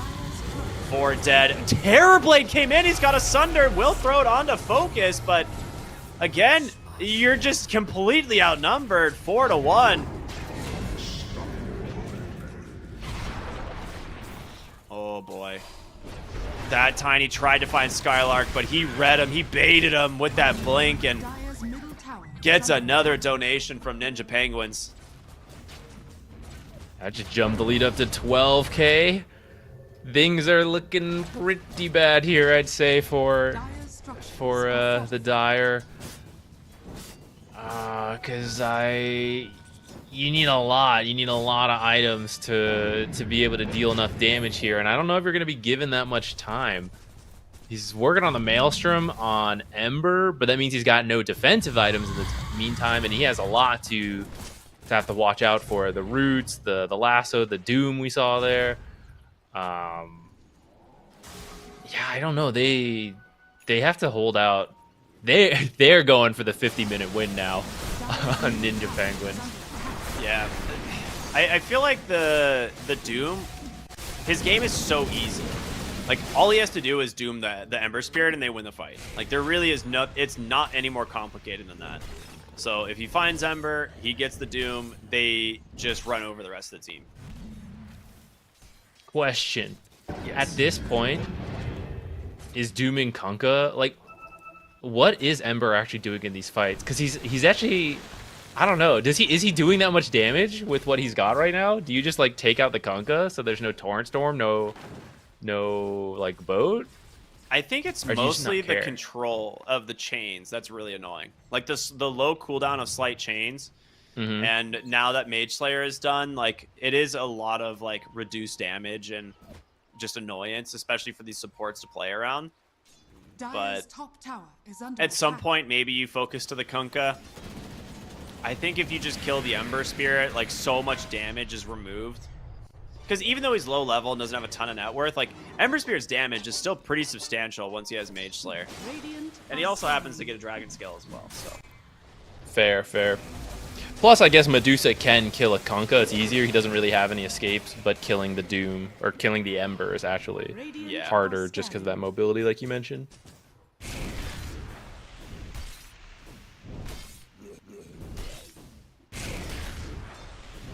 But we'll see what they end up doing. Like, you're going to need a Lincoln's and a BKB eventually on the side of Ninja Penguins. As Doom has his BKB now coming out on the Courier. And Kaya-Sanj done on Panda, so that 25% status resist for this Void Spirit has another Amplify damage rune.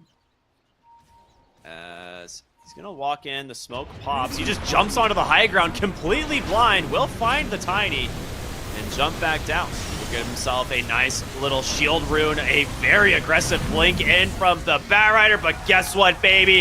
It gives the vision. Skylark's got his man. The Ember Spirit, no chance of surviving, and now they turn their attention onto the Terrorblade. That's going to be 3 dead. And that, Do they even have vision up here? No, Did he just jump up? totally blind. Yeah, he's feeling it. He's feeling good. I mean, He knows they he can don't have do the it. burst for him. There's no way, right? Like, he has Manta, Kaya-Sanj.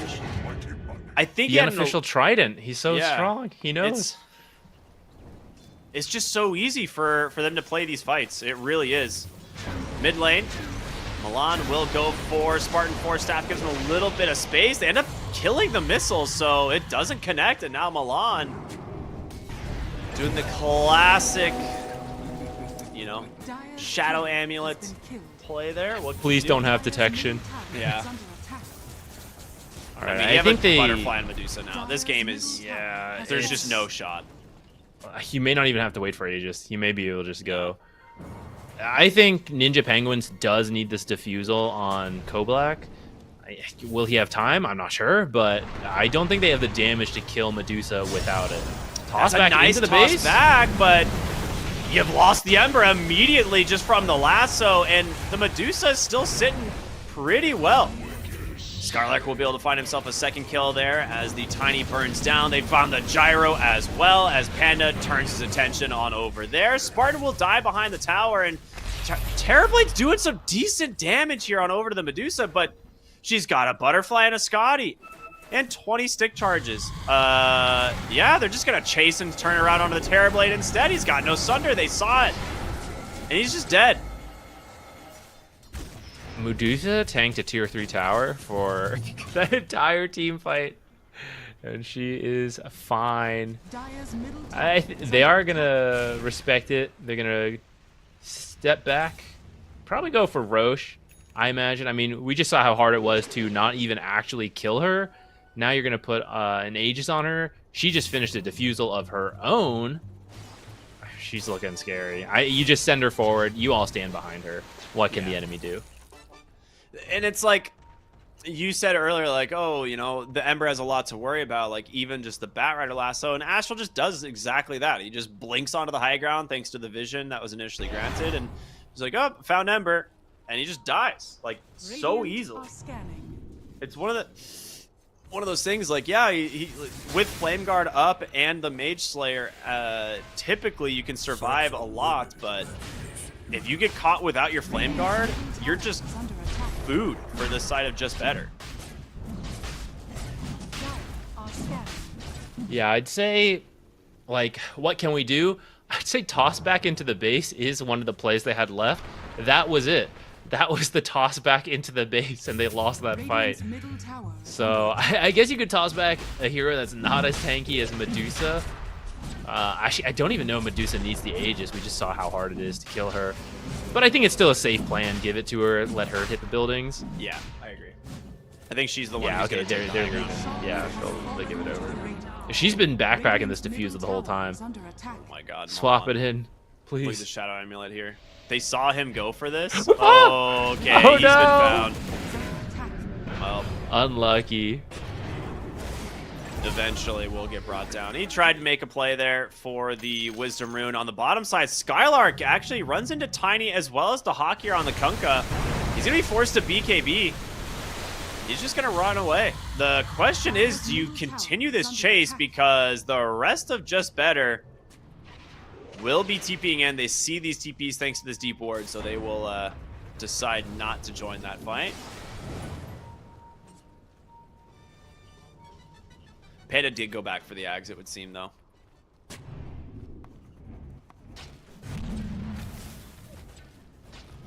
It's some great stats, and the silence is pretty useful. They're pretty ahead, so Ninja Penguins don't have a lot of like BKBs or dispels. So when you silence several heroes, you're just going to prevent them from really being able to do anything.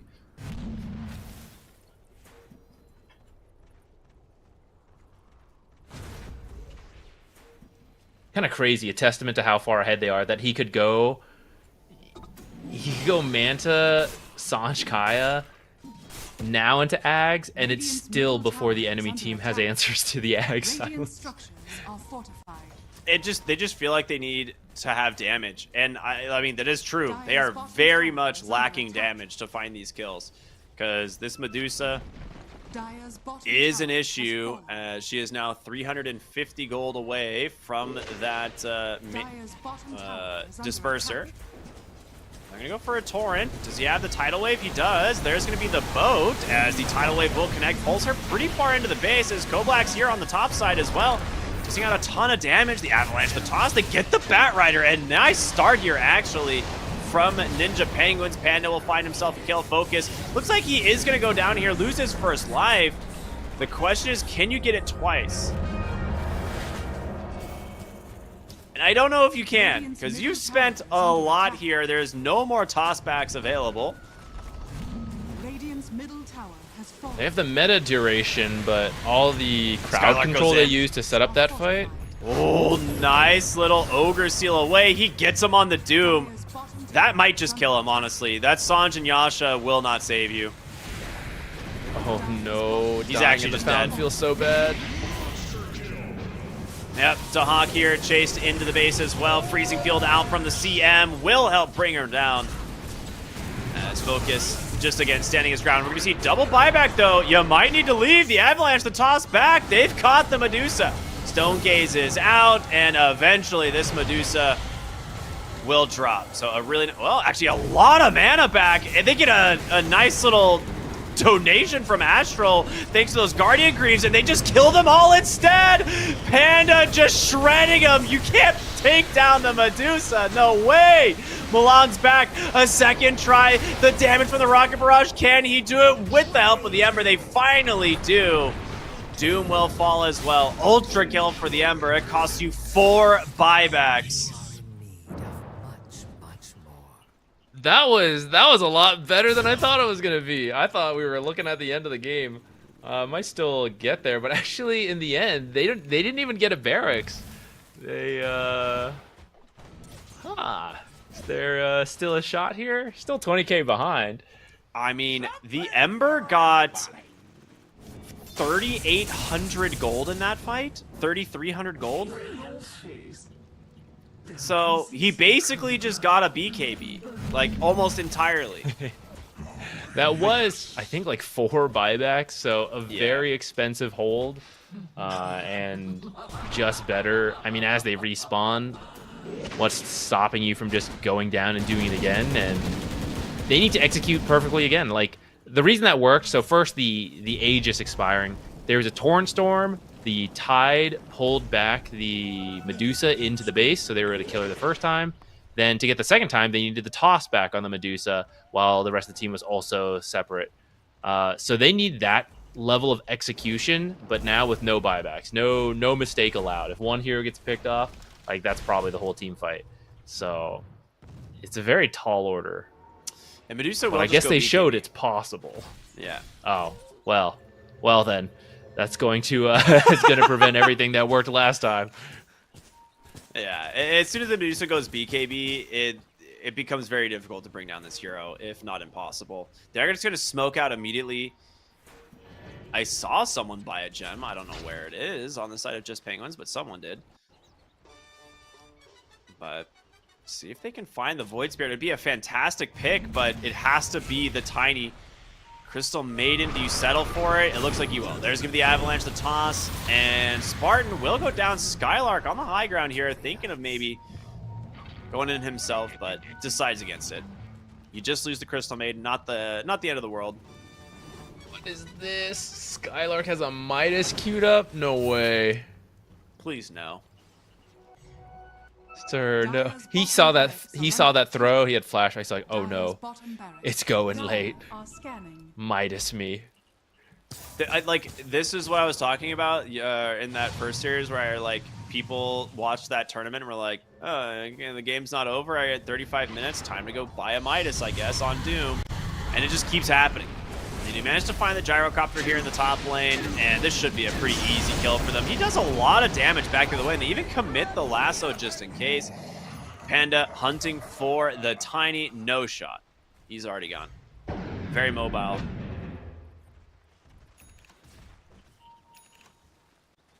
All right, BKB's done on the Medusa. It's coming out. Do you just march down mid again? I think you can. I think you could also wait for Aegis if you want to, because I think they're better players than me, so I'm sure they march the buybacks. I think they have time to wait for Aegis and come back down, as long as Aegis not a like super long spawn. Your Medusa is in very far by herself here. She's going to be forced to Stone Gaze and pop the BKB. Try to just bring down Dahak here on the Kunkka, and they get him. No buyback available. Boat, everything already spent. Avalanche toss up. Big one out from the Tiny for the jump in. The Doom, it actually catches the Terrorblade, and again, he will burn in his fountain. Now it's just going to be this Ember Spirit. Can he find himself another Ultra Kill, or is this game over? Toss out will take down the Bat Rider, but he will buy back into the game. 4 dead. A buyback from the Tiny. And it is now a 2v5. That's all you got. That was the last buyback for the Dire. All right, so toss into Fountain. Into chains. About 4 times. 4 times, 1 for each hero. The 5th hero is Medusa, who you toss back, but she probably just walks back out. She has full mana. Oh, Avalanche toss. It doesn't end up catching correctly. It's a creep, and there's going to be the lasso onto the Tiny instead. They pull him right back in. So your toss into Fountain strategy not looking so hot now. It's okay. Kunkka, Tidal Wave. Now moving on to backup plan. Tidal Wave into Fountain. All right, they decide not to end for now. Looks like they're going to wrap up this tower, pick up the Aegis, and then go end. Well, we'll see actually about the Aegis or not. Does look like it's a Medusa as well, so mid spawn. It's another minute. He actually built the Midas. This has to probably be the most this is like probably one of the most net negative Midas purchases ever, because I have a feeling they're gonna end this game in the next like 2 minutes. That's what it feels like. I guess, I don't know, maybe the logic is like, I'm pretty sure we win even if I don't buy anything, so like if I buy Midas, that means late game like we'll have it. The thing that's really funny to me is that it is the 6th slot, so literally whatever he buys next will replace his worst item, which is the Midas. So, I mean, I guess he'll backpack the Midas. But at that point, you know, like, he can pretty much buy out the refresher at this point if he skipped the Midas. How often do you see Octarine into the Midas? Well, he's about to TP into a lot of heroes right now. And, you know, gets the BKB off on the run. The question is, can his team make it in time to help him? Oh, that is a reflected Doom back the other way. He gets the Doom out onto the Kunkka. He's going to buy back. In comes Panda, gets on top of the Terrorblade, almost bursts him, forced the BKB. Freezing Field is out, and he throws the Sunder onto Milan. They're looking for their opening. Can they get an Avalanche to toss back? They've managed to isolate them. There's going to be the lasso onto the Tiny. A 1-for-1 here. Potentially Tiny still alive, buying a little bit of space, but you do manage to grab the Gyrocopter as well.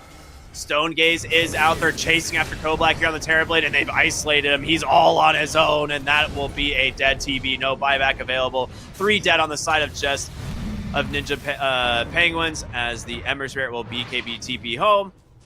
And into the Roshan they go.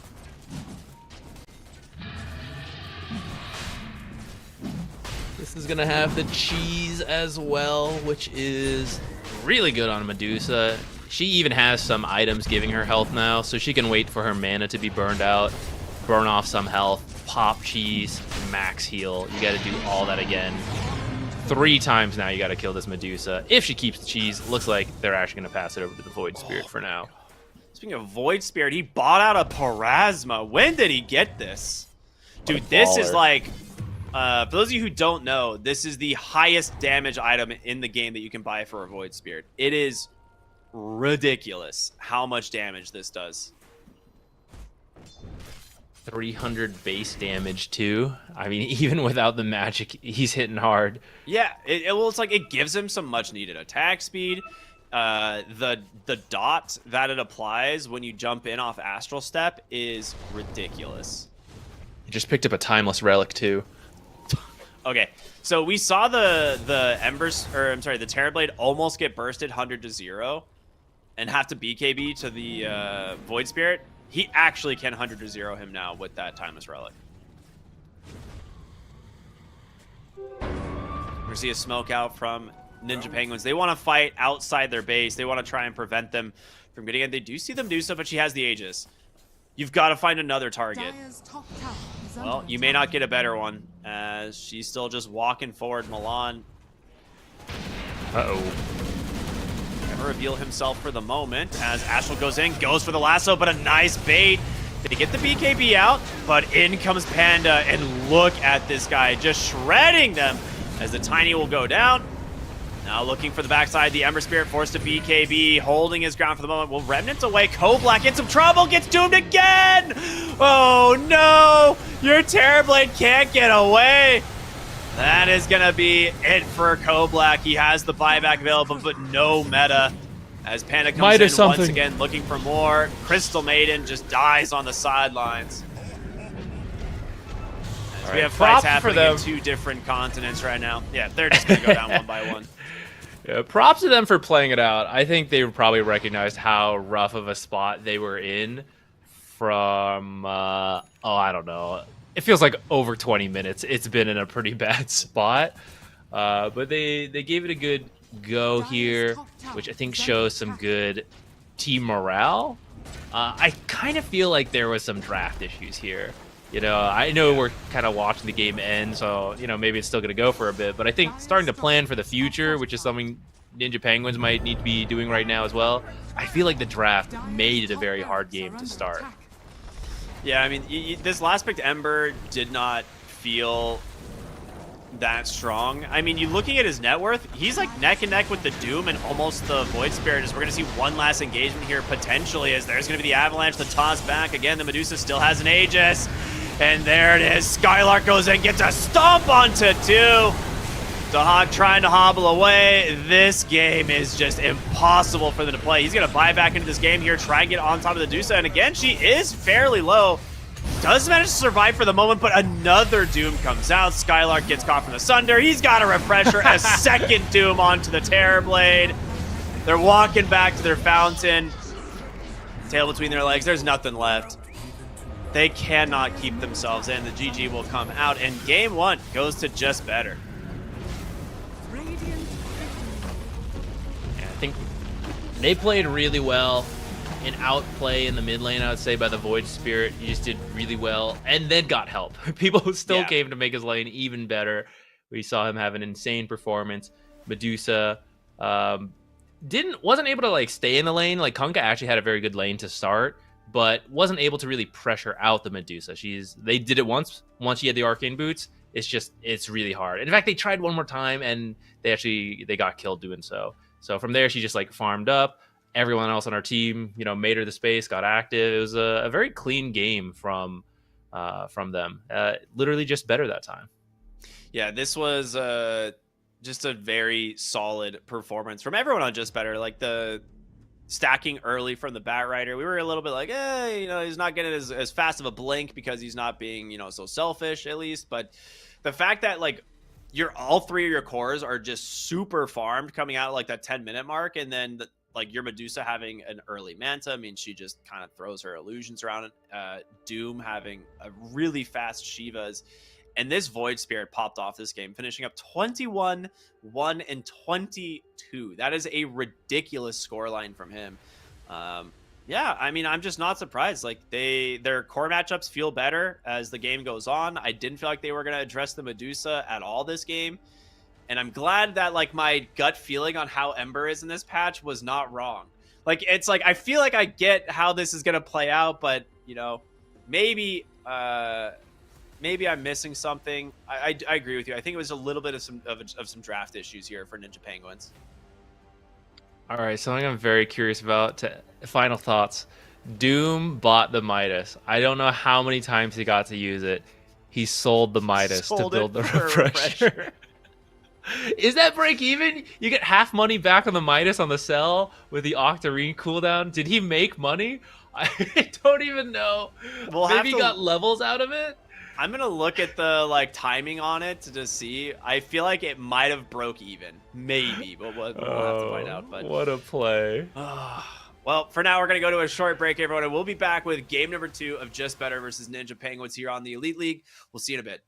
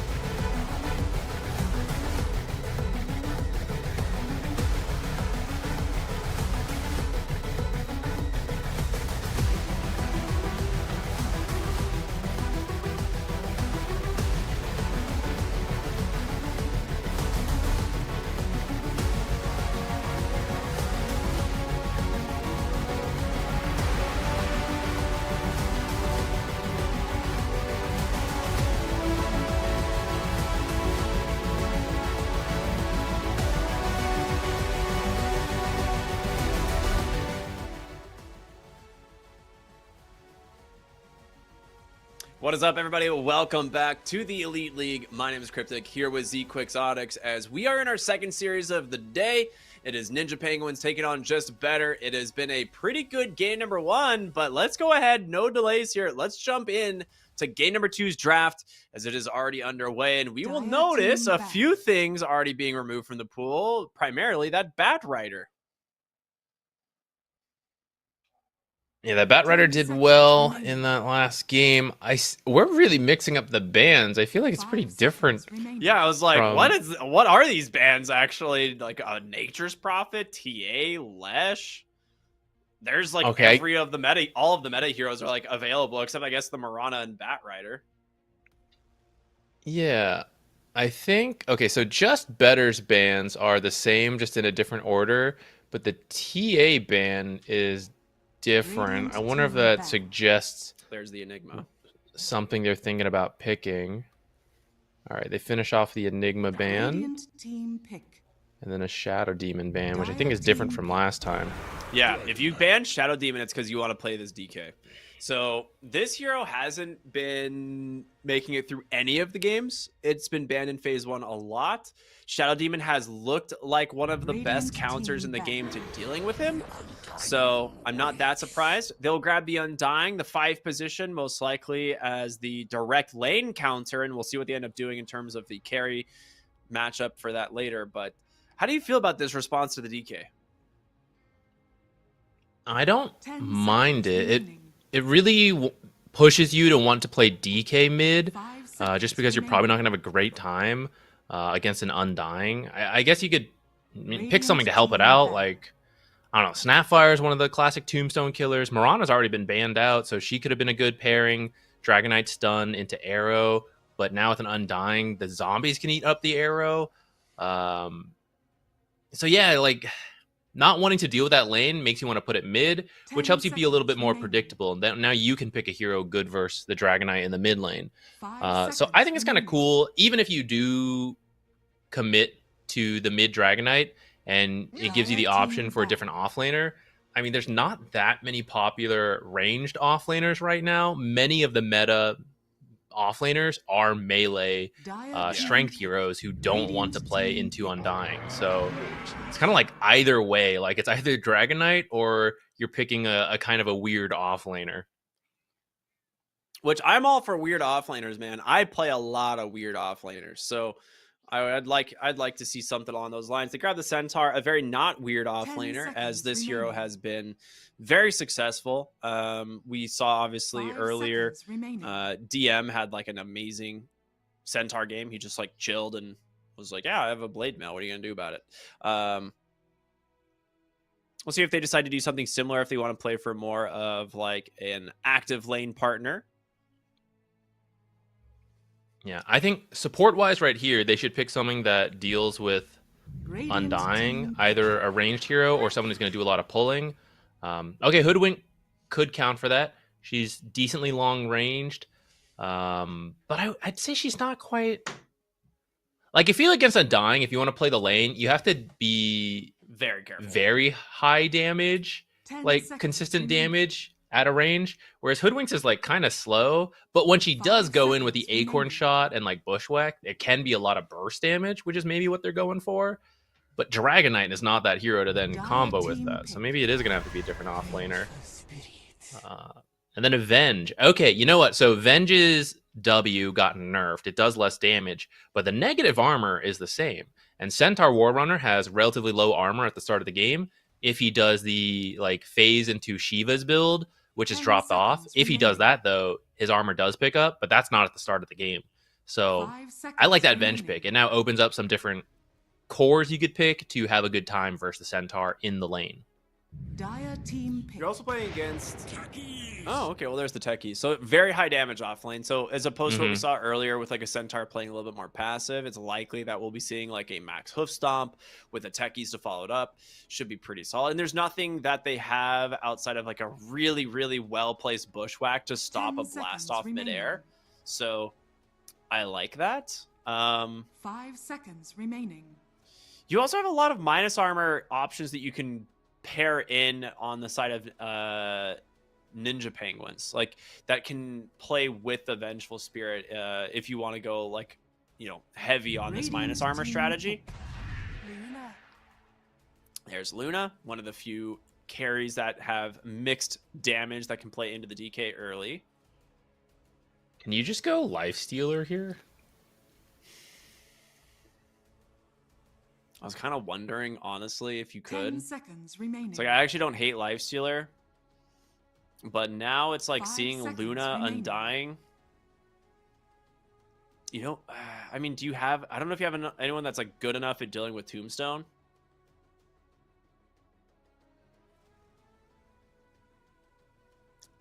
Double ranged. Who's That's a what I'm ranged wondering, is, hero? like, do you just pick a ranged hero instead? Like Troll or Morphling? Radiant team back. You could go more. Okay, they go for Monkey King. This hero doesn't actually do very well as a carry into Centaur techies. I'll be honest. Like, that is actually not a good lane for your Monkey King. Yeah, so like the physical damage 10 is there seconds if you get the remaining. 4 hits plus the Venge, but you got to get 4 hits, 5 which seconds remaining. Centaur techies have some stuns and slows, and a lot of burst, which could kill you before you get the 4 hits to then get the lifesteal. Yeah. I also don't know if it's really that great of a matchup into Luna. It's good if you, like, get Wukong's command off first and the Luna decides to fight you inside of it. But if the Luna just says no and, like, 4 staffs awake, she'll probably have, like, a Dragon Lance into a Pike. Then it becomes a little bit more difficult. You can always play around swap to Bring try her and, back. like, yeah, to bring her back or to, like, play around the Wukong's a little bit better. But I'm definitely not sold on this Monkey King pick again. Kind of feels like maybe they're overvaluing certain heroes that they think they're a little bit stronger than they actually are. I'm not 100% sure. I also feel like you always have Centaur Stampede to run out of Wukong's command. True, actually. You're 100% right. Like, you know, the Centaur is gonna go like 4-4-0 in this lane, maybe 4-4-1, but like throwing in a casual point in your return at some point. But when you see a hero like Monkey King, you absolutely want to max Stomp and Double Edge. There's nothing else that is better for you. Yeah, I mean, I do feel like that lane is good, so I guess we'll have to see how it plays out, but Team back. might be a there's the draft Coddle mistake there.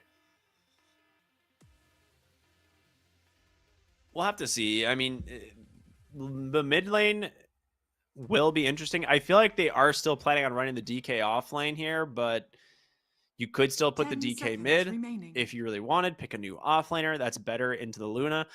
5 seconds This would be a remaining. decent Darkseer pick, actually, for Ninja Penguins, if they wanted to go for that. And then you play a really fast tempo like Dragon Knight with a Darkseer and a Monkey King that can just run down your heroes. I actually think that would be a really good way to like kind of Team salvage back. or adapt this draft. But Radiant team back. they get rid of Beastmaster and Death Prophet. Two really fast. This is what I'm saying. Like, height, you need something to outpace the side of JustBetter at this point with the DK.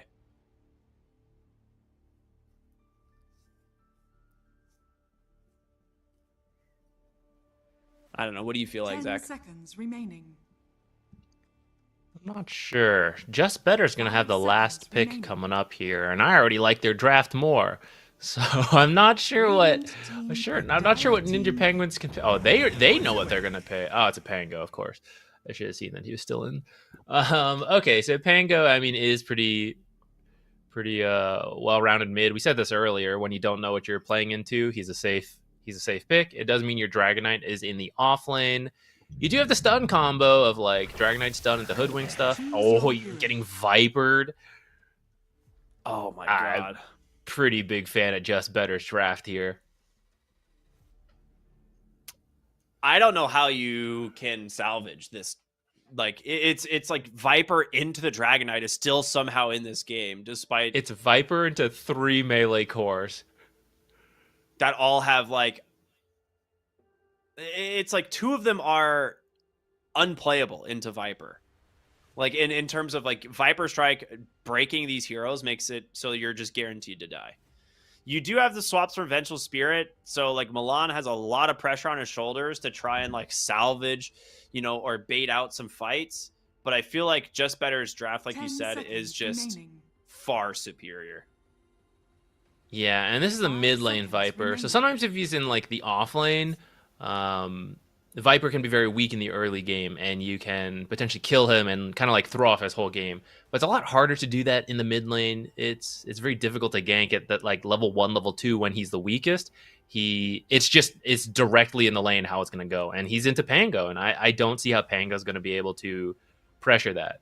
Now, Pango, I still stand like he's a very good hero all around. He will struggle in the lane, but he usually finds a way to eventually get 6, rotate. But when he does, I think there's going to be a Boots of Travel Viper wherever he goes, and it's not going to be a tough time. So I can see a lot of early pressure coming out from JustBetter with this Undying Techies. You bring the Viper, Centaur, Luna, just farm up. You know, go hit us like 3 items, and then we're ready. We're ready to go. I'm not fully sure with the. I guess you drag it out late because I mean Viper, Undying, like these heroes do drop off eventually. I don't know if Viper does anymore, man. Like that hero scales with the introduction of Parasma and the level 25. That's true. Talent. It's like he's a god late game now. I feel like he's got universal talent too. I forgot about that. Yeah, that's what I'm saying. He becomes universal at 25 and then has a Parasma, and suddenly he does like 350 damage an auto attack. All right, yeah, it's looking rough. Prepare for battle. Let's see what they've got. They must have a plan because they picked the Monkey King, right? So you and I are maybe not seeing it, but maybe they've got a plan here to put this Monkey King to use in this lane. Maybe we'll see some amazing mischief dodges. Maybe he's gonna kill couriers all game. Who knows? Your one position Monkey King resorts to just courier sniping. So I mean, here's the Dota. thing. I feel like Vengeful Spirit Monkey King would have been a very good lane if Orb of Corrosion still had the minus armor component, right? Ooh, yeah, I'd be up for that. Because that was one of those things where it's like you're double dipping on minus armor. You have tons of physical damage. You're playing into a very low armor hero of the Centaur. You know, like I could see it. Like there's more things there that that you can play around. Without that being the case, I don't know. Like Centaur can invest into an early Wraith Band. He can get phase boots if he wants really early, I mean, right now he has a casual Ring of Protection and phase boots queued up. So a little bit of armor is going to go a long way in this lane. So we'll have to see. I think mid lane, I'm going to keep my eyes on as well because a lot of pressure will be on this Pango to get an early bottle. Battle begins. Ooh, bottom lane. Skylark. And just lose a little chunk of HP there, but of course it is a Centaur with 8 health regen, so he's just going to walk back to his tower to get his 10 health regen almost and chill.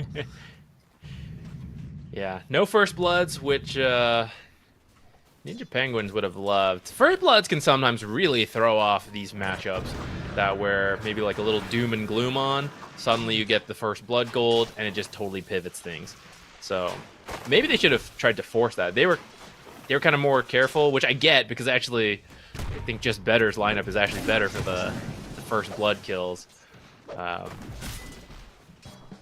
Radiant's courier has been killed. Undying's killing couriers too? Oh no. Well, they have no trees at all in the top side of the map here as a result of, you know, playing into this hoodwink. So it looks like Focus is just sat up here quelling blading the entire side of the tree line so that you can't play around for bushwhacks. That's very annoying. Meanwhile, bottom, we're going to see Astral and Milan be trading back and forth.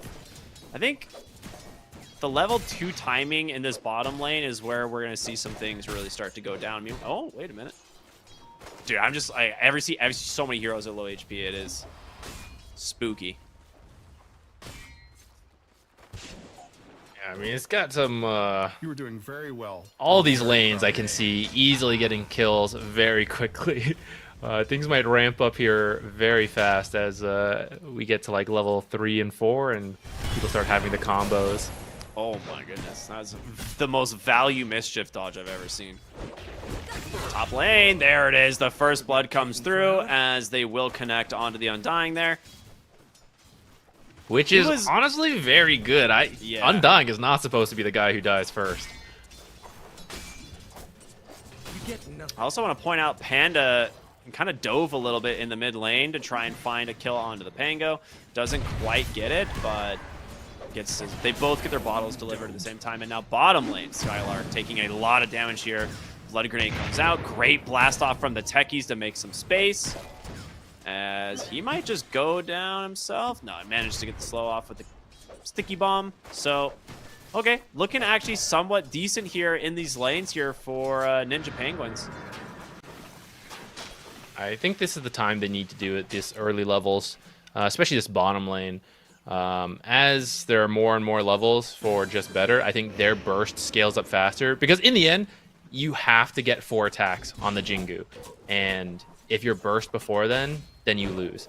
And that part doesn't really scale up the more levels he gets. He still needs to hit 4 times. But their burst is much stronger. So I think he has to be applying the pressure right now. Well, we'll have to see what happens here as... Dire's structures are fortified. I've been kind of like checking back with this mid lane, and my god, dude. Like every time this Pango tries to go for CS, he's just tanking by like multiple poison attacks. It's just so annoying.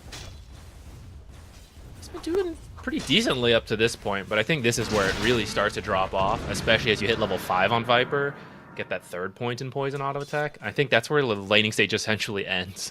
But it's like lane's over.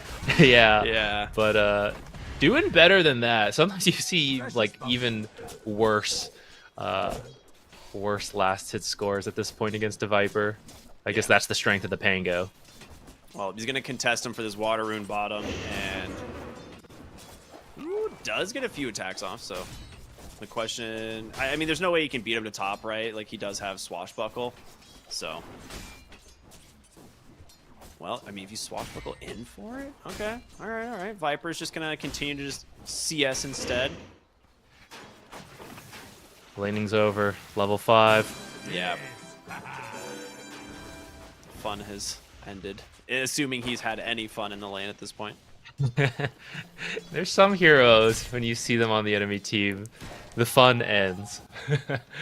You see the Viper, you see the Tinker, you see the Broodmother. Thought you were pressing play Dota for fun. There's no fun here. Well, yeah, I feel like Pango is going to be mostly jungling at this point and then looking for maybe like a TP into one of these side lanes to try and punish something. Because I can't imagine he's going to be super stoked to play into this Viper lane much longer, especially since he's closing in on that level 6. And as soon as that's online, you're like, he can literally just kill whoever he wants, right? Like, Viper will pretty much dive any hero with that Viper strike. Mm-hmm. I will say, top lane did not go the way I thought it should either. It's pretty even between the cores, except that Dragon Knight actually has tons of denies. And I guess it goes back to being first-blooded on the Undying. Yeah, but I suppose. This is not as strong of a lane as it's supposed to be, considering you saw the Dragon Knight pick, and this was your response to the lane. Well, Undying caught way out again, and they will just drop everything on him. How many is it gonna take? I mean, he went for that with almost no health as well, too. So we're going to see the 6-minute rune. Who's it going to favor? It will be top. Okay, massive win there for the Pango. This is kind of enough. This is like this top lane outplaying, and then the first rune going over to Pango. Bottom as well. Relatively close to 6. It's pretty good. Okay, if he can even connect a kill with this Invis rune after hitting 6, or maybe he finds this Undying. No, Viper's nearby. He's just gonna drop the tombstone underneath the tower here. This is not expecting the TP of the Venge. It will slow them down a little bit, and he does survive, I guess, on Spartan, but Sentry comes down. Try and slow down that Pango's aggression as your Viper is level 6. You're really not... See, here's the thing. We thought these lanes were going to go massively in favor of JustBetter, but it is almost 7 minutes into the game. You have a 2K gold lead on the Radiant. I'm like thinking, I was like, do I not understand these matchups, or are they outperforming here? I'm willing to concede Viper versus Pango that I maybe don't know that matchup as a mid laner, but I really think this Undying lane was supposed to go differently. Yeah, both supports in the mid lane here, not wanting to give this up onto the Pangolier as he gets his level 6. Rolling Thunder is out. The stun will connect onto everything. They've brought Monkey King as well, and Panda goes down. Double kill for the Pango. Dire's Yeah, middle tower is under you attack. didn't win your lanes. Viper is bottom of the net worth.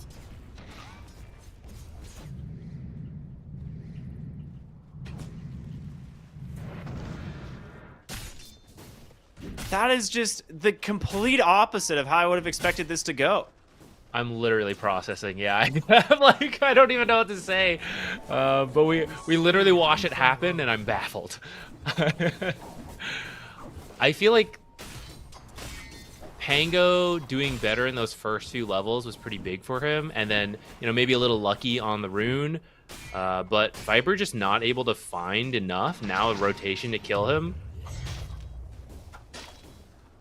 And top didn't really suffer for it because it's already going well enough that Hoodwink can roam and Dragonite doesn't feel bothered at all. It is the strength of Dragonite as an offlaner is that you can often leave him alone, but if he's behind versus like an Undying, then he shouldn't feel that way. But the fact that they won the lane frees up Hoodwink to now go help the mid lane, which was struggling so much. And now The they're even smoke- rotating up here.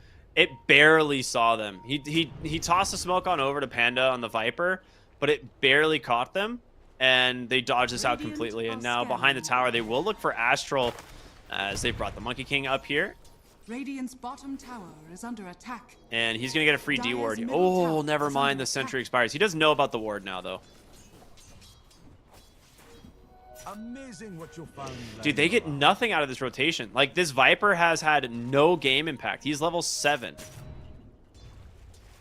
This is the danger of Viper, where he does hard counter certain matchups, or Radiant's courier has been killed. I thought it did, but I think he's supposed to do that. And if you don't do that, you drop off quite a lot. They commit the Stampede for a Courier bottom, but a 3-hero Bushwhack, and here comes the Pangolier. Great Rolling Thunder. Damage on into the Dragon Knight, but they have no follow-up, and Pango just gets himself a freebie. Milan here, level 6, now looking to finish off the Luna. The swaps damage with the help of the Pangos enough, and now they just turn around onto the Viper. Dragon Tail in 1, the Chain Sensor there. Milan makes his way back to the base. 4 heroes are dead. To take a look at this armor. They are getting absolutely shredded. Ninja Penguins are here to Radiant's middle play. tower is under attack. They were strategizing at the end of the last game.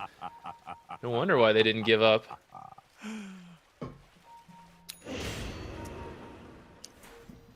I am so... Well, Spartan's dead again. I'm pretty sure. Well, actually, okay, never mind. They actually just don't commit the Boundless Strike. Weird.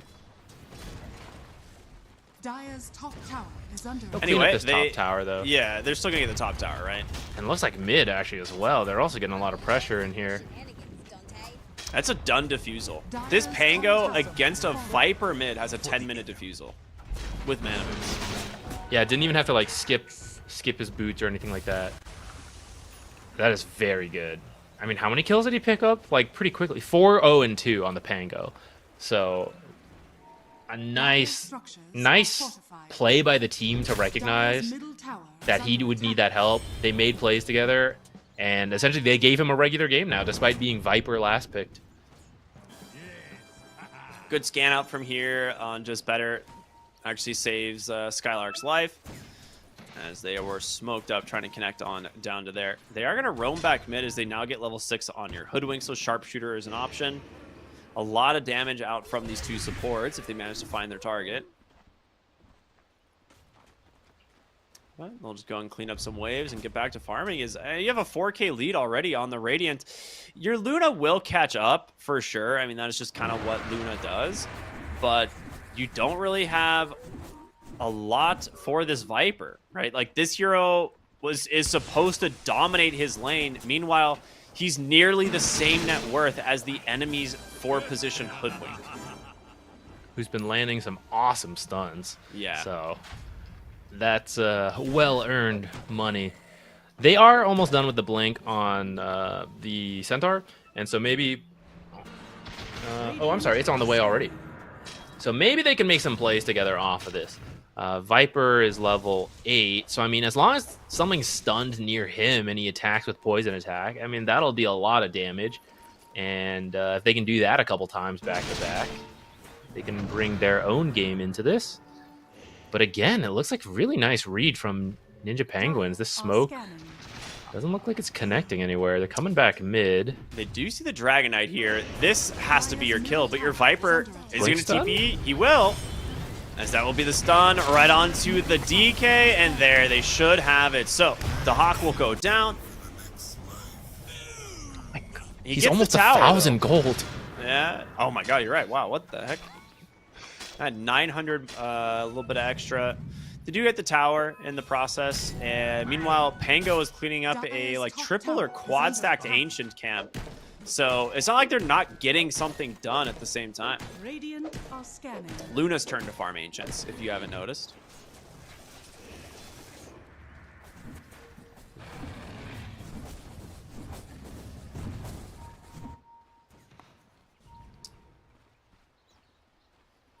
So what's the plays here for JustBetter? Like, what do they need to accomplish?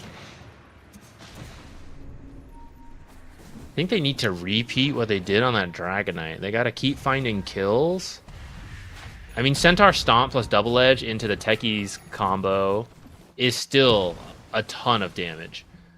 So if they can find that a couple more times, maybe this Monkey King who's going for this Wisdom Rune steal. Ooh, baiting it? Dude, so close. The cancel, though, that is a very costly death for your Monkey King. I feel like... That is a huge play by Skylar. I don't think he even saw the Monkey King. I don't He was think just, so either. if there is a carry here, I will bait it out. I will wait to the last... Because he could have just walked up. He could have blinked sooner. He intentionally waited out of sight. Blink stunned just straight off the bat. Dude, yeah. That is a huge kill to get. And yeah, getting the Monkey King of all people is amazing because he's the one who's already having a pretty rough game. He's going for a Maelstrom, and he is nowhere close to finishing that. So he needs his team to make space for him, and at the moment, you know, he's the one making space for his team. Radiant's bottom tower is under attack. Find a Techies kill in the meantime, but that one's not too bad. Just to support Death at this point. Once Techies is back up, I mean, you're just repeating this. You just have to keep finding blink kills with the Centaur. Since you are behind about 4,000 at this point, team fights are not going to go very well outside of like roll being messed up. I think as long as the roll is decent, it's going to be hard to win a direct fight. So continue to find these pickoffs until... let me see. I don't know. Maybe it's just the Luna who needs to hit the timing. Or, I mean, I guess if you get Viper enough kills and he becomes strong enough, like gets back to the point he was supposed to be at, that could work. But that's a lot of kills to do that at this point. Yeah. I feel like your supports are just starting to fall really far behind on JustBetter as well, right? Like, we've seen this Hoodwink. She has her Glimmer Cape, Mana Boots, queuing up a Maelstrom of her own. She's like, yeah, I can transition to be a carry. That seems pretty nice. I don't mind. Dire's middle tower is under attack. I feel like this Dragon Knight is going to become too difficult for them to deal with. Like, they didn't address it early enough. The lane, I feel like they should have won, and then on top of it, your Viper lost, who was like your big hero at actually shutting down this hero. And with that being the case, oh man, there's a little bit of bait there, and they force out a Flesh Golem. I will say, Dragon Knight is still killable because they have the break, so if they do find him on his own, it could kill him, and we saw he was worth quite a lot last time. But it's tough, especially with Hoodwink like sitting next to him. As long as he has the proper support from his team, it's not going to be easy to get that many heroes on top of a Dragon Knight. Yeah. Takis is placing a lot of mines on his half of the base. This is... we're seeing some of the game plan here, maybe. We're going real late. No, it's just unfair. High ground tombstone drop as you don't win this, I don't think, on the hoodwink, but okay, never mind. You get a little bit of help from an amplify damage Pango. You will definitely find yourself the kill. You were doing very well. I'm very proud of you. That dropped really fast. I can't believe it. I'm dying. Not usually that squishy, but when you have a rough game... I mean, this is like... We could be having a very different conversation, but the thing is, like, they picked Undying and Viper on the same team, and these heroes are meant to crush their lane and go. If they don't do that, especially if they lose their lane, they look so sad, you know? And unfortunately for JustBetter, that's what happened. We have two lane dominators who have lost their lanes, and now it's just very awkward. Yeah, I don't know where they...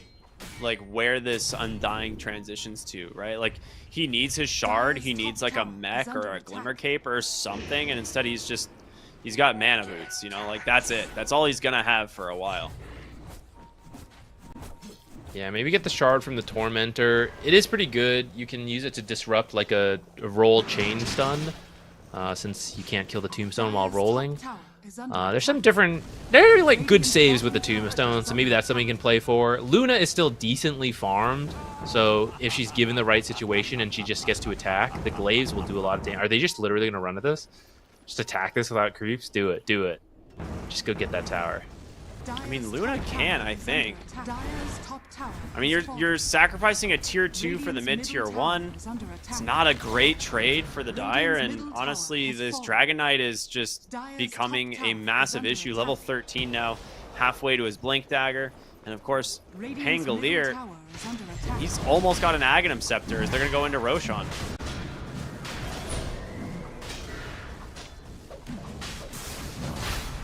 Alright, smoke out from the Dire. I don't know if they would suspect a Roche this early, actually. These are not, like, the best Roche-killing heroes. Pango used to be better. He's still okay, and you do have the negative armor. But Monkey King's not usually that great versus this because Jingu doesn't work. But they're feeling ahead. They're feeling confident. Yeah, they get it uncontested. I don't think JustBetter expected that. Yeah, 4 points Wave of Terror. Also the Vlad's on the Vengeful Spirit. And Pango did get the Orb of Destruction as his jungle item. So you have enough, like, kind of small tools, it looks like. Smoked. And they are just drawing the line to mid. And they'll see what they find here is Techies trying to just push these waves, actually getting it. Mine's going to reveal the smoke. Good wards here from Milan. Looking for the swap. He will go for it. Nice little Force Staff from the Techies, but an easy follow-up. We told you not to come. This is what you get. Time to play a little Minesweeper. Yeah, it's like you're walking into the Send the Kobold in right now, dude. Send the Kobold. This money means nothing. It's like, don't worry, guys. I got Aegis. It'll be fine. Aegis for 10 mines or so. Maybe it's worth it. Dire's middle tower is under Where is attack. Viper on his items? He has the Hurricane Pike, and he did get the Grove Bow. Okay, so you high rolled a Grove Bow. Probably the best possible jungle item you can get on this hero. And you have your Hurricane Pike. So you have some utility. You have some kite potential now. Really? Dude, they almost all died. Yeah, at least they only lost the position 5. Dire's middle tower I mean, you lost is your under Centaur in the process. That's a separate matter. It's we got the Tormentor. I think that was the Blink reveal on the DK. I mean, I'm sure they had to know he's had it, but first time I think we've seen him pick off someone with this item. And top lane, Gleipnir's out from Koblack looking for Panda. Hurricane Pike will get him a little bit of space, but the Dragon Tail's caught him. And Panda goes down. Dire's middle tower is under attack. This is a pretty interesting build. Atos or Gleipnir on Monkey King. It's cool. Like, Dragon Knight, I think you're the carry at this point. I think you're having a much better game than me. I'll just I'll root them for you to hit them. Okay, well, at this rate, he's working on the Ags on Dragonite. It'll line up with his level 18. This first Aegis has 2 minutes left. So, I mean, they could still make some plays to take a couple more towers, maybe. Wait for that second Aegis. Also have the Ags Manta, and then just start ratting down the buildings with the Dragonite Ags Manta spam. And then how do you fight into that, actually? Like, I don't even know, because you can always just Monkey King ult, too. That's where it feels a little bit difficult no matter what. The DK rat is eventually just going to add up. They are still going for the Mage Slayer now on the Viper, and Dragonite is finishing off the bottom tier 1. They do smoke on the side of JustBetter, and like maybe they can find themselves an opening here, but Pango's Aegis still has about a minute and a half on it. They're going to the triangle, hoping maybe they can find like the Monkey King, I guess, but Monkey is not really a triangle farming hero. Dire are scanning. Well, I feel like JustBetter are like kind of grasping for straws right now. They are really struggling to find anything on these smokes, but Rolling Thunder in the mid lane, they do manage to find the stomp on the backside, and there's the Monkey King. That's the one you're looking for. You were doing very well. I'm very proud. So drop the tombstone on the high ground, does scout the Pango, but he dodges the correct way, so he's out. As soon as his smoke broke, he was immediately blink stunning. Good, yeah, really good nice catches from Skylark so far this game. I know they're like on the back foot, but maybe Viper being found in the mid lane. Stampede gets him to safety. Nicely done. I will say you do Ooh, have double blink? BKB timing. He is just going to dive in with this Rolling Thunder. 20 seconds left on the Aegis. It should expire before anything major happens. Focus is going to find an amplified damage rune here. Oh, I think they should fight. This is still his BKB timing. That's roll and Aegis about to end. They kind of need to. They maybe don't want to force something, but I don't know. They're not in a good spot. The longer this goes on. I mean, Luna's still at the top. So the thing is, like, when all your cores are behind, it's very difficult. When one core is pretty farmed and the others are behind, you have a shot, because as long as your most farmed core can do the damage to kill, everyone else just chain stun for that guy, and he'll kill everyone if we can find the right fight. So I think that is something JustBetter still has here to play around. It's like, we need to find the perfect fight for the Luna, and off that one fight, it might be enough to recover everyone else. But you do have to find that fight. And right now you're being DK illusion spammed. So it's not easy to find this while being ratted. Yeah, and he's so close to his Ags. He is only about a couple hundred XP away from level 18, and just a couple hundred gold away from that Aghanim Scepter. So we are at a point where the DK illusion spam becomes even more threatening. They did obviously nerf the Black Dragon in one of the most recent updates, but I don't know why I said recent updates. In the last update, it was not recent.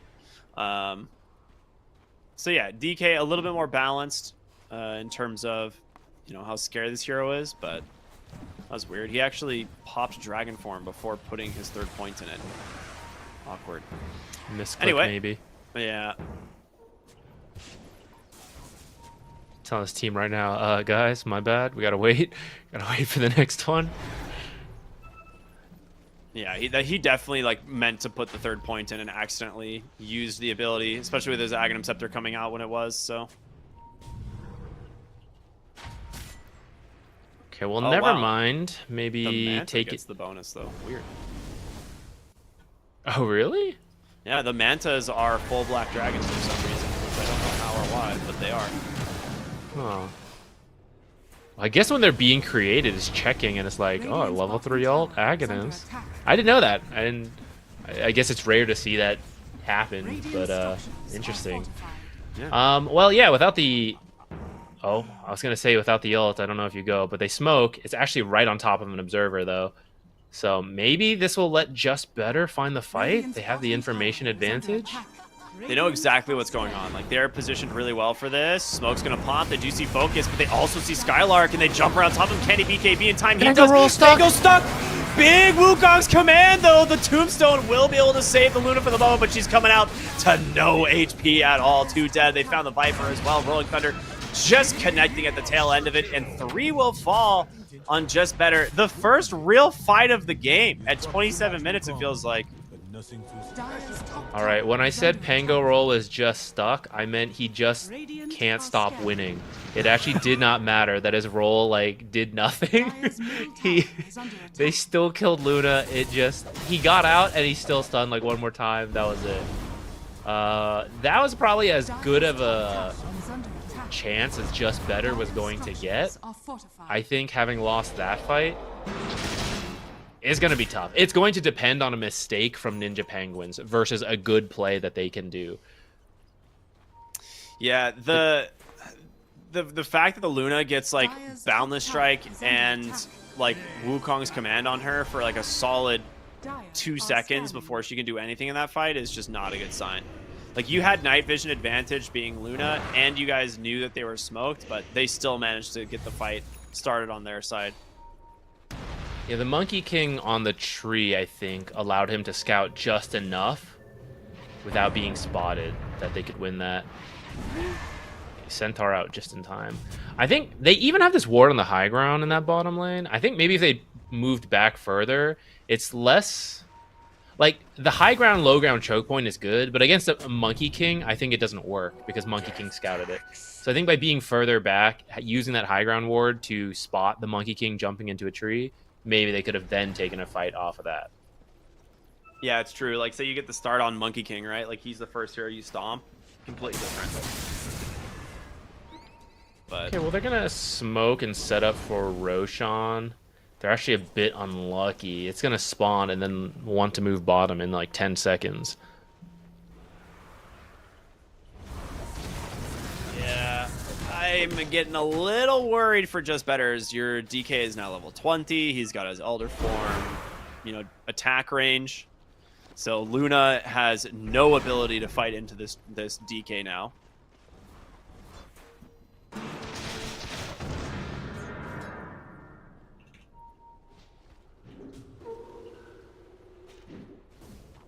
So on Zero top, Roche hasn't spawned, they go bottom immediately. Yeah. They're going to try and play for the Roshan. On top of the Mage Slayer and Aghanim's that Dragonite has, he's also getting a BKB.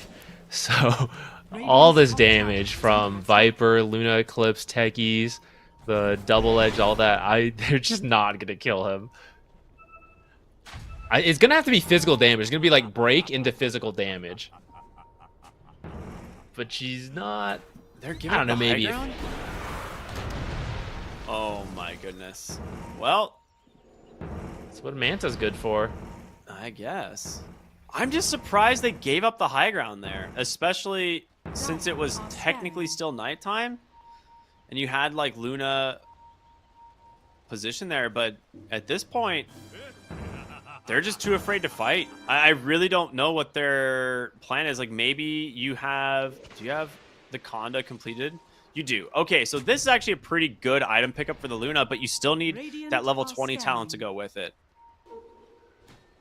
They're just giving up Roche. They don't even want to bother contesting it. They don't feel strong enough. All right. Roche is a place where you can throw, but yeah, if you're not feeling it, that's fine. They'll wait for the high ground throw potential, which... I don't know. You got Dragonite this time. Will you throw? I think you can take it very slow. Just keep sending in the Dragonite illusions and do this with very little risk. Yeah. You even have Venge Swap, actually. Oh, wow. Okay, yeah, it's a really good point. So you could even... you just play for Venge Swap. Send the... Yeah, you could just send the real hero, too, if you wanted. Or just, like, illusion bait, and when people come out, Venge Swap aggressively.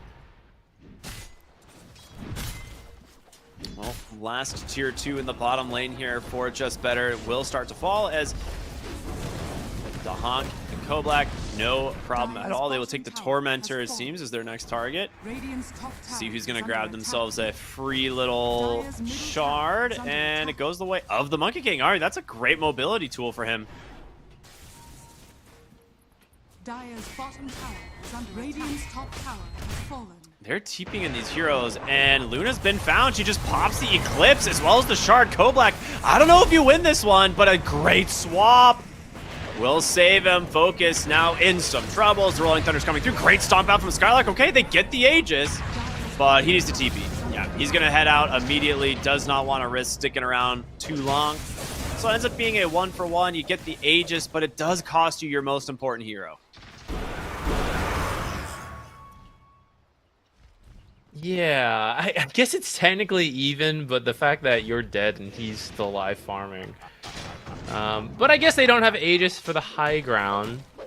But I also think they maybe don't need it. We see the Dragon Knight Illusions coming in mid here, working this down. Top tower is already actually pretty low too. He can just attack the tower. Like, he's actually not that threatened by any of these heroes. He realizes, like, wait, why don't I just go top? Oh, never mind. It's to kill the Centaur. That's why. Yeah, he's just got an illusion hitting him the whole time. Nice Wukong's command. Traps in the Tombstone is down. He's going to be able to get out of it for the moment, but the damage from this Monkey King is too dang much. He's taking a lot himself here from the Viper, but Dahak just feels so much stronger. Hurricane Pike to get him to safety. Rolling Thunder still coming through, and another pickoff for the side of Ninja Pandas, as they're now going to be able to finish off this lane of barracks. No problem at all. Dire's top barracks has fallen. It's just the ranged racks up there. You can slowly take that down with the Dragon Illusions at any time. Don't have to worry about the health regen, all of that. So I think what we'll see is that they'll just set up in this bottom half of the map. You'll see a lot of observers go here. Maybe one top to see when the enemy is trying to sneak out. But they can essentially just camp top and send an endless amount of Dragon Knight Illusions to eventually whittle down this base. And if you ever do take a fight that is good for you, you then just send everyone to close it out. Yeah, this just looks like an unwinnable position for JustBetter. Like, I actually don't know where their damage is going to come from. Like, you have this Luna just hit her level 20, which is great, and she can, you know, stand her ground against the Monkey King potentially, but you have no other damage in this game. Like, we saw Panda in that engagement. He dropped Viper Strike onto Koblak. He got, like, I mean, 8 or 9 auto attacks onto the hero, and he still couldn't bring him down. So you have this Viper who is just You were doing very well. not really hitting the mark. Yeah, when you look back at this game as a pro team, I don't think you're thinking about, even as early as 15 minutes, I don't think you're thinking about any of that. You're looking at the first, like, 5 minutes to 10 minutes of the game, you're like, what went wrong? This is not supposed to happen like this. Like, what step of the laning stage did we mess up that we got to this situation? From here, really the only way I think they can recover is for Ninja Penguins to make a mistake. Something you'll see in pubs a lot, you know, support's up on high ground, people are way too close for the AoE stomp, the Luna Glaives are bouncing, you know, Techie's hitting everything, but there's just no reason for that to happen when you just keep sending Dragon Knight Illusions. Well, speaking of the Dragon Knight, they did find the real one. Blastoff's coming through. He still has a BKB at the ready if he needs it, which he's going to have to use it. He'll just TP on home. So they get Stampede, and they trade his BKB. Blessings upon a loyal warrior. I just don't know how you kill anybody. Like if that BKB is available, you don't really have enough damage like through BKB. That being said, they do see the Monkey King, or Monkey King rather, sees the Undying, as he does have the ability to tombstone. Oh my goodness. Yeah, Glimmer Cape does not save you. That's a lot of damage.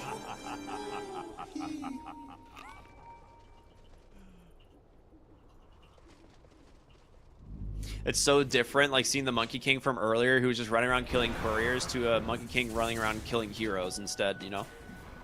Dire's middle tower is under attack. Which one do you think's more fun, though? Oh, the courier 100%. I think so, too. It's just like, you're just trolling the enemy team the whole time. Trolling your own team, too. Oh, I'm totally coming, Centaur. I'm gonna help you in that lane. Don't worry. I'll be right there. Centaur top lane, BKB at the ready, forced to use it once again as he'll make his way back to the fountain. Oh, nice bash, but Pango will go ahead and turn around. Goes right into the hands of the Luna here. Oh, And with space that, making roll. yeah, more spam from these DK illusions. Both tier 3 towers already down from earlier. I mean, every time you just send an illusion, get one auto attack off. This is the safe play. It's slow, right? Because you can kill illusions, but it's extremely safe. There's very little risk of throwing. And even wait for the next Roche. Luna's butterfly died on Courier. Ooh. Can I be real? I don't even know if it would Radiant's matter. bottom tower is under I attack. think you give her a butterfly, I think she'll still lose. But that does suck. They need everything they can get. Yeah, it's like you're already so far Radiant's behind, scanning. you know. They do have a ward up onto the high ground. Okay, but I gotta ask. Was it Monkey King? Did he do it? Dire's bottom barracks are under attack. Honestly, I don't know. I'm just looking at her items and I see that she has the Eagle Song, but Are scanning. no Courier and the other components I remember she had the money for. So she bought out for it and then Dire's bottom barracks. can't do anything about it. Meanwhile, DK is just taking their barracks. They will go for a jump on the backside. Undying, first one to fall. Drop the ward to try and get some opening, but they get on top of the Viper. The chain stuns are there. The Boundless Strike. He's dead. He doesn't get to use anything. Oh my goodness. Undying not close by to get him with that tombstone save. Astral will fall as well. It's going to be a 3 for 0, including the buybacks, as Skylark forced to BKB solo against this. DK gets swapped back in. Focus turns around with his BKB, but look at the damage. He can't stand his ground. It's not even remotely close. Game will finally end here with a 30,000 gold lead as JustBetter just not looking that good in game 2. My goodness. Not better this time. I don't think it's a draft issue. I think the laning stage just did not go the way they imagined with the heroes they picked. I actually think their draft is really good. But, you know, kind of shows why you can't just judge a game based on the draft. There is definitely room to outplay your opponents or for people to make mistakes. And once that happens, that's where the skill comes back in. How do we capitalize on those mistakes? And Ninja Penguins did a great job. From, you know, I want to say Pango, who was supposed to have a really bad time. He first, you know, did okay. He was still losing a little bit, but not that bad, not in the way he was supposed to be. Then they bring the supports in. They find several kills. Suddenly he's top net worth, despite being, you know, vipered in the last pick. That is, you know, just great. A great way to enable teammates. It's a huge part of supports, recognizing like he's gonna need help. We help him. Now we're back to usual. Now we can play the game. Yeah, the fact that he finishes his game 13-0-6, like as a mid Pango versus a Viper, is just wild to me. And also, like the Hawk on this Dragon Knight just never felt pressured at all. He got to do whatever he wanted this whole game, and yeah, it's just. Again, I think they might want to just like kind of revisit how they approach some of these heroes, but it didn't seem like a draft issue. So we'll have to see. Maybe they just go back to banning the DK, I would say, in phase 1. I feel like they just did not have an idea of what they wanted to do against this hero. So I imagine we won't see that returning in game 3, but we will have to find out as we will be going to another break, and we'll be back with that said game 3 of Ninja Penguins versus JustBetter. Everyone stay tuned here for more on the Elite League. We'll see you in a bit.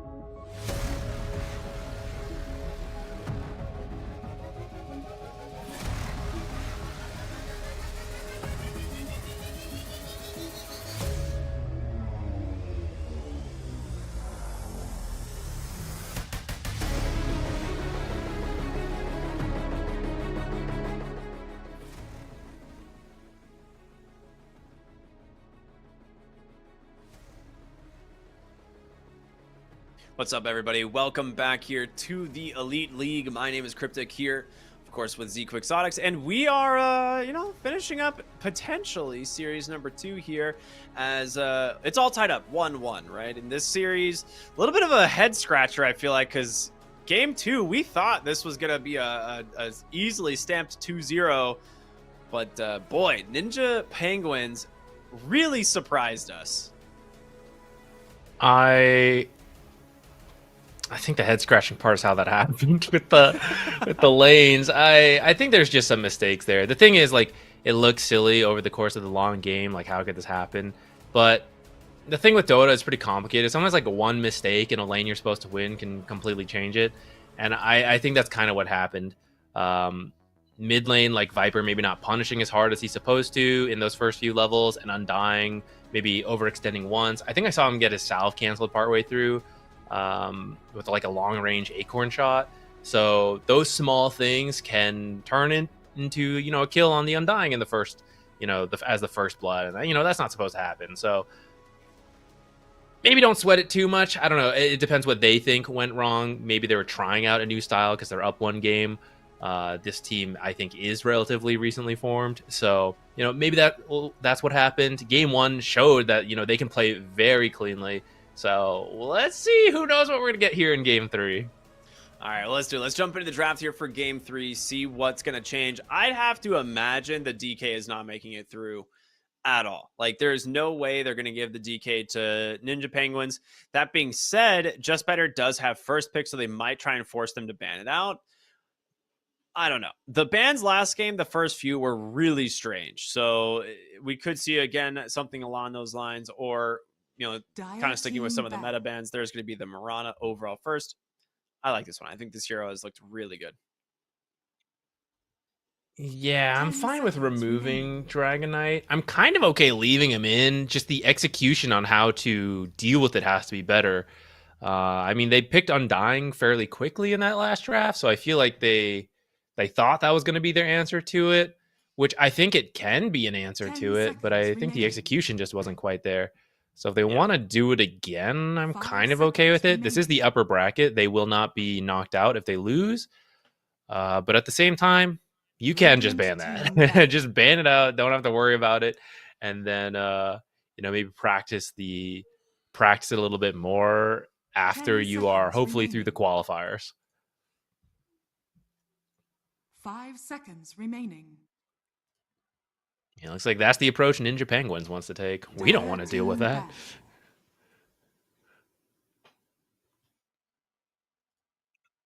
All right. So far, the bans look pretty similar from JustBetter. I guess they're familiar with Ninja Penguins. They keep doing this Mirana natures, and then it should be Leshrac if they're keeping it the same. Dire team ban. Wow, they're just getting rid of all of these offlaners. That is kind of the meta right now. There's a few offlaners that are just above the rest. I'd say Doom has actually fallen out of that. Yeah, so it's a little surprising to see him here, but JustBetter did play a pretty nice Doom in game 1, so maybe a little bit of respect.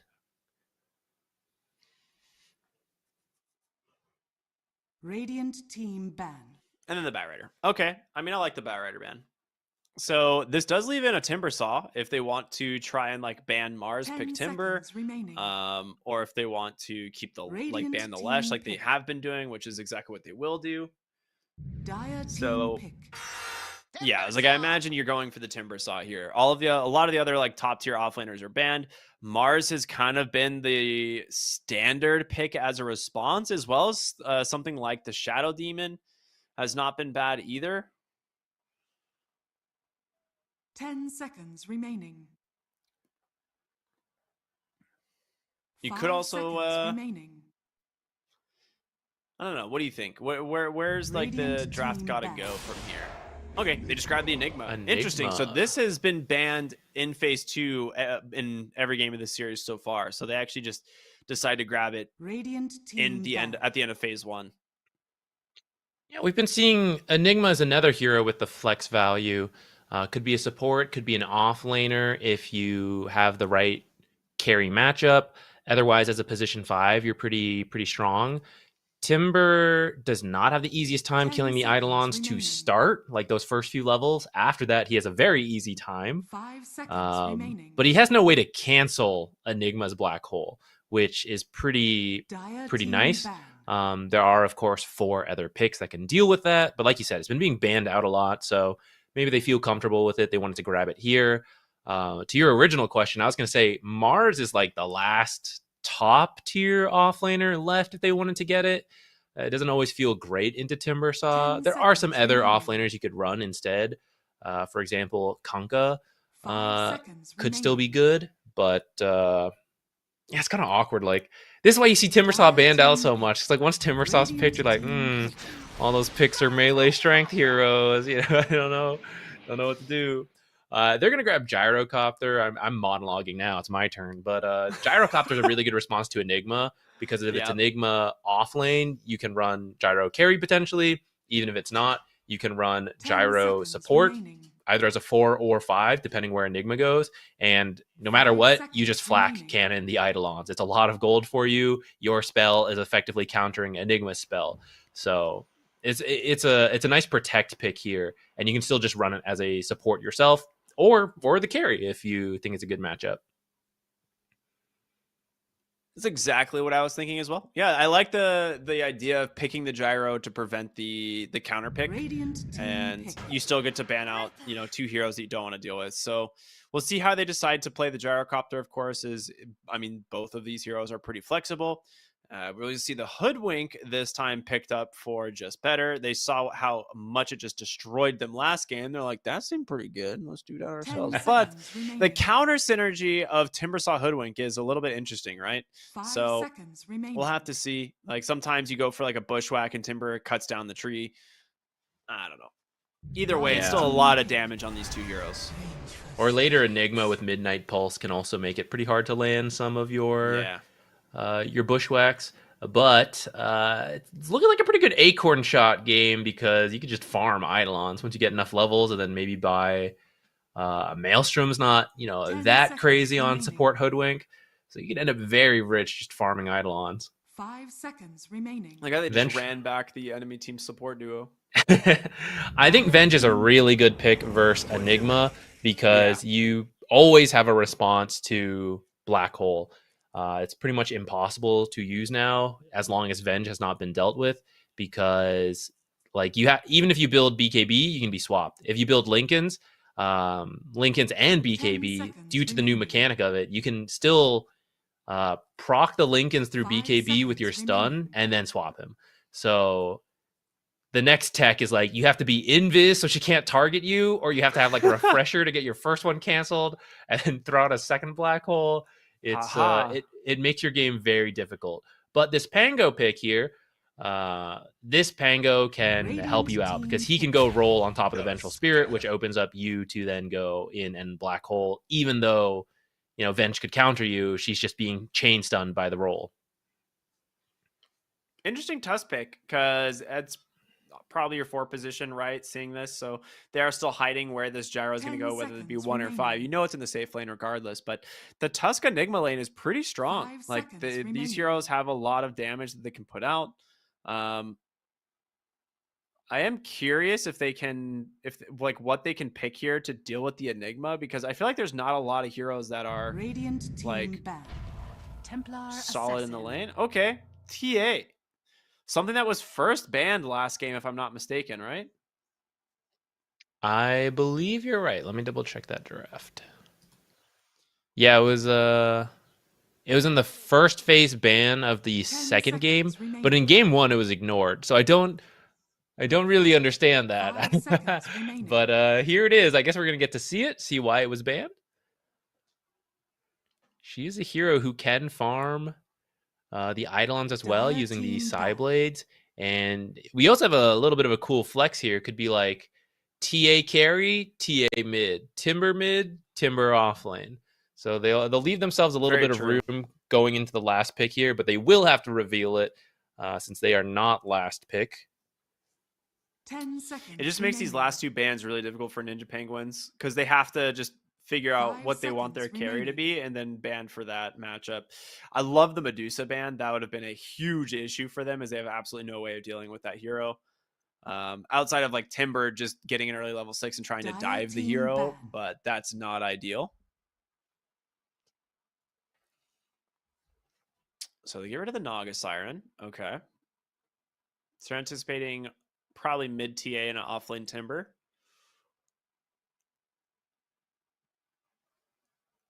Ten seconds remaining. 5 seconds remaining.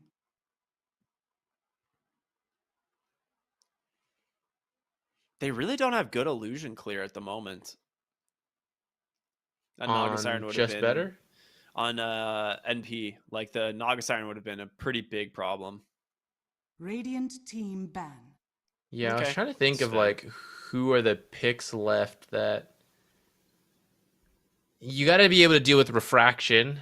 You got to lane against a Timber potentially.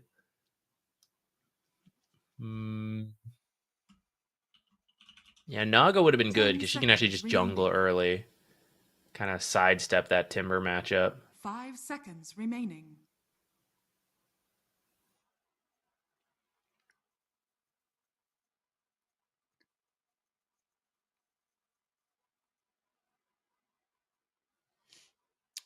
What about? I was gonna say Phantom Lancer, but that hero is just hasn't felt super strong. I think for the most part, the hero is like a little bit on the weaker side. I still actually don't mind this being a Gyrocopter 1, honestly, and just picking like a really strong support here. But the question is, what would you pick if you wanted to go for another support on the side of Ninja Penguins? What if you ran Enigma 5? Is that too weak? I think it might be too weak. I don't know if you need to run Enigma 5. But I mean, you can. I guess both these teams have a lot of mobility in terms of where they want to put these heroes, Radiant right? Like if you team do want to pick. run this, yeah, okay, they ban Dire a team silencer pick. and they go for a Bloodseeker pick. Interesting. Whoa. Great into the Pangolier. This is a good way of shutting him down. I mean, we saw in the, in the last game where we're like, okay, this Pango should have a really bad time. He just completely crushed it. So now they're dedicating a little bit more 10 seconds resources remaining. to shutting down this Pango. 5 seconds remaining.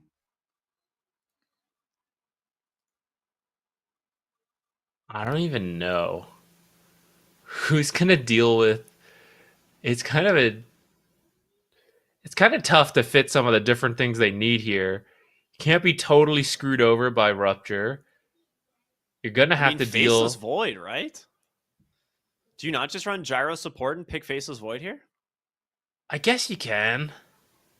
I guess there's Venge Swap, but if Venge swaps you, then you have Enigma Black Hole. I guess I'm kind of up for it.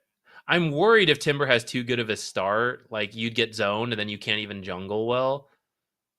But I guess I don't know if there's a perfect pick anyway, so maybe you just got to do that.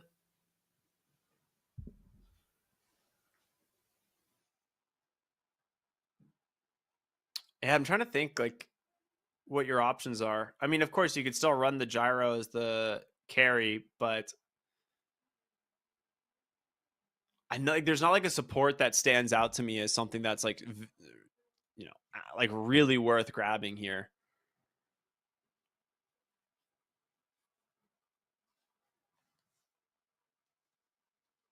I think if you do go for a support, it's got to be a very strong laner. And hopefully have good wave clear. Luna, choose your hero. Okay, they just go for the Luna in the end. That is kind of exactly what you're talking about. So, strong wave clear and a strong laning hero. Yeah, I don't know how I feel about this. Like, the Luna is definitely, I think, fairly decent in terms of fitting into the draft here, especially into the Timbersaw lane. We see this picked up as one of the Timbersaw counters quite often. But we also saw earlier this hero just kind of got trashed early on by that Timbersaw lane. And we just saw this hero get absolutely crushed by a Dragon Knight. Now, whether or not Black can make it like look a little bit better, we'll have to see, is it is going to be the 5 position gyro like we were talking about. Yeah, and I don't know. It kind of works. Like if you have a good game, you get through the laning stage because you got that mixed magic damage to help lane against the Timber. Eventually, he will kick you out, but you can jungle pretty effectively. And you're a natural Scotty builder, which is pretty good versus Bloodseeker. You don't have to move too much. So I guess rather than looking at Luna, like I think Luna will have a decent time. Maybe she wins, or even if she gets kicked out, she'll be fine. I think it's more like how much is this Bloodseeker popping off? So how well does Enigma do with his Eidolons? Are they being farmed by... Unfortunately, Venge, Bloodseeker not the best at dealing with it. Bloodseeker can kind of sustain through the harass thanks to his passive, but actually getting to the Eidolons and farming them can be a little difficult.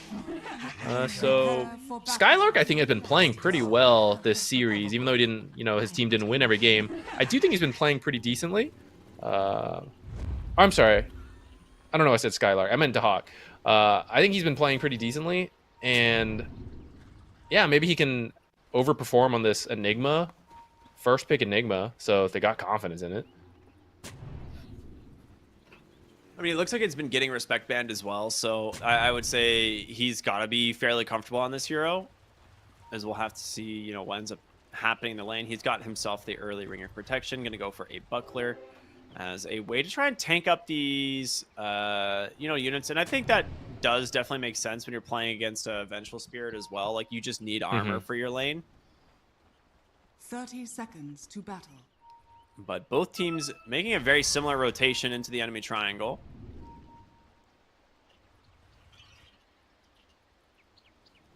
You know what? Skylark also overperformed in his games, so maybe both. Yeah, that's why I was offlaners totally doing pretty fine well. when you said Skylark. I was like, yeah, it's true, he did. Yeah, he did really good. Yeah, so I mean, Timber is also a hero who can really pop off if having a good game. So yeah, maybe we'll be watching both offlaners, see how they do. Pretty quiet start. Looks like a basic You were doing bounty very rune well. split. I'm very I guess real quick then, before we end up potentially focusing on the off lanes. Mid lane, you feel strongly either way? Well, last game I said Pango should lose to a Viper. That being said, Pango should also lose to a Templar Assassin. So we'll see. This lane should favor Panda. Whether or not that happens, we'll find out. But those early levels of like Meld Strike and Psyblades and Refraction, I think gets pretty good for TA. Obviously, you lose your Refraction pretty quickly to a hero like Pango, but you still can do a lot of damage back. And you shouldn't have any issue really getting any denies.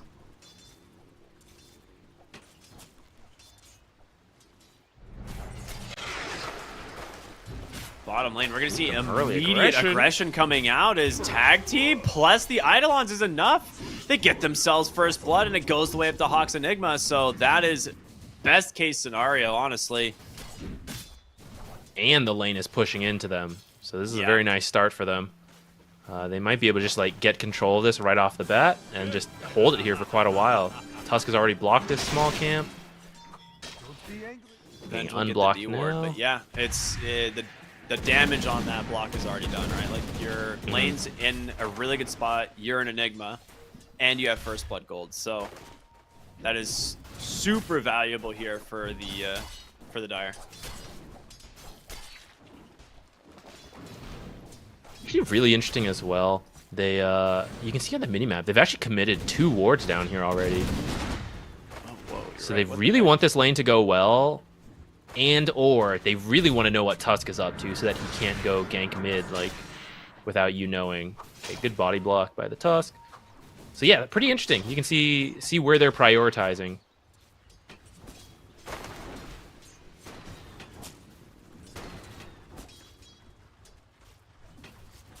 Mid lane, both players have their bottle now, so they're just going to go ahead and pick up their water runes. Top lane, we're going to see a decent chunk of damage.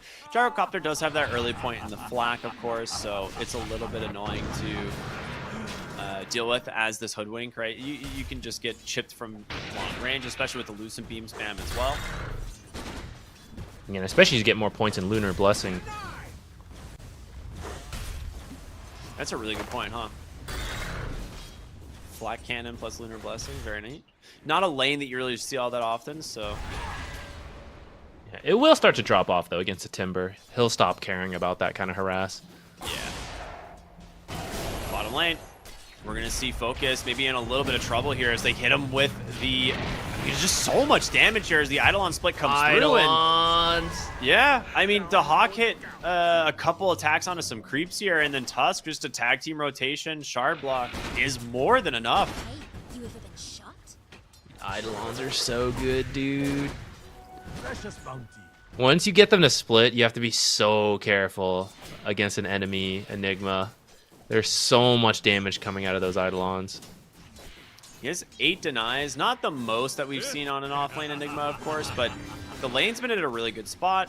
Bloodseeker, of course, having decent CS, but the death is going to cost him a lot. Like, the Hawk is going to hit level 4 here very soon. He's still getting so many denies in this lane, and he's thinking about going back in, but for now, he's just going to chill. Yeah, it is one of the strengths of the Bloodseeker is that as people get harassed around the map, that passive, even though actually like with the Eidolons you have more damage, it's just hard. The animation of Bloodseeker's attack is just so good compared to like the slow Eidolon attacks and Enigma's own attack. But I think as you get more and more levels of Eidolons, it becomes easier for you. Yeah, absolutely.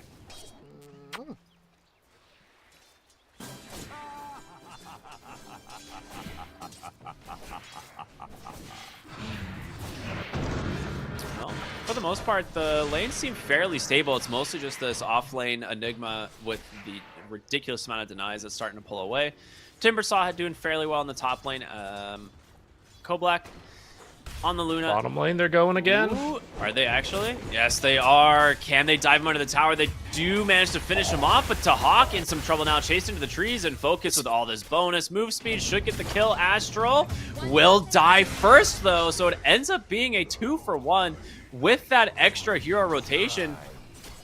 And Tahawk getting the XP. His massive tag team comes out. He's still got Eidolons. Dude, no way. Oh, the Eidolons expired just in time for Focus. Otherwise, it would have been really close. He's got a snowball. Will buy himself a little bit of space here, but Tusk should get ran down. A good turnaround here from Spartan. Well, never mind. Ends up making it away. Keep you safe. I didn't know Snowball could pick up Eidolons. Oh, I didn't either. I never thought about that. I just saw him just like spam clicking pick up a bunch of Eidolons as he rolled in. That's kind of cool. I wonder how much. I doubt it gives you the same damage. That would be broken, right? And yet, a game like Dota, kind of broken. Knows? There's no way. You'd be like one-shotting with Snowball in the early lane. Yeah.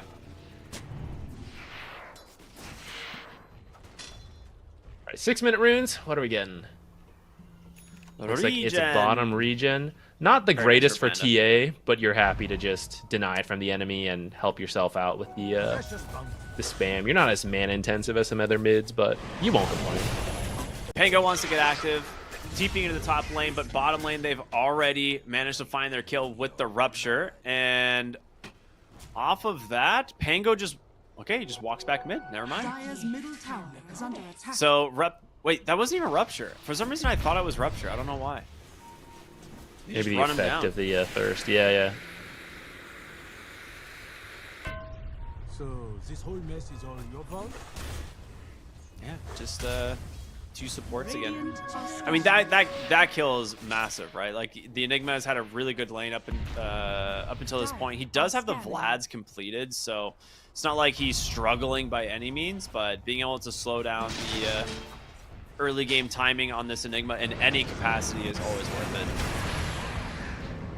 Pango rolled off just in time before that stun connects. Should be okay. Maybe they can get like a shard trap. They might be able to actually pick up a kill for themselves. Dude, tag team swashbuckle. You always got to remember how scary that combo is, as Spartan will get round down here as well. They're trying. Oh, I was like, if you get the kill, maybe that missile would redirect to the Hoodwink, but no, doesn't quite connect. So it ends up being 2 for 0 in this mid lane. And have you ever seen this before? well. A Pango overperforming? Isn't that crazy that you can first pick a hero? Not first pick, but pick it before the enemy mid, and he can still win? Isn't that a crazy concept for a mid hero? What do you think he'll build now? Do you think it'll be a diffusal?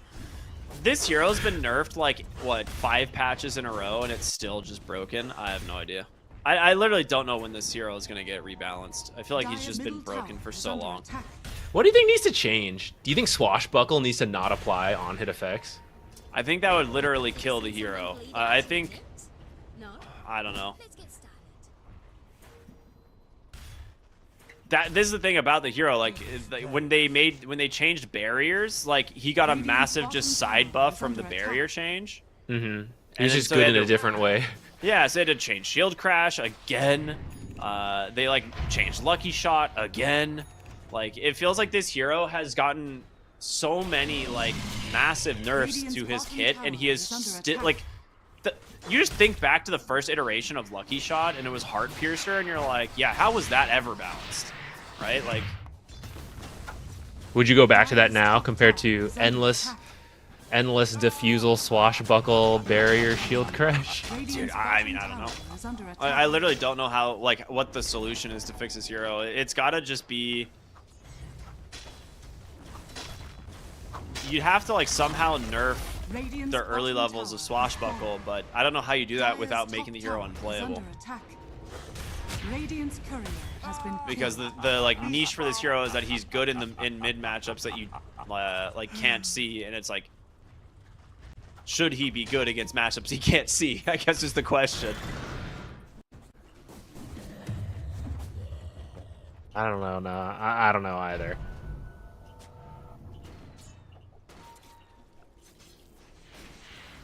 Pango players have had it too good for too long, man. Agreed. I wouldn't agree if I was a Pango player, but no, I probably would. I think after a year, you gotta recognize, like, how can my hero be broken for over a year?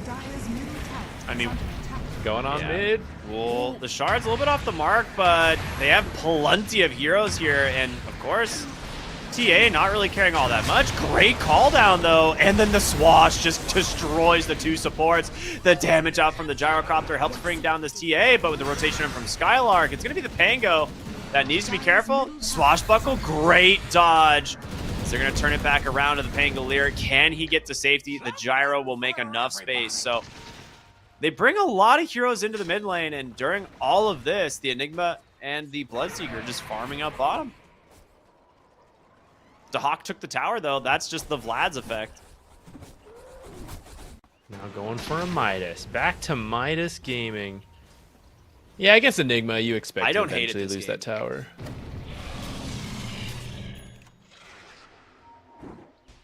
It's like you were talking earlier about like how many items an Enigma needs to deal with things like Vengeful Spirit, and I think he's looking at this as his way of like addressing the mismatch, right? He's like, if I get a Midas, I can eventually afford all the different items I'm gonna need to be able to scale late game as a core, and Yeah, it may work. I think that's fair. I'm up for it. Oh, what a shard block here. Swashbuckle comes through the missile to help find the kill. One more auto attack is more than enough. I love the fact that he's maxing tag team here. I think this is just perfect for his game. I'm honestly surprised we didn't see more Tusk before, but I guess just other supports were even better, and there was quite a few melee heroes who used a lot of spells in this recent patch, so he wasn't like really fit for that.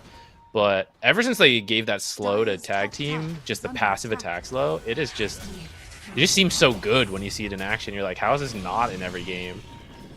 Dude, like playing against Tusk on certain heroes, and you walk anywhere near him, and your attack speed's just slowed is You're so losing by frustrating. being near him.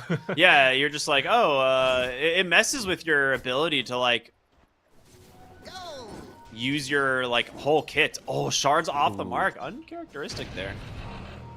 As we'll go for the Rupture play here. Does catch the Pango. He might need to TP. Yeah, that's exactly what he's going to do. I think he realized he's like, I can't stick around here. There's a hasted TA on the other side. So that might be the tier 1 mid then. These are really, really value Rupture. Oh, Enigma's rotated over. That's too late. Oh, well, fortifying. Maybe? They gotta go in, like, right now. Yeah, Pango's made it back as well. I mean, Rolling Thunder being pump fake, but won't connect for now. So they do manage to defend the tower.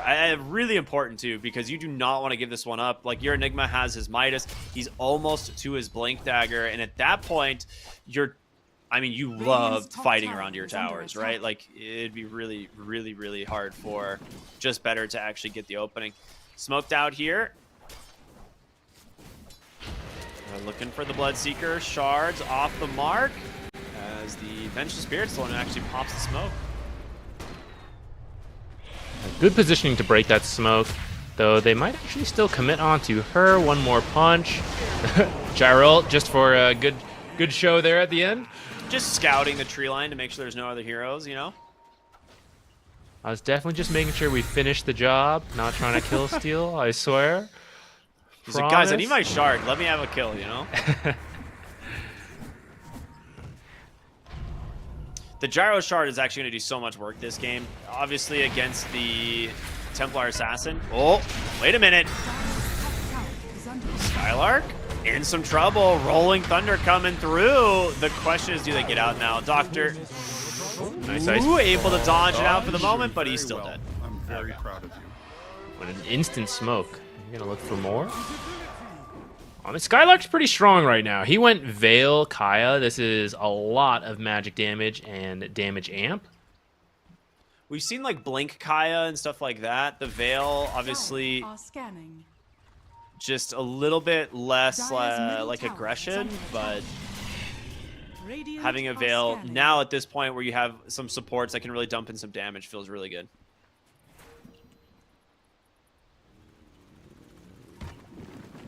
What is TA going for? She has Blink Dragon Lance. So she is ready to join if her team needs her.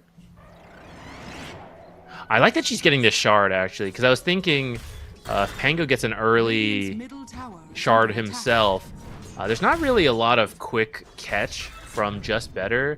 The stun from Venge and Bushwhack, they're both very telegraphed, so it's really easy to dodge. But if you get caught off guard by a Invis Trap Silence, that could be the death before you get anything off. You can also just instant cancel Black Hole if you're not the one that's inside of it, right? That's or true. Anyone. That's like, true. If you just have a trap anywhere near the Enigma, you just share control and you're like, boop. Enigma's That's the sound bought it makes, a Blink. by the way. It just goes, boop. That is exactly the noise.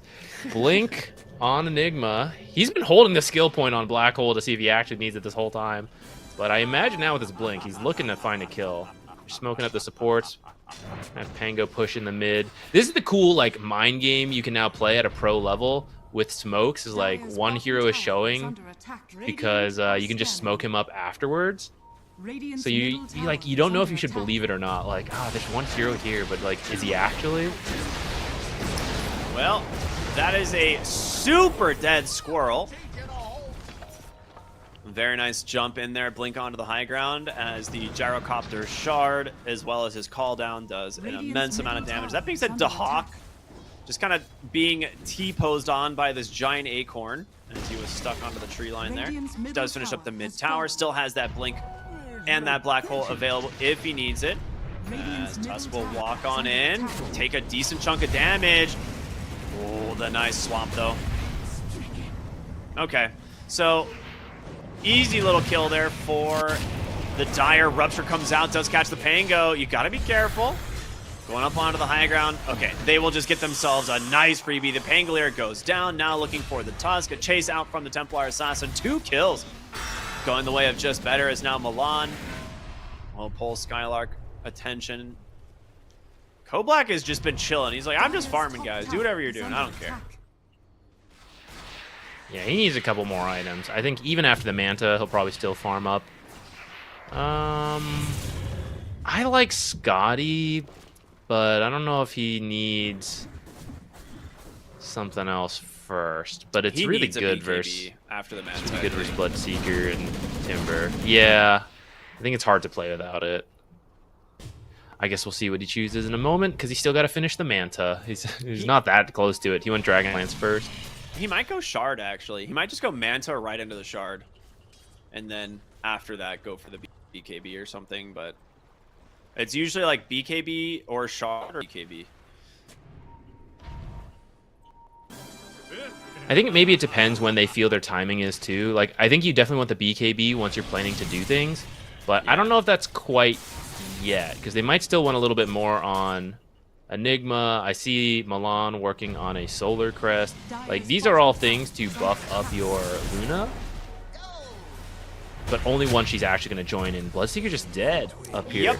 That was just the blink from the Enigma into the Malefice. They just easily bring him down. Rolling Thunder in. The blink out from Pangolier will at least cause some havoc here as they will just be able to chase down Astral. And Malefice more than enough. Double kill now for the Enigma as the Swashbuckle trying to help bring down Spartan. TP in, though, from the Timbersaw. I don't know if that's going to stop him. Like, you have Black Hole at the ready. And I'm not sure if you noticed, the Enigma was holding 4 points, actually. He's been holding them. I don't know why. I was looking at him earlier. I was like, he's holding 2 points. And I was like, all right, now he's holding 3 points. He goes 3 points into the Midnight Pulse and puts a 4th in his Black Hole. So now suddenly you have to worry about some pretty overwhelming AoE damage that comes out. And of course, like you said, it's not as easy to hit these bushwhacks if there is an Enigma nearby. So Aegis will go to the side of Ninja Penguins. Bloodright not going to connect. Astral. They're out. In terms of their own BKB timings, Bloodseeker and Timbersaw are pretty close. So they may want to wait for that before forcing too much. The enemy does have Aegis, so you're not that keen on fighting anyways, but Ninja Penguins maybe recognize this, and they've smoked up themselves. Luna is not with them, which I agree with. I don't think they need her for these fights right now, honestly. Like, the supports do so much damage. It is insane. They're going to actually find Skylark here. There's going to be the call down and just so much coming through from Milan on this gyro. The Tusk surviving is... Ooh! I almost instant caster. Okay. What? This trap. Oh, he did his best. I don't know what you're talking about. I didn't say he almost survived. What do you mean? You take that. Tusk for the Timbersaw. You're pretty happy. Absolutely. Timber is like such a tempo player for their team, and he's just short of his BKB with it. He probably survives there, right? And we see a completely different fight, but I feel like the pressure is definitely on JustBetter to try and get something done because you're going to be playing into this Enigma, and he hasn't had to use Black Hole once. They're looking for Luna, getting real close. Are they going to catch her before she gets out? They got her. That's a nice find. Aegis, of course, will get thrown, and yeah, she's just in no man's land. She should not be here. So this is a freebie for the side of JustBetter. A massive kill going the way of the Templar Assassin. Really good setup there from Astral. Just the Acorn shot up onto the high ground.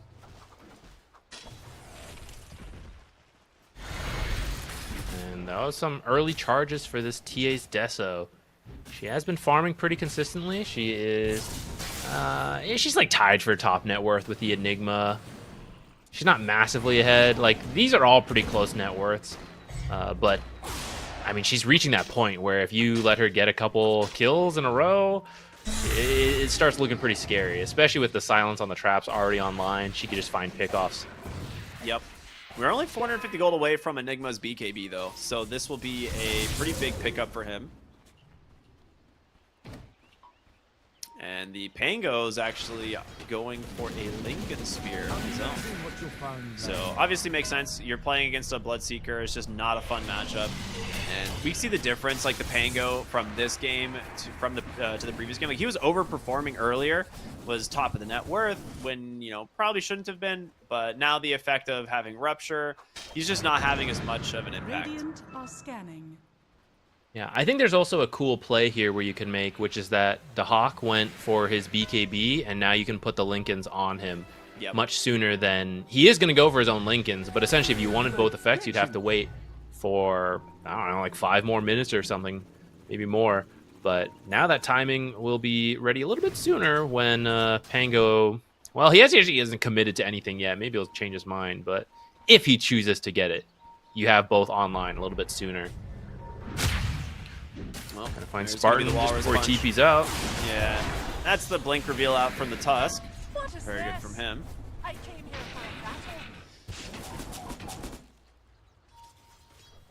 battle. And a lot of really good jungle items this game too. Grove for the Templar Assassin. We're gonna see Specialist Array for the Luna. Some light collectors as well, like 3 light collectors, 1 on the Bloodseeker even, which is I think a little bit surprising, but. Wants to go really, really fast. He's going to keep up with the Pango. He's going to run next to him. I mean, it's really good because of the unlimited move speed for Bloodseeker, or uncapped, I should say. Yeah. So, you will be very, very fast. Well, they were just going to force some heroes back and then TP off of this bottom lane, as they actually don't want to take the fire now. They are so close to some big items, and it looks like the Dire are just comfortable, like, farming out for the foreseeable future. Like, they want their BKB on Luna. They almost have either a Lincoln's or an Ags for the Pango, and of course this Enigma is just top net worth, continuing to farm. I don't think anyone's going to catch him anytime soon.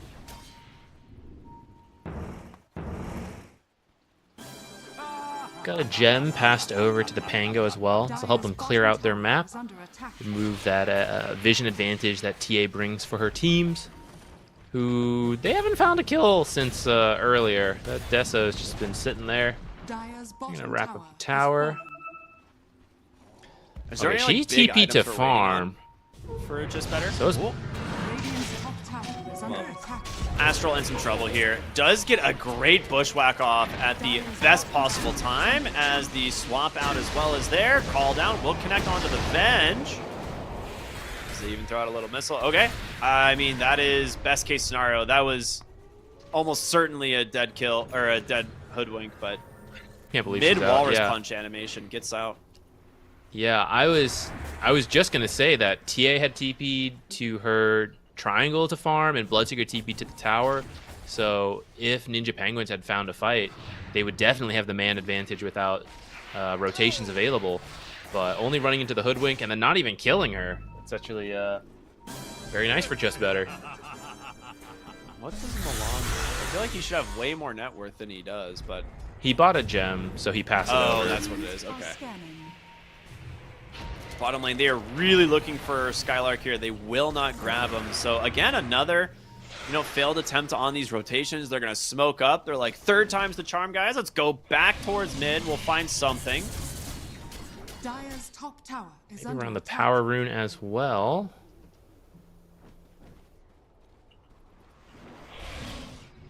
There's a DD if they can get there in time. Beat this hoodwink there. There's the walrus punch. They got him this time. He actually takes the amplify damage. Maybe a little bit worried someone was going to grab it, so not going to be into the hands of the Pango. Dire's middle tower is under attack.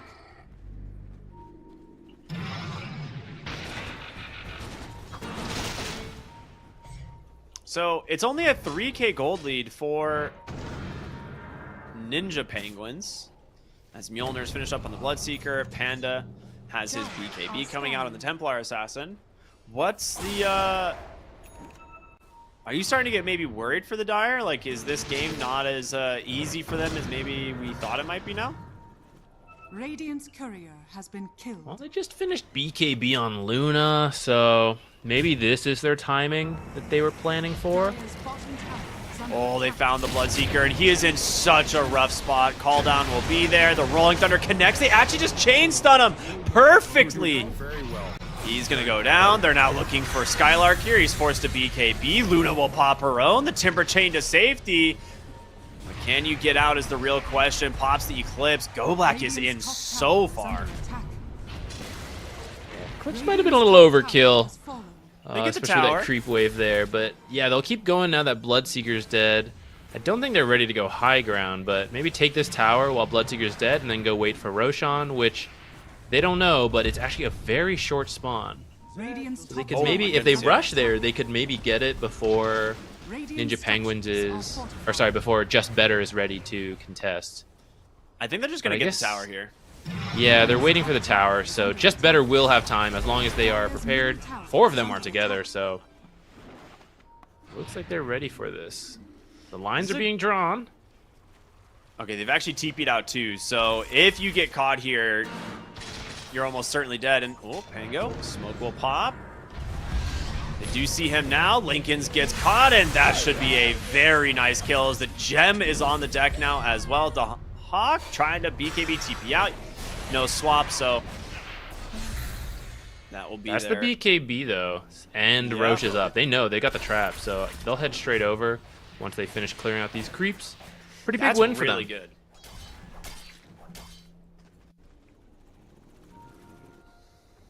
Losing the gem as well is just super feels bad. They did pick it up. Oh, right? that's Am true. I crazy? did forget. Yeah, where did it go? I don't see it. Oh, never mind. He got it back on the tusk somehow. How the world? Okay. Oh, maybe he filled out his slots and passed it back over. No, I definitely saw it. Or hit the, tusk. At least I thought it hit the deck. Maybe I'm Is under blind. attack. Maybe it was some other weird looking like thing. They have the night vision. They see the TA. She has no BKB off in time. And oh, Spartan, you just swapped into your death, my friend. They're looking for more. Call down. Looking to grab Astral, but he will be able to TP out here thanks to that Glimmer Cape. Yeah, you got the Aegis on the Bloodseeker, but your TA is not looking so hot right now. Radiant's middle tower is under Really attack. nice catch. That was also only like 2 or 3 of them to start that.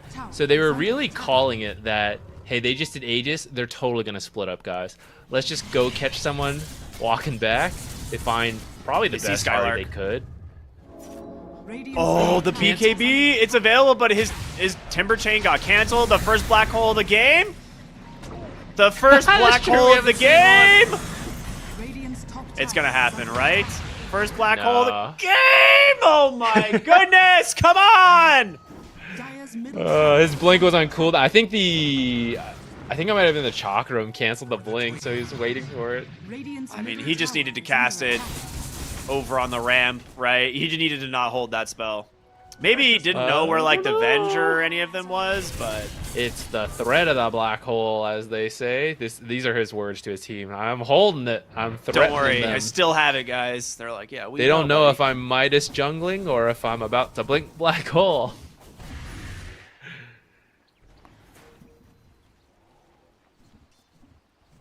Yes. I can't believe I still have not seen a black hole in 31 minutes. Radiant's courier has been killed. Well, he's got his Lincolns now, and after that, we'll have to see what he builds. Chances are it'll be... I've seen a lot of people like go for an E-Blade just because it gives you cast range now, which is kind of funny. But he's That's got true. a casual Ghost Scepter queued up at the moment, which does wonders against heroes like TA and Bloodseeker. They're all together. Are they gonna smoke? What's happening? They used a lot of their smokes earlier. So, okay, they're just gonna go forward together. I don't know. Milan's Skylar. just walking in, and he's like, oh god, I found him. Nice Wallace punch on the backside, just instantly deletes the Hoodwink, and Timbersaw gets caught, forced to BKB. First black hole of the game. Not yet. It's the threat. The Hawk's gonna play this whole game and not not use it once. He'd be like, guys, we did it. Threat of the black hole. All right, Like tier the 2 threat tower is here goes- securing Oh, them. The Hawk with the BKB, first black hole of the game. Not even needed. They're all just dead on the Radiant. They do manage to get their Aegis to bring back this Bloodseeker, but Skylark goes in and just gets destroyed by the Luna. So much damage from those Glaives and that Eclipse early. They do have the BKB on the TA. You might need to pop it, buddy. You're stuck inside these shards. Good swap out. Enigma. No blink necessary as once again they just continue to look to dive these heroes inside of their base. Is under attack. Radiant It's the threat of the black hole. He doesn't need it. These glaives are doing too much damage. Okay, he has no BKB. He's actually not going to black hole here. Yeah, he's definitely not. Even if 3 heroes show up, he's not going to do it. has fallen. Well, that is a full lane of barracks. The Enigma Eidolons. Ooh. Venge is Nice dead. walrus He can do it. punch. Get in there. Onto the Bloodseeker. He pops the BKB. Rupture out the other way. He's going to try and just TP on out. Wait, what? Did he not hit him? Apparently he's out. Oh, he's Ghost Scepter. I was like, yeah, you couldn't even see the effect on him. All right, yeah, that'll make sense. No Vengeful Spirit. Blink Black Hole. He's going to do it right now. Dahak. We've waited Solo. all game for this moment, and he blinks into the triangle. He's back to farming.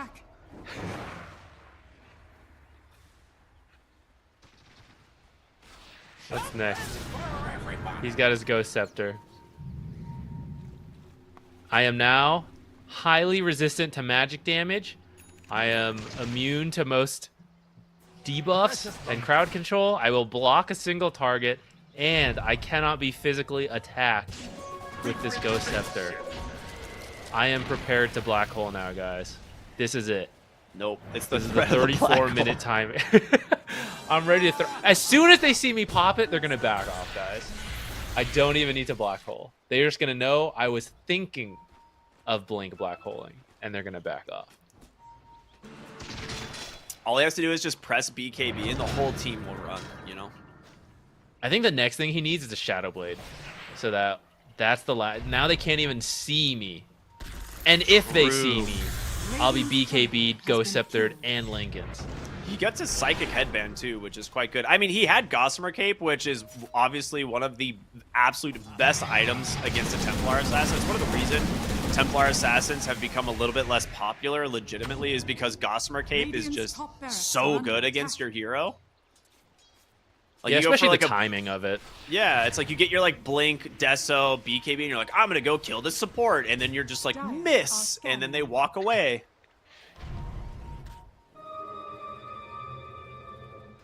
Well, they steal the enemy Tormentor, and I didn't quite see the hero that got the shard. It went to the Pango. That is the 5th shard. They have all 5 already on the side of Ninja Penguins, and the roll-up, quite good.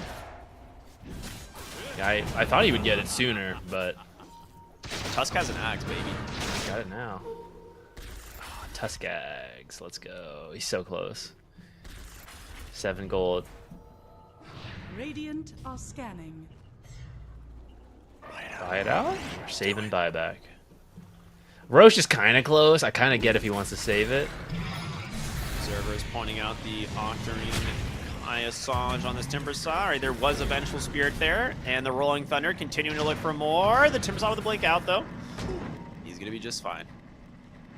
Dude, the amount of damage this Luna is doing is terrifying. And it's not stopping, right? She's on her way to the Conda. Level 23.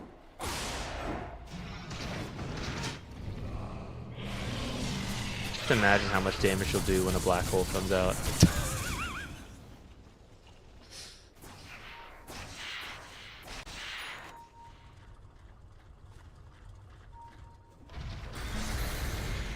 Alright, with this tier 2 tower, pretty low, give me a quick finish. The whole enemy base is open, so one more winning fight. If you don't choose to just end the game, you can easily get megas when you have a Luna. And the threat of the black hole, they'll certainly have a black hole still available to them even if they win a fight. Dire's top tower. Well, yeah, I'm a little bit worried for them because you only get this one fortification, right? There is no refresh left, so Roshan, its timer will respawn in a moment. There's the kickback. The ward sets it up here. The Bloodseeker with the BKB. The first black hole of the game. Not there. The swap to safety will get him out. And they will lose the Vengeful Spirit. Astral, however, not looking super hot. His focus goes down to a Swashbuckle. Timbersaw will make it out at the moment. Panda in some trouble as well. Dahak, he's actually going to finish this game without having to pop a single black hole. The pushback, he pops the BKB. First black hole of the game. No, Still don't do not it. being Commit to used. this point. He's committed. He's like, I don't need it. Black hole. I don't need it. Absolutely insane. I'll be really performance here. disappointed if he uses it. I will too at this point. I will actually be upset. He doesn't need it. Luna's going for Megas to be safe. She can actually just end the game. There's no buybacks. Yeah. I don't think they know this. I think they're suspecting it now. Please, don't even like, don't victory black hole. Don't do it. Don't pop everything, but don't do it. No! No! Oh, thank God he didn't do it. Back out! No! No! Don't do it. Please don't do it. Please don't do it. Oh, he's gonna do it. He's gonna do it. There it is, baby! The black hole finally comes through at 38 minutes when the game is actually over. Oh, baby. GG is called. Okay, but morally, we know he won without the black hole. Yeah, it was unnecessary. He did it at the end for funsies, but he didn't need to, and I think we all know that.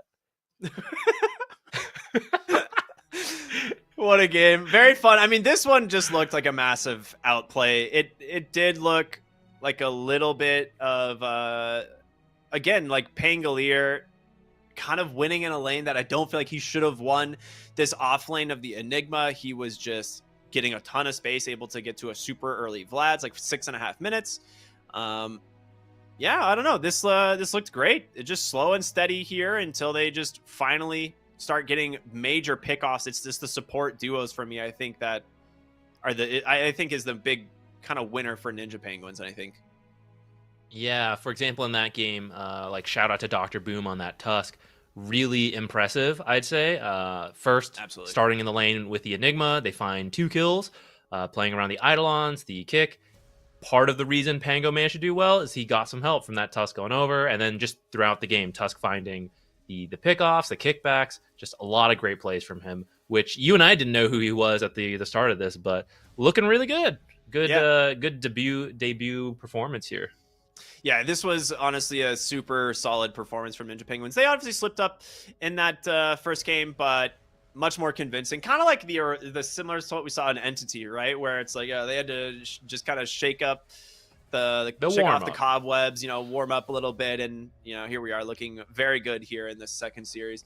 And we do have another series coming up after this, so it will be the lower bracket elimination game, if I'm not mistaken, which we have kind of like a reverse seeding, it looks like. So MarsBet actually was fighting against Nightshade, so we are going to be seeing Ghostik versus JustBetter here in just a little bit, I believe is what's coming up next. So yeah, it should be a good one. I mean, I'm curious how JustBetter actually does, because I do feel like this team looked very good in the first game, but yeah, we'll see if they can pull back. Here we are. Here's the bracket. Yeah, so while you and me have been casting this whole time, B-Stream's done. They actually just blew through their last 2 series. Mouse Esports, like, I think had 1 long game, then it was like a 20-something minute game. The MarsBet, like, beat Nightshade in 2, like, 20-some minute games. Yeah, so here we are. We've got a long day. B-Stream, they're already gone. Yeah, we get the full best of 3. This is where your money's value is. You pay for the best of 3, you get the best of 3. Yeah. It's been pretty fun. It's cool to see the teams. Even after losing, you're able to recover. And so far, we've seen it's the reverse sweep each time for the best of 3s. I think, right? Yes. So yeah, we'll see if that continues in just a moment here. Yeah, so everyone, make sure to stay tuned. This will be our last series of the day, JustBetter versus GHOSTIKLENOVO, and yeah, should be a fun one. So stay tuned. We'll see y'all in just a little bit.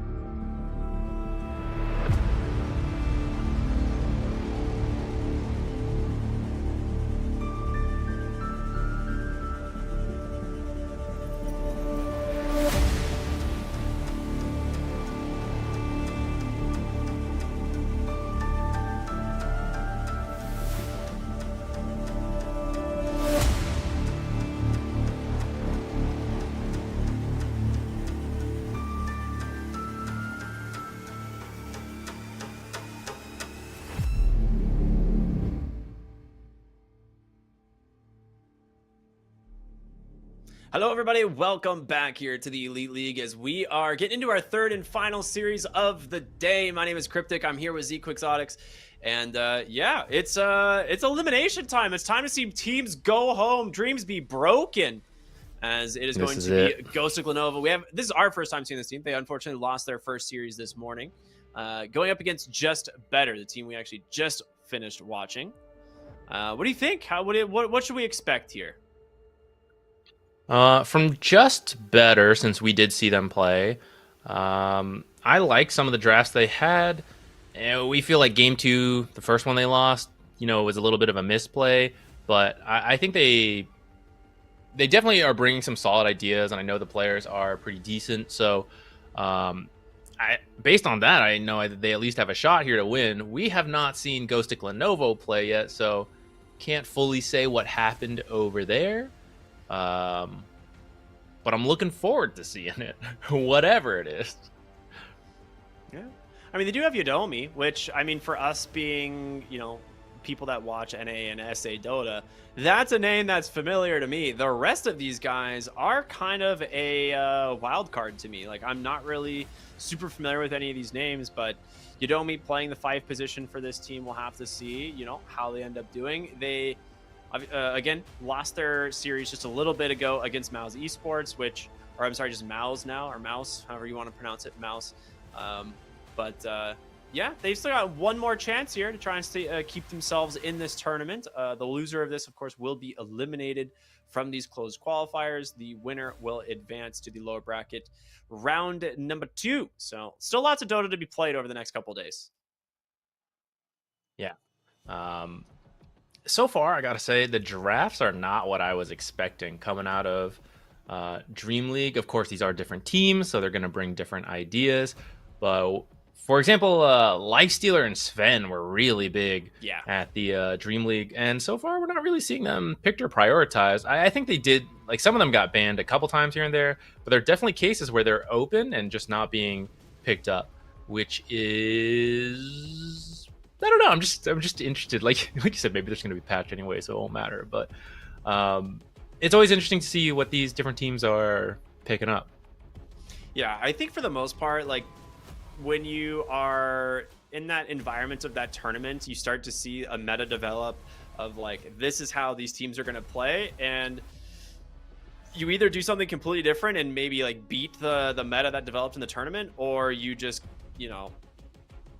just stick with the mold and kind of go with what's being proven as doing really well. And I think it was one of those things that, like, group stage 1, or like I think it was group stage 2, we started to see Sven come through as just this super powerful hero. Mars as well was just like the all-star. And then you get to the playoffs and suddenly we stopped seeing Mars as much, and we start seeing a lot more Mirana and all this stuff. So it's like, I think people kind of just trying to adapt to whatever they're seeing. And I think for the most part, a lot of the heroes are still the same in terms of what's viable and what's, really strong. But I'm with you in terms of the Lifestealer Sven. I think those two not seeing really any attention today outside of the one Sven pick is a little bit surprising. Yeah, he seems just really good. And then especially with these teams coming in from qualifiers, these kind of like stacks that get made, I think it helps to have kind of like a straightforward game plan. Like, for example, in our first series, we saw a wild game by Entity with a Monkey King roaming around, killing couriers. That kind of stuff is harder to pull off, and you need more team coordination, understanding what everyone's going to do. I think for teams that are made through open stacks, usually, sometimes having it's a Sven lineup, guys. We're going to stack for him. We're going to farm up. We're going to hit that timing, and then we're going to go. That's usually a pretty straightforward plan, and it's you got a good hero with Sven, because it's not like he's a bad hero with an easy plan. It's like he's a good hero, and it's a straightforward plan. So I'm a little surprised we don't see it more, but yeah, I mean, you also can't force something you're not comfortable with as a team either. So if someone's saying like, I don't get it, or like I don't play that, or whatever, and it's not like you can make that happen in a short time frame. I feel like that's why we're seeing a lot of Luna, honestly, because Luna was something that was still picked a ton in this patch before this most recent tournament, and I think teams are like, I'm not as familiar with the Sven, so we'll just fall back on the Luna. So we'll have to see. But it is time to go into the draft as we've got game number 1 of our third and final 10 series of the seconds evening. remaining. So let's see what we do. See the Enigma Radiant band right team away. ban. They're like, we saw what happened to you guys last game with this hero, so we don't want that to happen to us.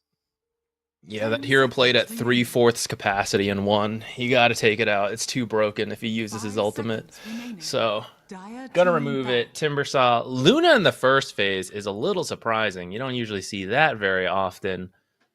You usually 10 see like the seconds Dragon remaining. Knights, the Mars, some of the supports. 5 We'll see seconds some bands remaining. like Shadow Demon, Bat Rider, Chen. Actually, I think Chen has been Radiant slipping team through in ban. several of the games. Dude, Chen But has that's- been ignored in the Yeah, entire that's the last series. No one picked it. Yeah, the pro teams almost always have a Chen player because if you want to play at that level, you have to be able to essentially cheese with Chen 10 and threaten seconds it. remaining. And almost always one of the teams can play Chen. But a lot of 5 times, seconds especially remaining. for qualifier stacks, I feel like not everyone's a Chen player. And he's not a hero you can play a couple games and be like, okay, yeah, I guys figured it out. I watched some replays, right? You have to be a very consistent Chen player and have a lot of experience to really put him to use. So Dire team I guess ban. I'm not surprised that he's kind of slipping through, but it is. If any of these players have, if there's a Chen player in any of these teams, he's got to be banned, got to be picked. Yeah, the other thing too is like anytime you're playing with a Chen, like you have to play around it well. Like it's not just 10 the Chen seconds player; it's like remaining. your team has to have experience playing with Chen, 5 right? seconds And remaining. if you don't have like a developed draft that works well with the hero, Dire then yeah, team ban. it can definitely fall team weak, ban. fall flat. They go ahead and first pick out the Bat Rider, respond with the Vengeful Spirit. Pretty common in terms of these kind of matchups, right? Picking a hero that counters out the bat. Radiant team pick. Shadow Demon has been one that's got a lot of attention, obviously, Dire team lately. But they go for the Vengeful Spirit, and they will just go ahead and pick themselves a Doom. And a Terrorblade ban against the Doom is a little bit strange to me. We did see them play this earlier, where they picked up a Doom pretty quickly. 10 seconds remaining. They did win that game. 5 Doom seconds has remaining. dropped off, but I guess they just like it. They feel comfortable playing around it, so they're gonna go for it. Dire team And I think there was Terrorblade in that game, so maybe they decided they didn't like what it did, and so they decided to take it out. But they won that game, so Yeah. They crushed that game. It wasn't even close. mhm. They will grab themselves a Magnus, so one of the other like staple 10 offlane seconds heroes. The remaining. Centaur not getting any attention, which is... No, he got banned wait, out. I'm sorry, Centaur is banned. 5 Yeah, never mind. seconds remaining. I was like, oh, well, I don't know how Centaur made it through, but yeah, it didn't. I'm just blind. Faceless Void, obviously another carry that has looked very good. The Luna being banned now this game, so we're gonna see something new potentially. Magnus Sven is just incredibly strong, so I would be shocked if we don't see the Sven at least being a like option here for GHOSTIKLENOVO. Plays pretty dang well into the Doom as well. Yeah, I'd like it. You can be doomed, but the thing is like before you go into the fight, odds are you're already popping God Strength. And as long as you got God Strength off, you're pretty good to go as a Sven. It is annoying not to be able to heal, especially later when you pick up Satanic, stuff like that. But if you just delete everyone, in that time, it's no big deal. Instead, they're going to grab Tiny, who's a pretty good support. So potentially, I guess, Bat Rider 5, Tiny 4. Tiny can get active. There's a lot of repositioning between that Magnus and Tiny. Maybe we'll see some shenanigans. Looks like Phoenix being picked up, which I think is pretty cool, actually. Bat Rider, Magnus, Tiny, none of these are the fastest attackers. So they're going to have a hard time dealing with the egg. But I guess having said that, they don't have a lot to protect the egg either right now. I mean, like Doom and Venge kind of have stuns, especially if you like Eat Stomp, that kind of thing. But not too much like actual setup, I guess, to protect it. Dire team pick. It's very true.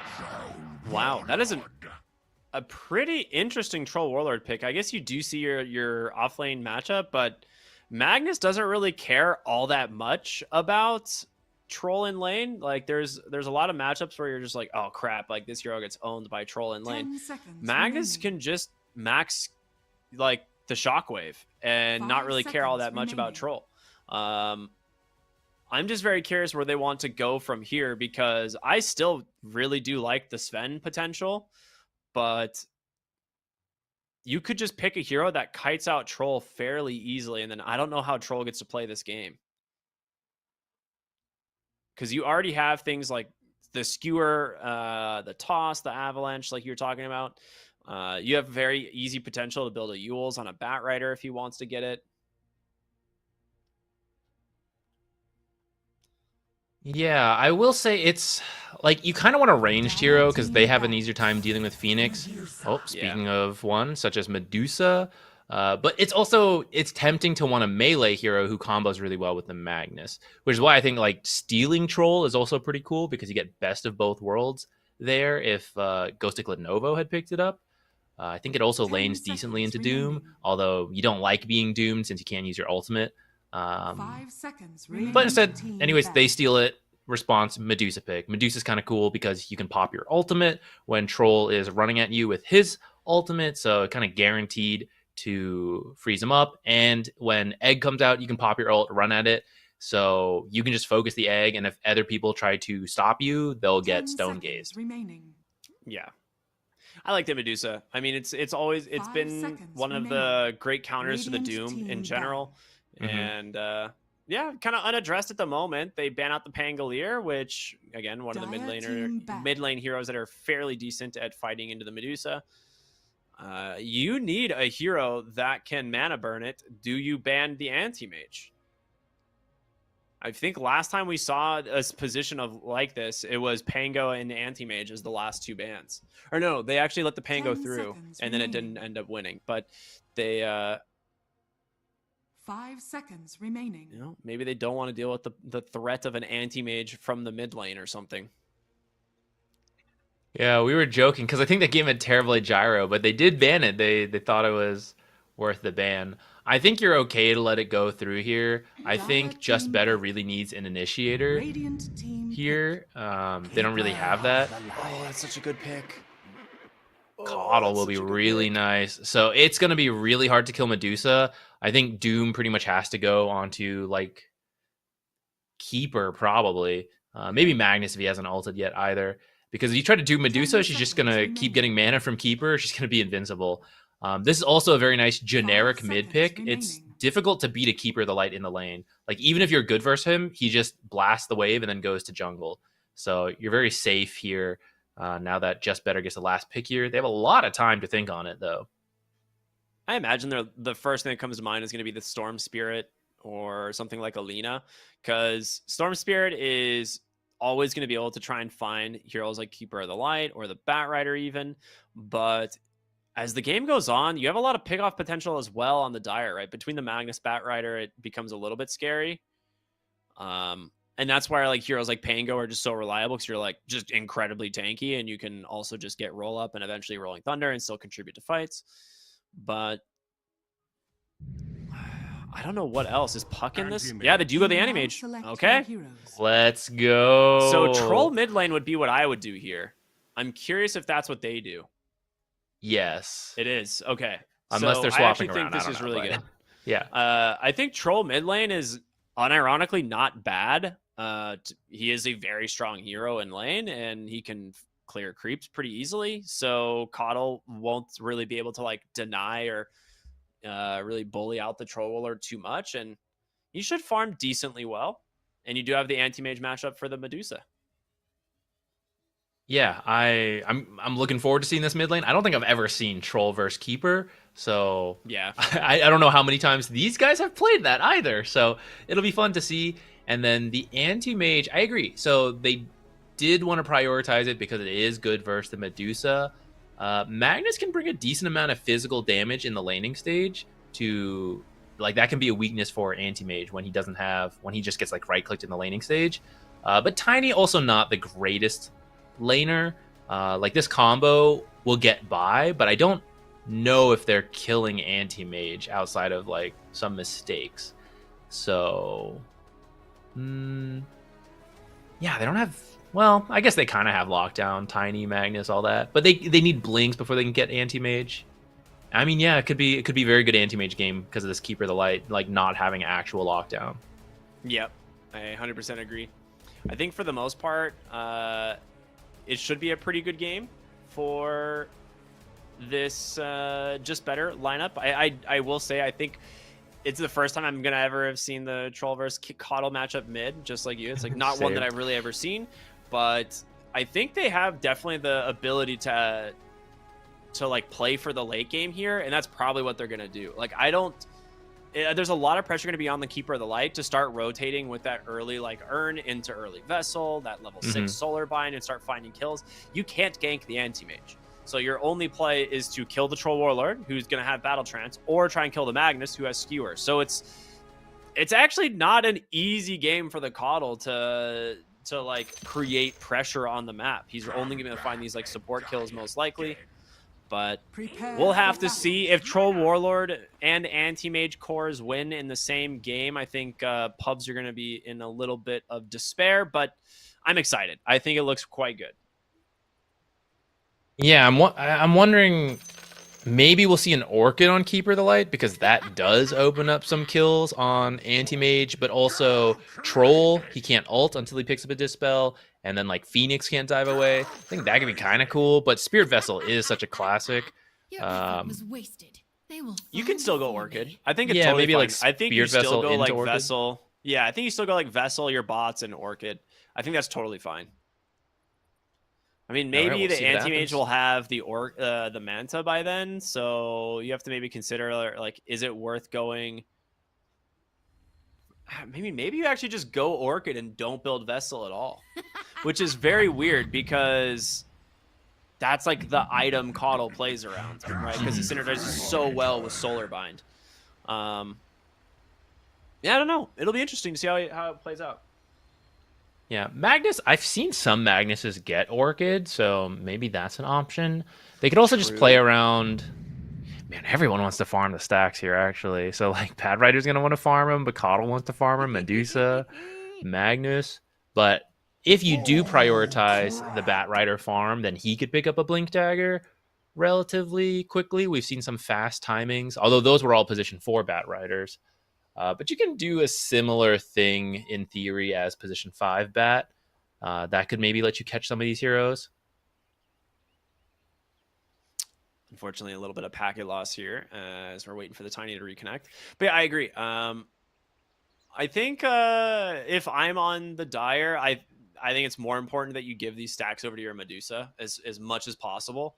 Because she does need to get to kind of critical mass this game. If we're able to see like the similar build and timings that we saw on the Medusa earlier, even though you have like heroes like Anti-Mage and the Troll Warlord, I don't think their game is going to be as necessarily free. And you can definitely protect the Medusa with the like RP lassos and stuff like that, blinding lights. So they might be able to find a good timing. We'll have to see though. I like it. This should be an interesting game for sure. Yeah, I think it'll snowball one way or the other. Like, I think if this Coddle can have a good time, big question mark versus this Troll in the mid lane. But if he has a good time, maybe getting an Orchid, I don't know. But at least putting the pressure to the Anti-Mage, and that allows Medusa to hit the timing we're talking about. And then if Anti-Mage and Troll are both on the back foot and they're both farming, then they don't really have playmakers on that team. Doom, maybe he went Midas. I don't know. I kind of hope he doesn't get Midas this game. But maybe he feels going to need to with an Anti-Mage Midas or an Anti-Mage and a Troll, duo core there. But if none of them can make plays, that's pretty tough. But on the other hand, if they get away with the laning stage and then they drag it out to like that mid to late game and Medusa's not very scary, then it'll be, I think, smooth sailing. Yep. Well, then you Starting with the first Skylark blood here. top lane, and this should be first blood, I imagine. One more auto attack goes to the Medusa, and just like that, she's got a Ring of Bassi coming out on Courier in just a moment. So, yeah, walking into 4 heroes there, unlucky, and a group of tips. Very good stuff there. I'm sure. I mean, you can't control it all the time at the end there, but I feel like Coddle getting it could have been really nice, since I'm imagining a lot of pressure on him to be the one who brings the tempo and the pressure to the enemy team. But Medusa getting a good start, you know, maybe you can leave her alone and your Bat Riders go free to go stack and farm and then finish a fast blink. Yeah.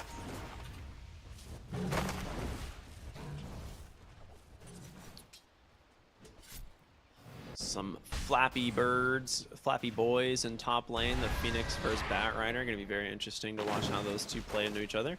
I feel like for the most part, Bat Rider is an incredibly strong lane hero, but if you ever have the Fire Spirits up, you should be able to trade with nearly anybody. And that's one of the things that makes Phoenix a pretty strong hero at the moment. Yeah, he's not going to be getting much help from Medusa either. The Mystic Snake can be pretty good depending on the balances, but especially if you're not fighting near creeps, then you don't really get much help.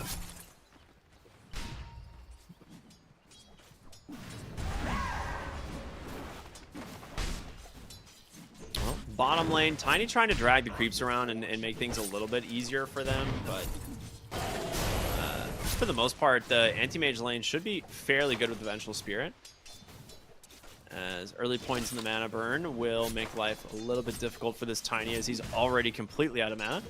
And on top of it, the extra points in mana burn are quite good. Like I've seen a lot of anti-mages, especially into like double melee lineups, go like 2-3 points into this mana burn because the slow is so big, but they get their...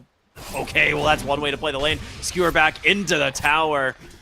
They will take down the Vengeful Spirit. You have to be so scared of that playing against a Magnus. Yeah, that's a classic. Anti-mage blinks out, but Venge has no help. So, a good kill for them.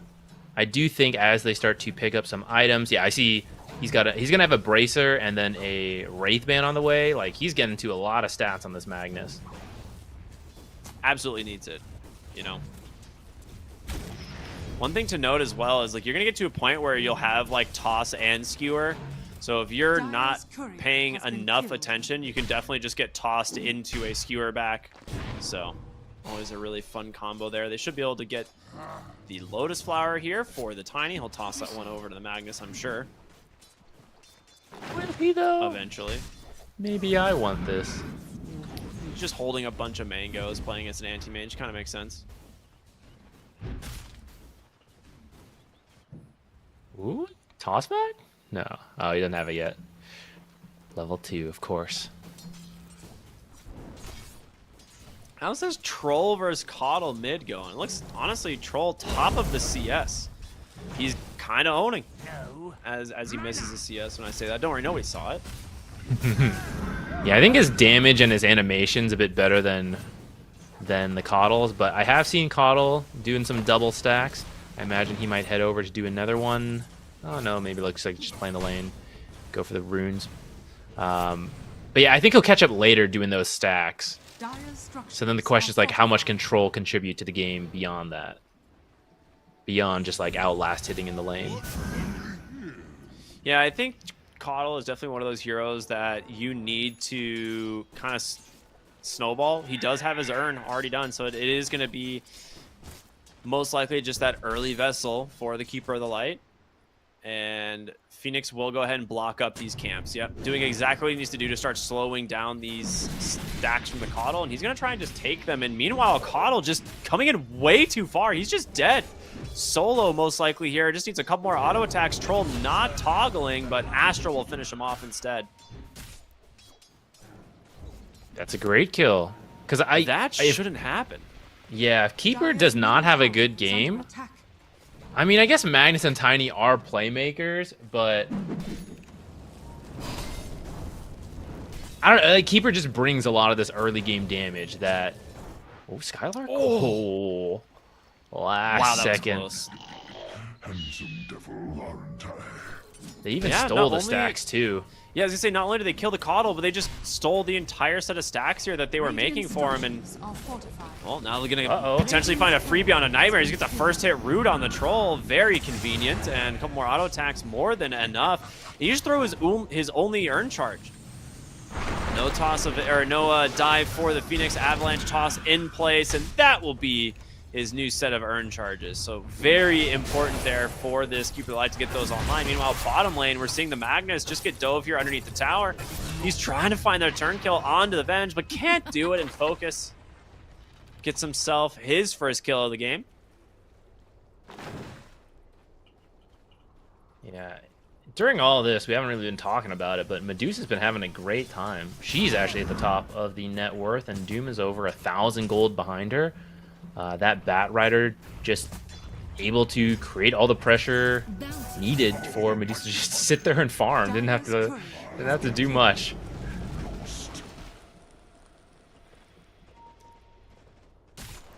Man, this Phoenix has been a real kind of pain for the Dire. He's just been able to put so much pressure on the oh, you need to deny your ward, buddy. Deny your ward.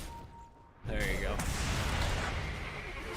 Meanwhile, mid lane, that's going to be the level 6 timing, and with it, the Troll Warlord will end up having no chance of surviving. So this is the Solar Bind, right?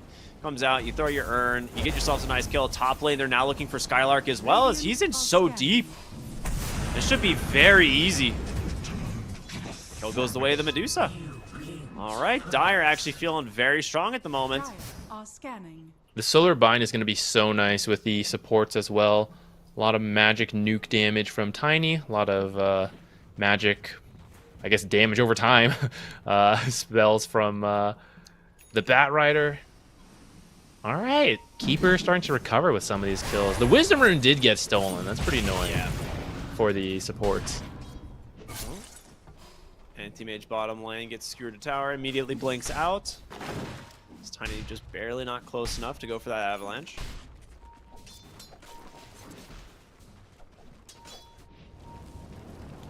We're going to see potentially another rotation here, but no level 6 on the Keeper of the Light, so no Solar Bind. He's just going to go back to farming these camps here behind his mid tower, knowing that it's a lot more difficult for them to come in. They put and committed 2 wards here to make sure that this shenanigans gets shut down. Yeah, start to get him back on track. It helps that Medusa had a good start too. Maybe that first blood helping out there. They've been able to just kind of leave her here versus the Doom, and they don't really have to worry too much about her. They can start working Magnus. on helping out mid and the bottom lane. He's dead. There's just no shot. Yeah, this is the benefit of going for multiple points in the mana break. You make it very difficult for these heroes to actually play the lane, and a little bit of a turnaround kill here as Coddle will make his rotation bottom to get the D ward as well onto the high ground. Anti-Mage will just walk out of the lane for the moment. Like, he doesn't want to be anywhere near where this Coddle is, but Dire's middle tower that's a is finished under vessel attack. now. So we'll be seeing Keeper of the Light become quite a bit scarier here in this mid game.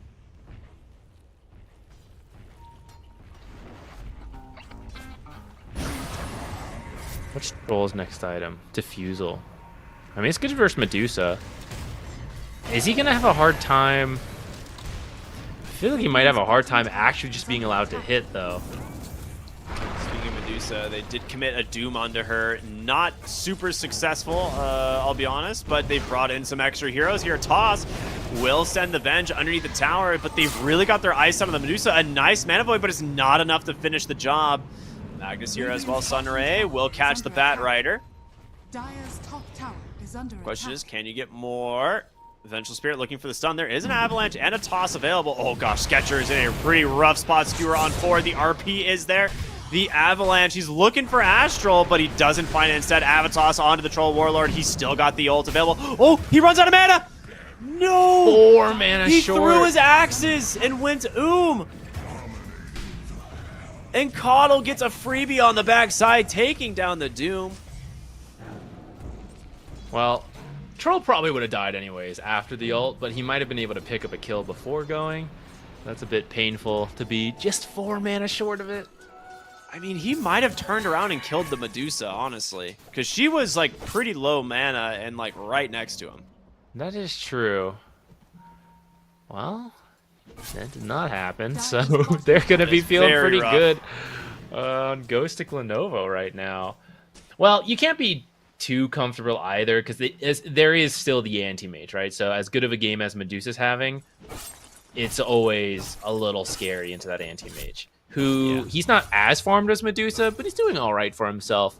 Looks like Battle Fury might finish, I don't know, in another like 2 to 3 minutes if nothing crazy happens, and you know that's not too bad of a timing. Power Treads, a Wraith Band, Battle Fury. Magnus closing in on a Blink Dagger.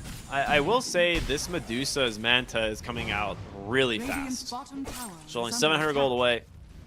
And we already saw like the first Doom not really have any success with it, as oh my dude, the Medusa is just denying all of the Radiant's creeps in his bottom face. tower Quite is funny. under attack. Smoke into the mid lane, looking for the Coddle. Not an Radiant's easy bottom hero to tower grab, is fallen. Dire's top tower is under but attack. Smoke pops. He goes right into 3, and this should be a very easy pickup for the Troll Warlord.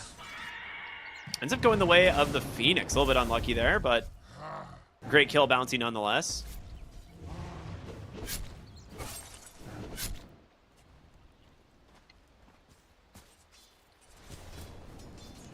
Blink on Dire's Magnus middle is tower coming is under out. attack. So they can start making some plays. Yeah, Smoke right away. Keeper is dead, but he can maybe join in. He did choose to go for Orchid. He doesn't have it quite yet on Keeper. Yeah, I saw that. But yeah. I'd love to see them just like go, go, go once they have it. Skylark, quick TP out. I don't Really think they're going to smart make it TP. there. Maybe we're going to find Troll. Ooh, that's a blink reveal. He just instantly battle trances, trying to find an opening here. The Spirit Vessel, as well as just the toss and everything, just causing way too much mayhem. The lasso comes out from the Batrider as well, finding this Vengeful Spirit. Swap in. Astral's like, wait a minute, buddy. I was just trying to slow them down. What are you doing? Maybe he thought he had dive. Yeah. Did that dive get interrupted right away? Yeah, his dive got canceled by swap. He like dove through to try and slow him and ends up getting swapped in. Oh, I didn't see that. Tower is under attack. Okay, a little unfortunate. Well, I guess it worked. He did get away. Dire's tower is under attack. Thanks, Radiant's buddy. middle tower has fallen. Thanks for taking one for the team.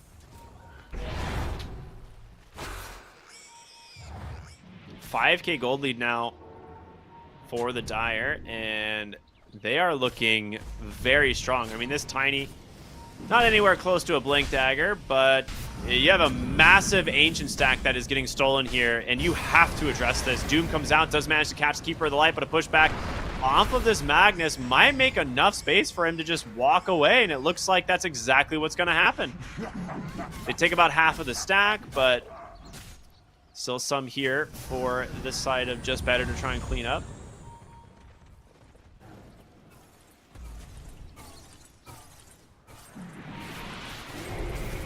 Oh, They're but coming they're back? coming back, baby. The Blink Nice. RP catches 2. Instantly cleaned up the support duo. And now they can look for top tier 1 tower as well. I mean, this Coddle, he's got his Orchid. He sees Skylark. He's like, guys, this guy, he's dead if I catch him on the Solar Bind. Ends up turning around for a moment to throw some mana into the Magnus here as Shockwave connects. That might be enough. He gets some of the Solar Bind. And honestly, Silence as well. Vessel is out, and it's only a matter of time before this Doom crumbles. They steal the Wisdom Rune again. Radiant's top tower is under attack. Well, we were a little worried when we saw this Keeper having a rough time at that start, but things are back on track with the, I think, the game plan they were hoping for. They've been going around finding kills. Are they going to find this Troll too? Lasso? He's got Battle Trance. The Orchid, however, says no, and they get themselves another. So, yeah, this Troll Warlord, this first item defusal, not looking so hot, honestly.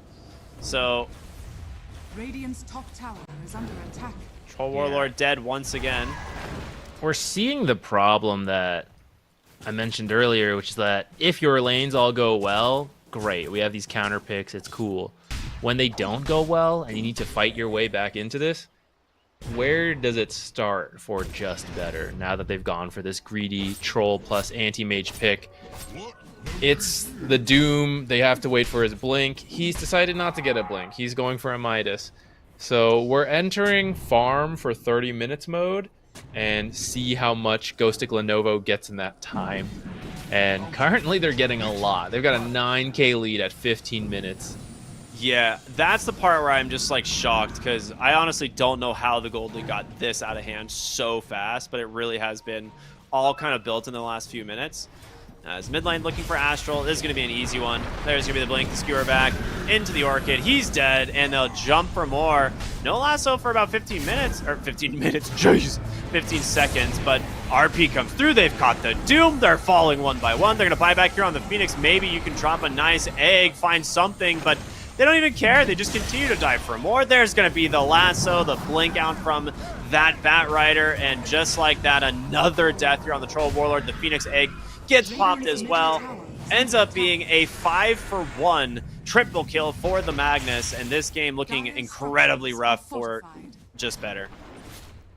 Yeah, Bat Rider has been really rich. I think that's where a good chunk of this gold difference is. He is richer than the Doom offlane, the position 5 Bat Rider. And I think some of it comes from stealing stacks. I don't know exactly where every single last hit came from, but I know they have been stealing stacks from the enemy side. So that's extra painful because if you think about it, like JustBetter spends time to make the stack, and you know, oh, we're gonna clear it, it's gonna pay off, but you actually get it stolen, so there's no payoff. You just wasted your time making stacks for the enemy. It's like a big net swing, which seems to be really causing some problems here. Doom onto Tiny. That might be enough to get the kill. Actually, Yeah, he's dead. Tiny Yeah, is not much health. So he's just like, all right, I'll drop a little bit of sentry, see if there's a ward up here or something. But Skylark gets the kill. Very nice for him. So getting at least something going his way, his first kill of the game. Still needs to get to his Midas even, though. So he is having a really rough time.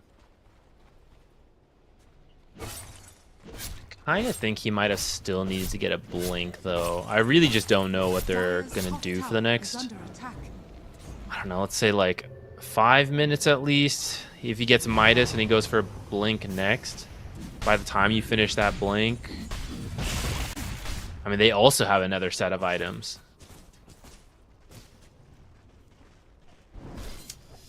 Yeah, I mean, just look at the Magnus, dude. He has an Ags. Like, actually, he has just Blink, Aghanim Scepter, and when you pair that with the Keeper of the Light, the ability to go fishing is just going to be constant, right? Like, that is going to be a huge problem. Yeah, Butterfly's on the way from Medusa too, and they're just starting to go to different buildings. Yep. This is the timing we're talking about, right? Like in that Medusa game earlier, she gets a few items where she's just massively ahead, and then these counter picks don't matter. Like, yeah, you don't really benefit from the Empower Cleave, but the damage you'll certainly just be happy to have anyway.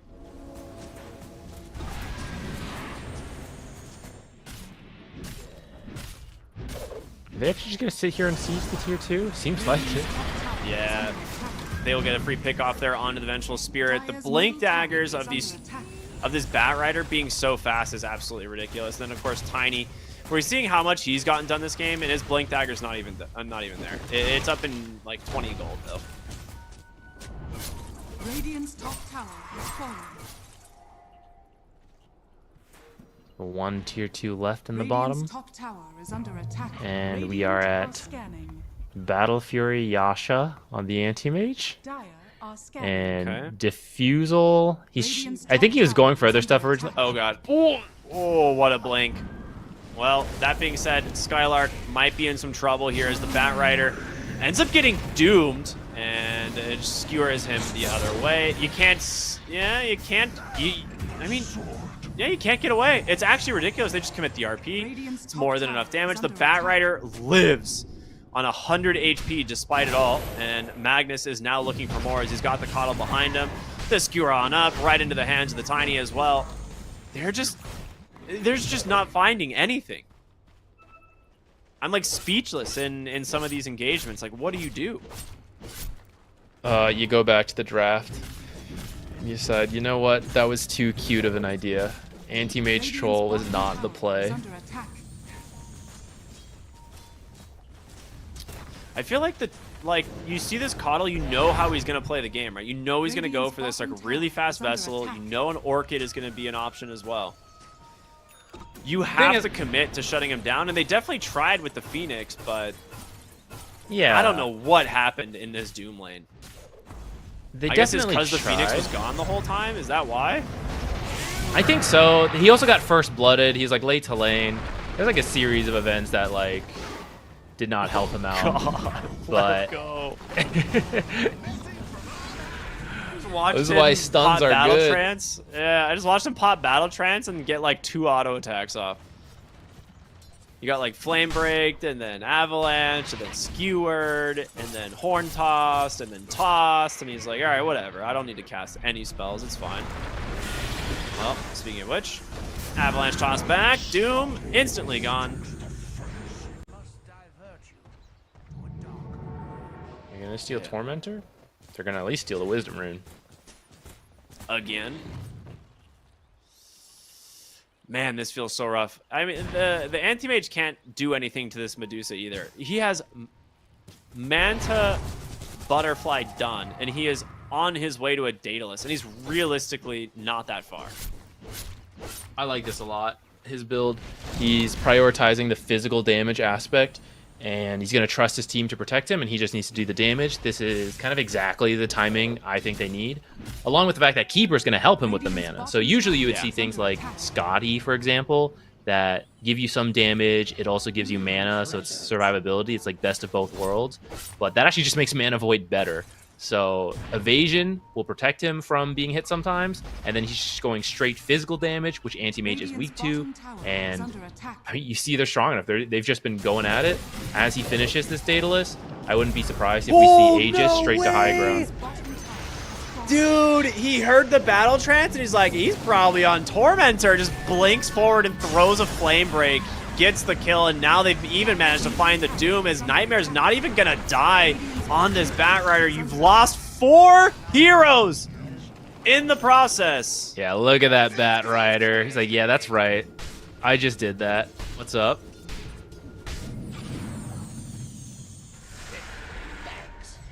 Never mind. No Aegis needed. Yeah, you don't need anything at this point. Like, there's absolutely no response that's coming out from JustBetter. Like, if you want to fight, good luck, because you're gonna get blink skewered back by whoever shows first, and then you're gonna be like Avatossed in place while a Medusa attacks you with a Daedalus, right? Like, I don't know how you actually get out of here. Skylark? I mean, sure, you could try and go for a Doom play, but you don't have a blink to close the gap, so Base boots not walk looking over good. menacingly, though.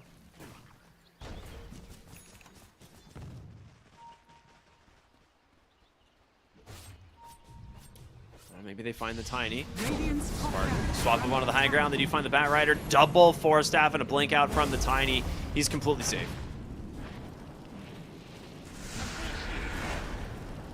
I think you just go get Roche. You send Medusa in. You all stand behind her. As they look at the Medusa and think about how do we approach this Medusa, Magnus will just keep an eye out. He went Aether Lens. He's got his blink. He's just going to look for the blink horn toss. Skewer out. If you don't get anything, no big deal. Medusa's just going to keep hitting buildings. And this is what the next 5 minutes looks like. So this is where JustBetter needs to finish some item to change that. They'll finish a BKB on Troll most likely. Anything else? I don't think so. I feel like JustBetter is just staring into the void like, please help us. Planning for game 2. Yeah. Batrider force feeding his boy some mangoes. Meanwhile, the Doom gets picked off on the top side of the map. Love this, as you know, they're like, okay, we're doing Roche. They probably assume we're doing Roche. Why not try to find like with your other heroes, right? Why not look for kills elsewhere? We don't need everyone for the Roshan. Oh yeah, we definitely don't need to help Medusa. She's fine on her own. All right, down we go to the mid lane. I kind of hope they go back top. Top's already open, just to finish that off, but I guess it doesn't really matter.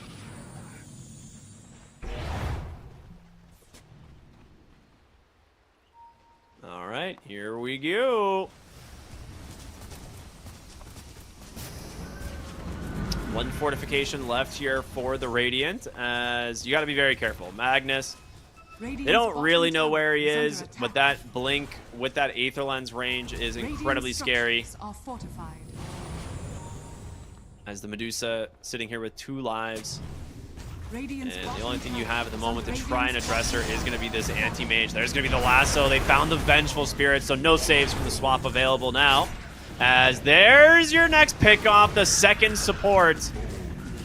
Radiant's bottom barracks are under it. Radiant's So Sketcher just picked up 2 buybacks are support available. kills without even Dire's middle pivoting. tower is under just attack. kept attacking buildings and killed support. She's like, yeah, my split shot will get him.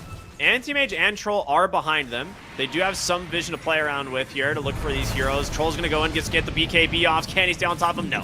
Magnus skewers up to the high ground. 4 staff out here from the Coddle's enough, and they just blink RP 2 heroes. That is it. The BKB, that was the timing you waited for, and now Focus blinks back the other way. Guess what? These both have blink.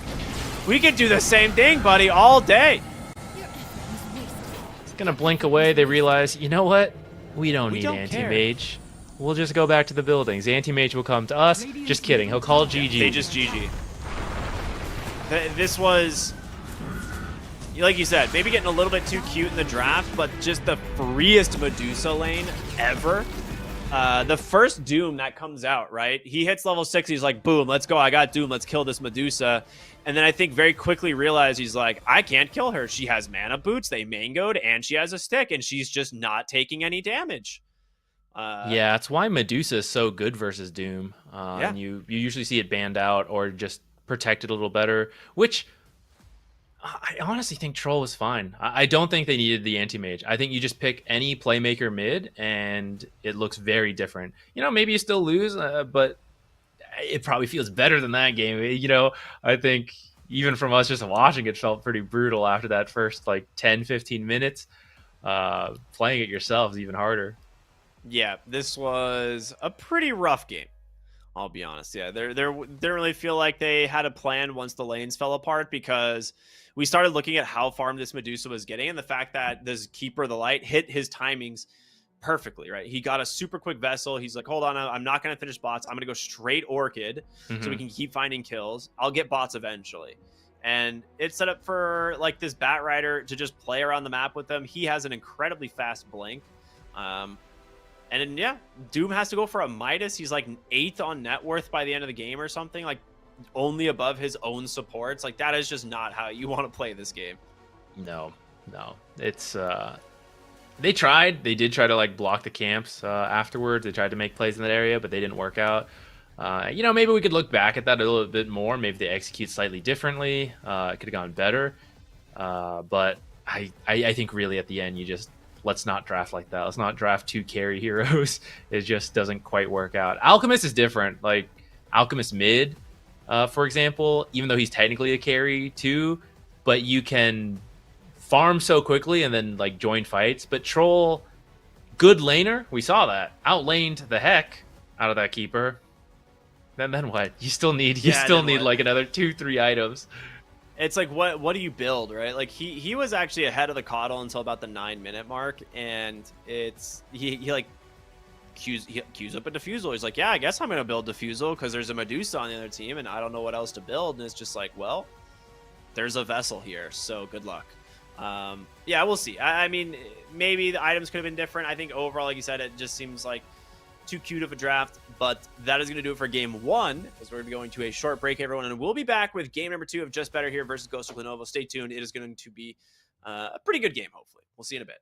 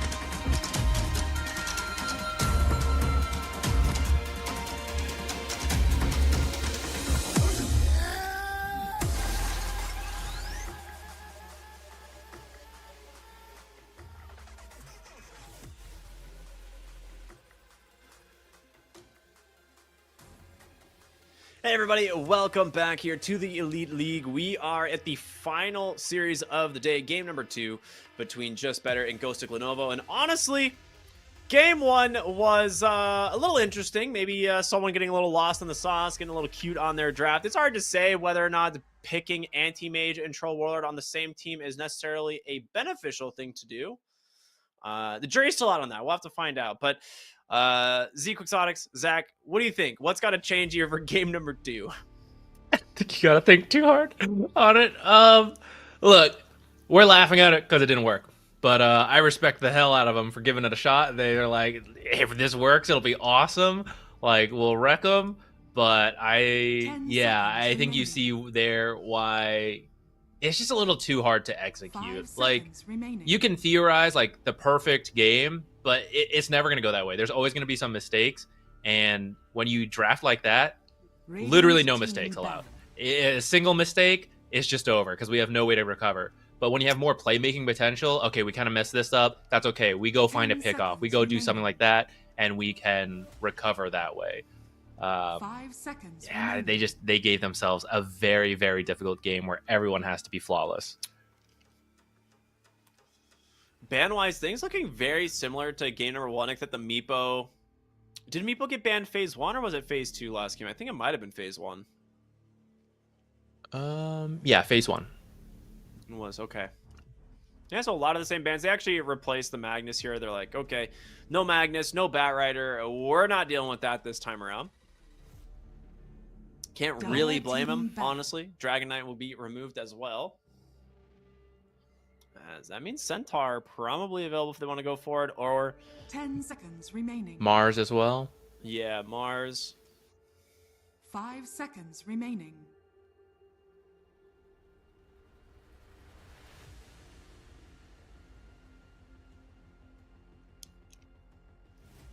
Guys, do we want Mars or do we want Centaur?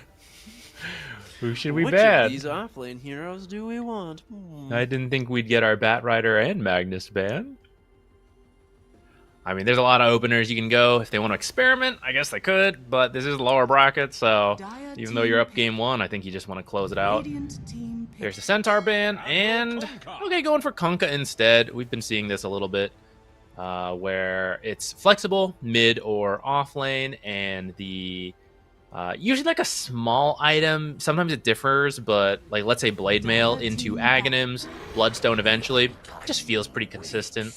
Gonna go for the Undying, so if this is Kunkka off lane, it will not have the greatest time playing into an Undying. Though the last time we saw JustBetter try to do this, that lane didn't go as well as it should have. So hopefully that was just a mistake on their part. You know, you slip up on an Undying. Sometimes it can just ruin your whole laning stage.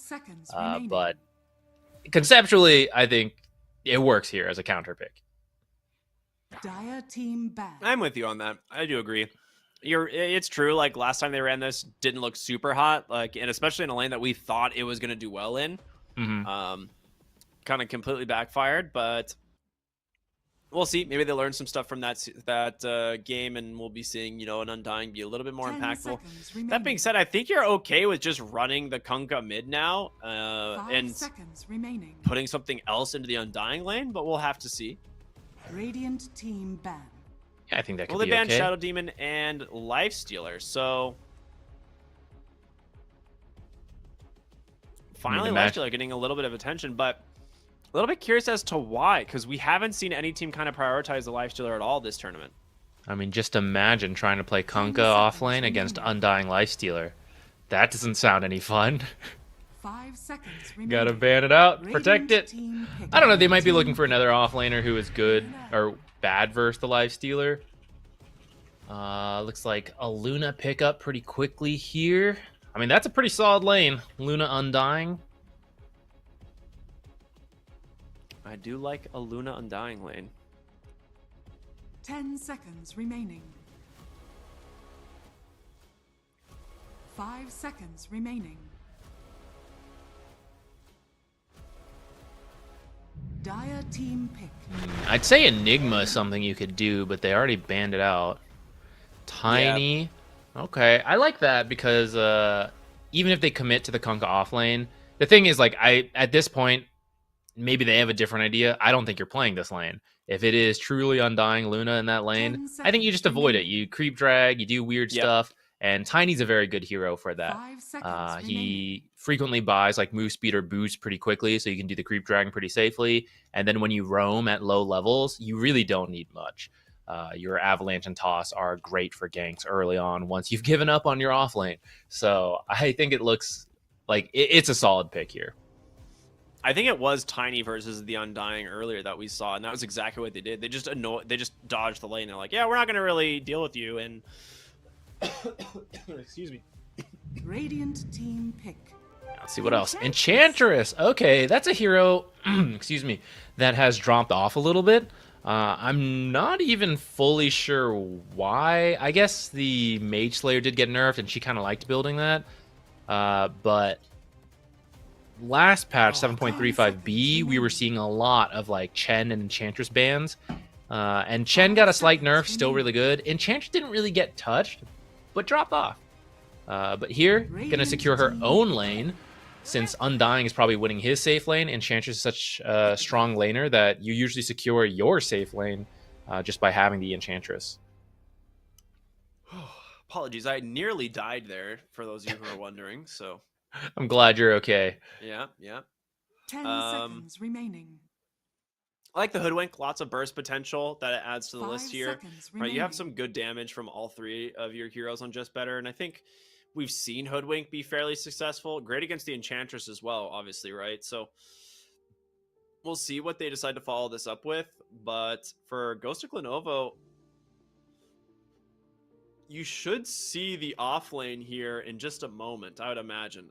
Like, they're not going to pick their mid lane because, you know, then you could kind of still... Then you can flex your Kunkka knowing one way or the other. Okay, so Primal. Pick a hero. Actually, a good flex. Yeah, you could pick a flexible hero like that. So Primal Beast kind of makes it not fun to play Slark anymore. If you wanted to play 10 Slark in this game, seconds remaining. she 5 does. seconds remaining. Enchantress does decently well against a Primal Beast lane, right? Like if you want to go aggressive with Trample, as long as you have Enchant up, it kind of just neuters the Primal Beast like immediately. In terms of matchups, until the Primal Beast, I was honestly gonna say Sniper. I feel like it is a pretty sick sniper game, and even into Primal Beast, it's not that bad. So we could see it, but they will go for the Queen of Pain now. And this is a sick pick because if it is against Primal Beast mid, it absolutely dominates against the Primal Beast. You have Blink to get away, Dagger to constantly slow him and just kind of trade effectively. So probably going to be moving that hero to the off lane, and Queen of Pain will just have to ban out some rough matchups mid. Yeah, she can also get to or away from the Tombstone easily, as well as Eclipse.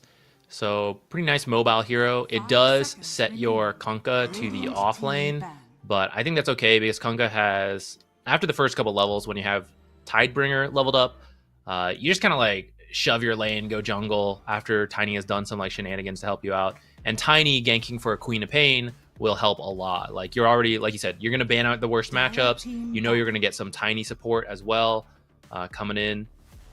So what will they pick? The scary thing is the carry pick from Ghostikleenovo will have a very strong laning partner in the Enchantress. They're going to have to reveal it first, though. Anti-mage. Dire team pick. I think those ones are probably the scariest things that you have to worry about. They immediately pick. Wow, Sven is still available. Okay, yeah, that's quite good. Yeah, I thought they might pick their carry instead of Queen of Pain. I thought Sven still looked good. Okay, rounding it out with a Puck, 2. I mean, I like this from Ghostikleenovo. The Puck Queen of Pain matchup. It's actually, I feel like it has, for some reason, been a while since I've seen these two heroes go head to head. I feel like Puck is still very good. Yeah, I think you just you max Scream of Pain on Queen of Pain, and you don't try to dagger because Puck can just dodge all of them.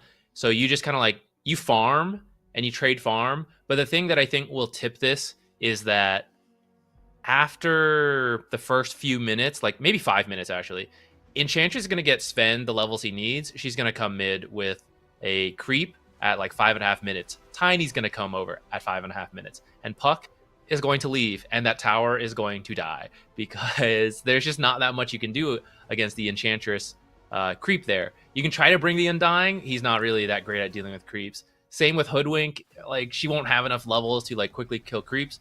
I think they're going to get a lot of pressure that way. Sven's just going to be jungling, and then they're all going to go together with the Kunkka. Sven's going to come online, finish his items, and then go from there. I'm a little bit curious how this Kunkka is going to do in his lane, right? He's playing against the Luna Undying, and typically Undying is always known as kind of like this lane dominator. You pick him specifically to try and win your safe lane, and I think it should work. Focus on this Luna. I don't think they're gonna be able to apply a lot of pressure to her, but at the same time, I don't know if you can actually kill the Kunkka. I think if he just builds like tank, he goes like double bracer and phase boots, he might be able to just stay in the lane indefinitely, and then, you know, Tiny starts roaming, and yeah, you may be able to like, you know, stack and pull and try and deny what XP you can, but Kunkka eventually will just get his farm, I think. I think so too. I do like their draft a lot more this time than last game, but I think I like GHOSTIKLENOVO's just a bit more.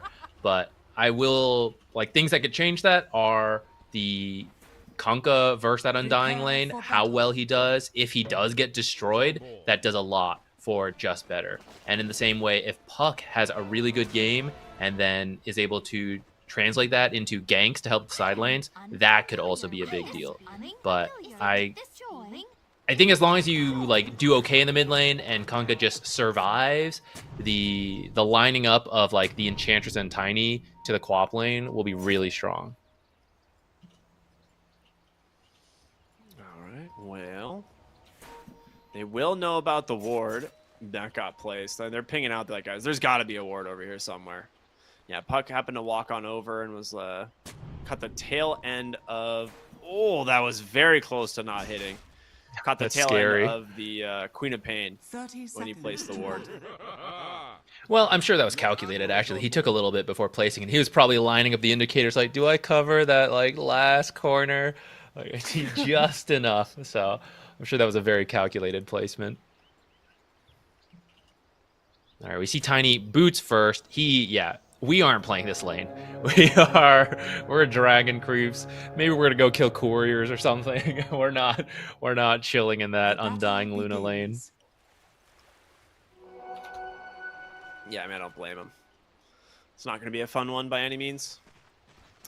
So the safe lane of Sven Enchantress, quite scary actually for this Hoodwink to play into, as these two have quite a bit of damage.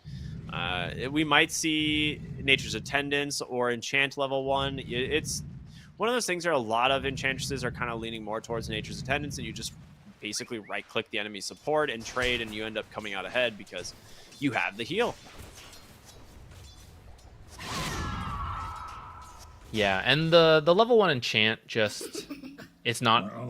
Well, if you get kills, it's fine. That's when you'll see people take it. But a lot of times, like, the level 1 creeps you can get just aren't that great. And with the hard camps being blocked so often, you have to take it from your own small camp, which means your own pulls then get kind of messy. So yeah, just trading effectively with Nature's Attendance, trying to make your way to level 3, where you can then take over the hard camp creeps. Those are the good ones. Yeah, there we go. Nature's Attendance. Now she's gonna like right click like crazy for now. Well, actually, that Stormhammer is a lot of damage, and with the blood grenade, one more auto attack, they get the first blood. I was wondering, I'm like, Sketcher could just stun the Hoodwink, you know, like this hero's already down to half HP. And that is it, first blood. Yeah, very nice for them. Enchantress got it too. She's gonna some early money. What's she buying? Bracer. So yeah, she's gonna do a lot of damage here with her pokes. My god, look at this wave bottom. Look what's going on here. This Tiny like literally dragged this wave all the way up and then all the way back, and now it's meeting behind the tower here, and Kunkka's like, crap, buddy, I gotta come, I gotta be here. I can't miss this whole wave. And then Undying drags the next Radiant's wave to bottom meet back tower behind the is under tower. attack. Yeah, this is some good stuff.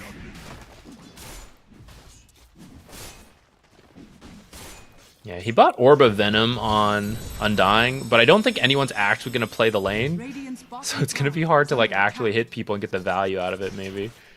Well, we'll You're also see. just boots first too, right? Like that's the Yeah. other thing that's really. It's like, yeah, you get the slow, and it's not bad, but eventually Tiny is going to get those boots active again and continue to run away. Kunkka, however, not as easy. Yeah, he actually just has to. He just TP's Radiant's home. bottom All right, tower well, is under attack. top lane is we're going to see again the Enchantress continuing to just abuse that extra regen. Manages to find the Banisher, so has that purge available. And more creep dragging in the bottom lane.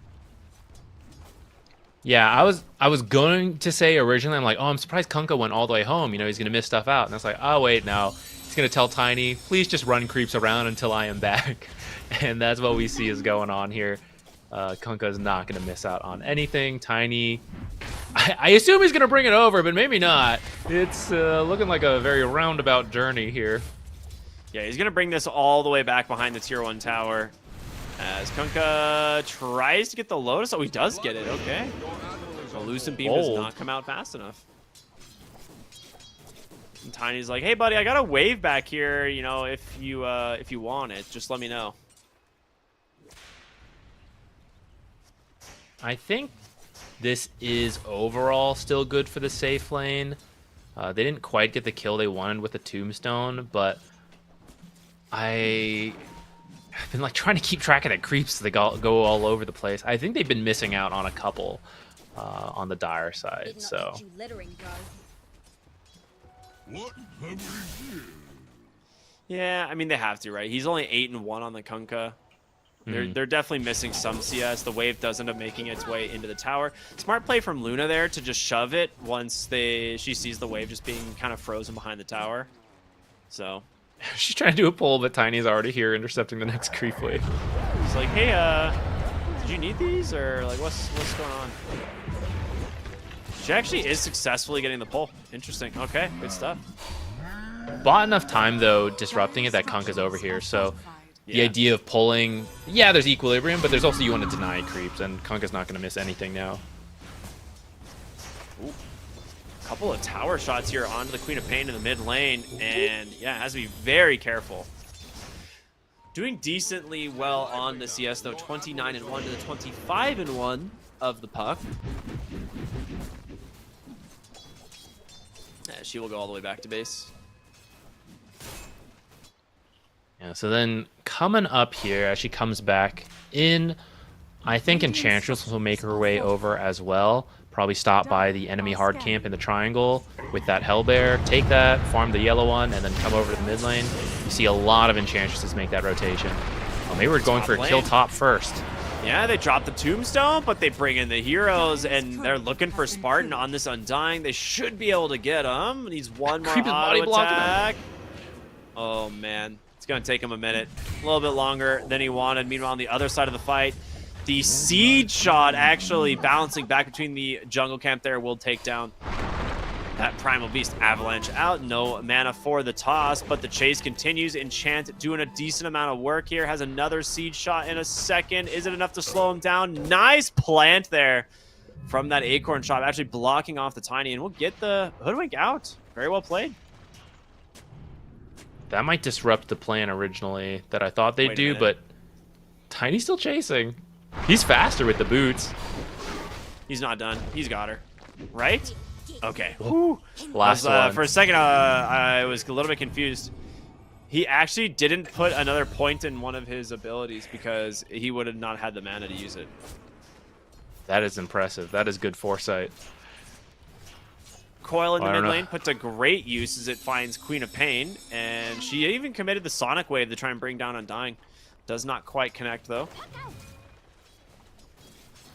Yeah, so because they got caught up in that fight top, they weren't able to make it to the mid lane in time. And Undying, although he did die, because he died, he got to TP, refill Puck's bottle, and since he's here, they went for that quap kill. So pretty nice. for them. The side lane's maybe having a rough time, but that kill in mid gonna help that Puck out, who was falling a little bit behind in CS. Also has a regen rune now to boot, right? Finding that kill, turning into a regen rune now. Able to just farm super easily.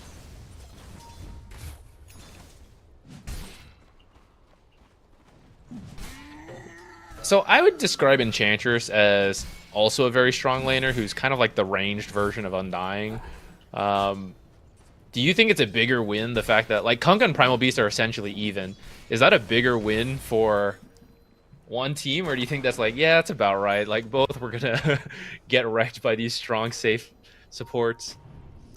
Yeah, I mean, that's true. I do think it is better for the Dire though, because Enchantress is going to be able to offer more, I think, as the game goes on, typically. Unless your Undying is, like, really farmed. But this is, like, you don't really ever... You're not going to be an Undying that's, like, farming as much as an Enchantress is ever. And right now, I think Kunkka is going to be able to offer more to his team than that Primal Beast. Meanwhile, bottom lane, Undying and this Hoodwink making a great rotation to try and find the Kunkka here. Avalanche comes out, the boat connects as well, incredibly low. There's going to be the X into the Torrent and a Sonic Wave to find the kill. And now they're turning attention on over to this Tombstone as they really want to make sure they get the last hit. They give it on over to the Queen of Pain, so an extra 125 gold to boot. Nicely done. Let's B4 building here on the Queen of Pain. Has his treads. And then Mage Slayer was common last patch. I'm kind of curious if he's still going to do that. It's going to be Witchblade, right? I think so. I think that makes sense. Oh, you know, Orchid's maybe not that bad either. That's true. Top lane, Pulverize out from Skylark, being a little bit annoying on over the Sven. See, Enchantress will go ahead and force the onslaught away. I mean, Sven is still having a great time top. They haven't really been able to push him out of lane at all. He's big chillin'. Tower still stands. Bottom lane, Luna kind of forced into the side camps here to try and farm what she can. It does give the space on over to the Hoodwink at least, so someone's able to soak some XP here and farm near the tower. I think there was a micro mistake there. I think Nightmare was trying to double stack this camp, but ended up stacking neither of them. Oh. Oops. Oh well, not the end of the world. He had the right idea. That's what matters. He's looking to provide stacks for his Sven.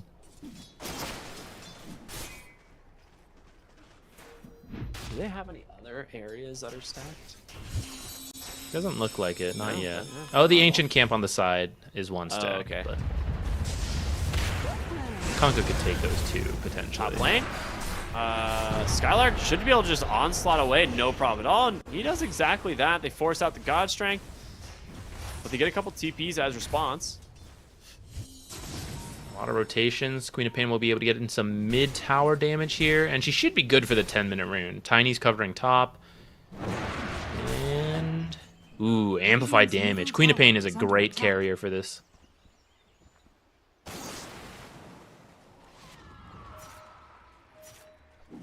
It kind of just gives her everything she needs. I mean, we'll probably see her make another rotation before that amplified damage expires, just so you can try and get that Sonic Wave into a kill, or like convert it into a kill, essentially. Finding Puck would be best case scenario, who almost has their Witchblade as well. Both of these mid players should have Witchblade around the same time. It seems Puck maybe slightly faster, but not by much.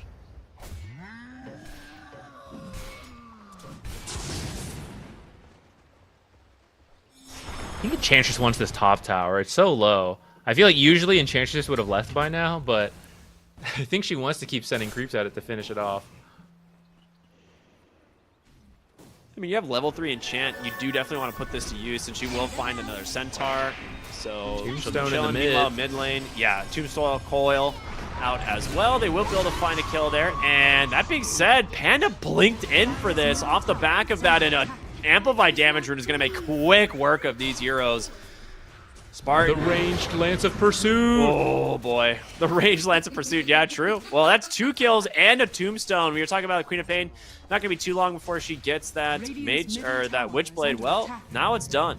700 gold going her way. Enchantress now in the mid lane here, putting pressure on the tower. Where are you going? Very good turn of events here Radiant structures are fortified. for the Dire side. Should secure them the 12-minute rune now, too. Radiant's bottom tower is under attack. They're bringing in a lot of heroes for this. Dude, they... Whoa, Undying respawn still in Flesh Golem? What? I was Is not that aware right? of this. I feel like all transformations end when you die, but maybe Undying's is different? I don't know.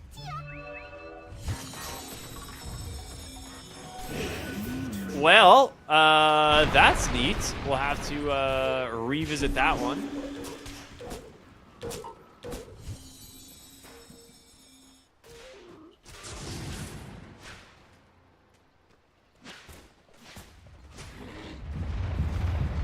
Interesting. So, huh. Radiant's bottom I mean, I'm not an tower is Undying under player, attack. so that is Dire's potentially top news to me, tower but it is could be a under bug. attack. I'm not really sure. Are scanning.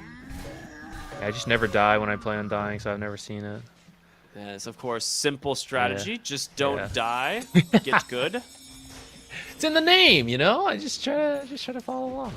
Kunga has his Orchid. Oh, we did Able to go for the catch- Orchid early. Okay, very nice. And Yes. Primal Beast will be the one to find out firsthand, as the Soul Burn should finish him off, and it does. So Radiant's very bottom tower good, is very under solid attack. rotation is now Tiny. Does find a Hoodwink. He's only level 5, though. He's having a really rough game. Bottom lane, Coil. Out onto the Enchantress. Does have a point in this Untouchable. And just too much Radiant's magic top damage tower coming is through. under attack. In the meantime, they are going to finally finish that top tower. And Kunga's really trying. This is under the tier 2. It's a little scary, but good amount of damage plus the Orchid. All right, they're going to grab that Hoodwink and get out of here. Radiant's top tower is under Any kill you attack. can find with that Orchid right now is super valuable. Like, any supports, like committing spells is really great. Obviously, if you can find the puck, that's like best case scenario, but he just needs to keep playing active with this Kunkka and I guess pressuring objectives. It really feels like that's his game plan. Tiny one for the Wisdom Rune steal is really close, but Puck gonna secure it for themselves, and that tiny kill. Radiant's middle They're gonna tower use the is space to under pick up attack. this mid tower, though. Just a few more. One more. There we Radiant's go. middle tower has fallen. One thing to note, Spartan also stole the other Wisdom Rune and got out. So he like ended up That's popping nice for Flush them. Golem and TPing out, but does get the steal, so quite nice for them. Is there still a level 5 Radiant's Tiny bottom in this tower game? has fallen. 14, almost 15 minutes into the game. Smoke up. Like, see this Sven, he is so difficult to kill. I actually don't know if you want to go for this. Yeah, over 2,000 health already. It's a pretty tough one, especially going into the enemy's high ground. But they're thinking about it.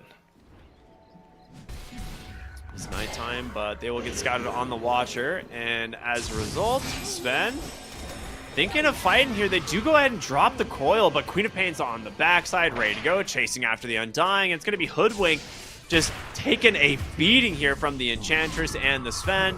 It's going to be 2 kills going the way of the Dire, as honestly a really nice bait set up there from Sketcher on the Sven. I don't even know if he was baiting or just like, I'm being ganked. I'm okay though. I have 2,000 health. You know, it's that was a tough one to get. Tiny, much easier. They're trying to give Tiny the space to catch up not only on XP but also finish up this blink. It'll be easier for them to initiate. Once he has that, Orchid helps to like prevent people from getting away, but actually closing the distance is not very useful for that.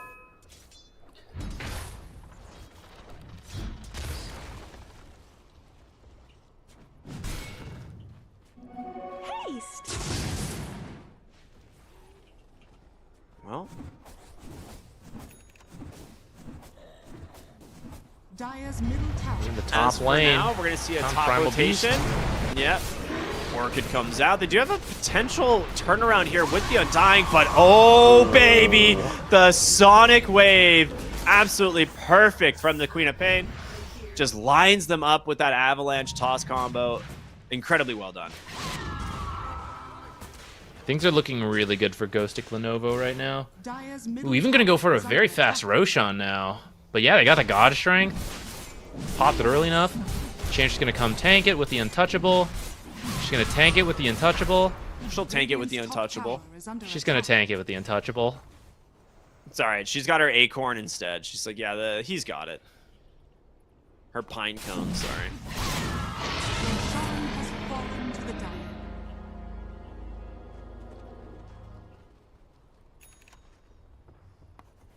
Well, Roche done. 17 minutes into the game. Aegis for the Queen of Pain, who does have that Kaya Sange completed. So very early magic-focused build here from this hero. And honestly, you have a lot of options. You can go back for the BKB if you want. If you want to play a little bit greedier, you can build even more damage. Oh, here in Orchid, it's onto the Primal Beast. He's just trying to stay on top of this Kunkka, as he will be able to. And with that, That damage. He doesn't have The his boat- ult though. the boat buff is expiring, so yeah, it looks like they do got him. Radiant's bottom Yeah, nice tower kill. is under attack. Really good pursuit there. Dire's structures are fortified. A nice find. Kunkka's been Radiant's causing middle them some tower is problems. under attack. Even though he's not that farmed, but I think that's the strength of Kunkka. That was he was the first pick, right? Like Yeah. that flex value and just the X, and he's got a variety of builds. It just feels like it contributes something almost every game. Dire's top tower is under attack. Radiant's middle Oh boy, tower Focus needs to be very careful. Another Avatos combo into the Sonic Wave as Sven joins in for some fun as well. They get themselves 2 nice kills. Didn't even Dude. need to use God Strength. Yeah, not at all. How many times don't are they think he gonna was get that even needed. exact combo? Yeah, I don't know. Has his Scream of Pain not hit multiple heroes yet? Hard Really to say. nice. I feel like it's been pretty much on Radiant's point. Queen of middle Pain does tower is under attack. trap herself in the trees for a moment, but the Arcane Rune, well, allows her to blink out quite quickly. Damn, that's such a low cooldown blink actually with Arcane Ring. Looks like they Radiant's should bottom be able to tower get is this under tier attack. 2 tower. Luna's Eclipse is still down. Oh, I say that. Defensive Okay. coil here. Yeah, they're a little Alright, bit definitely afraid. gonna take this tower. I don't see how you can defend without Dire's Eclipse top or tower is Coil. under attack. I mean, you Primal definitely Beast. pop the fort, Radiant but structures you'd are want to wait fortified. until the next wave, and you're not going to be able to. Radiant's bottom tower is under So, attack. Yeah. I think they want the BKB on Primal Beast. He's pretty close. And it becomes a lot more useful once he has that. I think the fights are still pretty tough even with that, but yeah, you need everything you can get. Radiant's bottom tower has fallen. Oh, wait a minute. Puck. Okay, Okay, I actually don't know never if they mind, caught never him mind, with that guys. stuff on the high ground, so. I feel like they were trying to do that. They were trying to bait it in, but then it just got, I don't know, messy. And they were like, you know, maybe an attempt right in front of the tier 3 is not the best.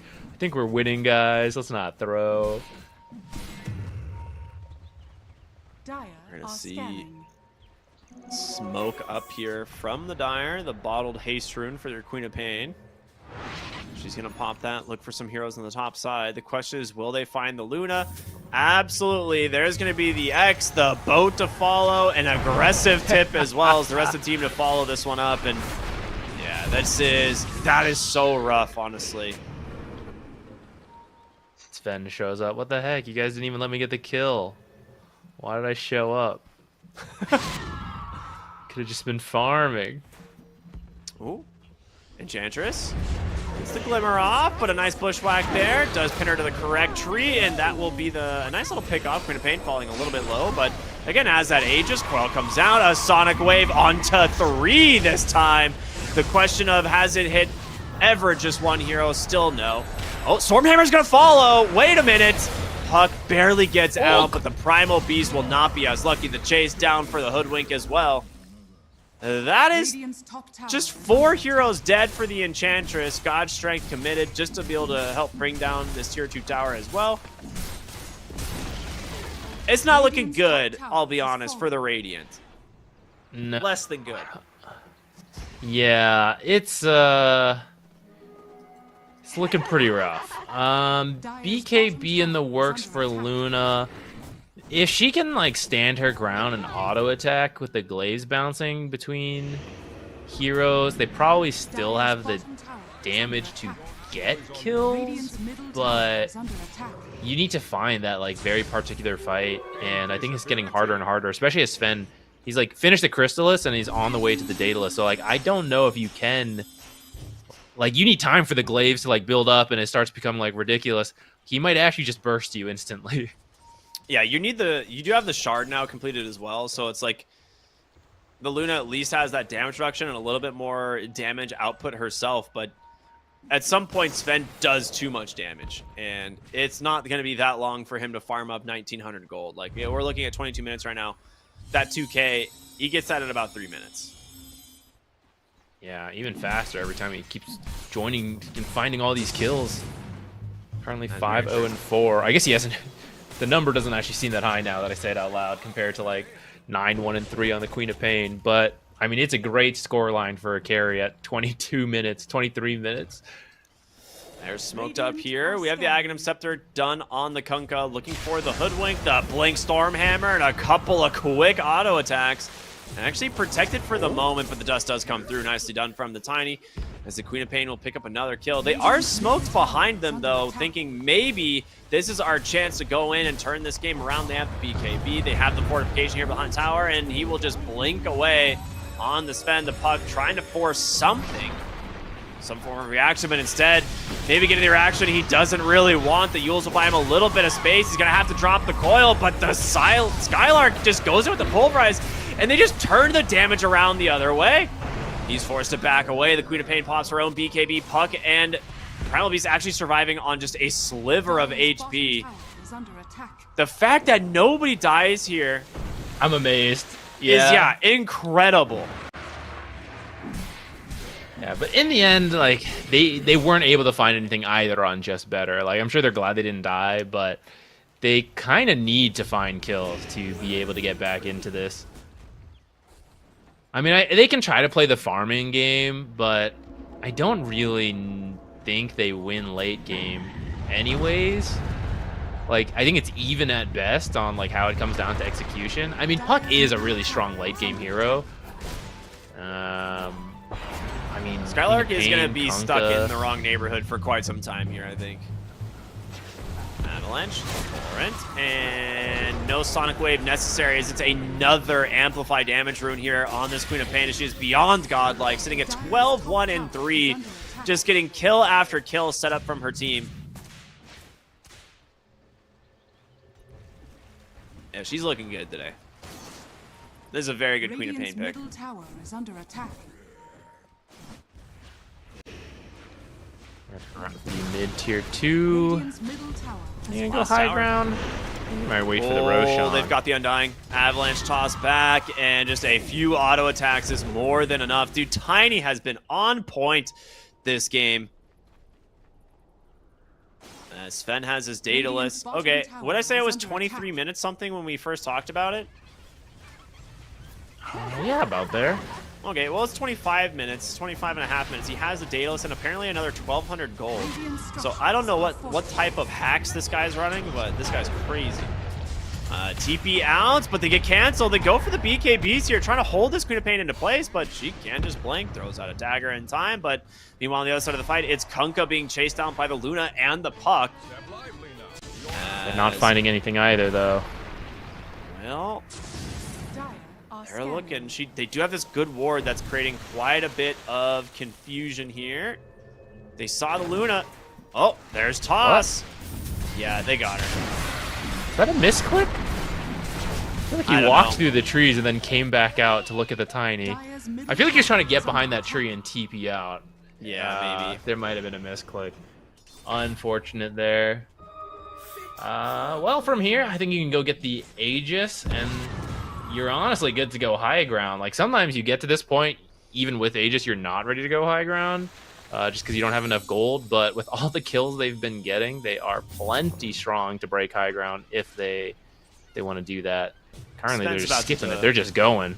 Yeah, Sven's about to just end this game. I feel like he just wants to see a hero and kill them. I mean, when you get this point with Daedalus, how can you not? You're like, guys, look, I want to one-shot this guy. Maybe two-shot, because the Echo Saber will count it as a one-shot. I just got to do it. I got to test my limits, guys. Puck is doing a decent job of just cutting and being very annoying in the top side of the map, and is going for the Maelstrom as the next item. It makes sense, right? A lot of times we see the Maelstrom Puck as we start scaling into the late game, because you want to be able to get to the Aghanim Scepter. But I don't know if you have enough damage to consider it at this point. They're going to find the Hoodwink in the mid lane. The toss is there. She evaded like 5 attacks next to that tree.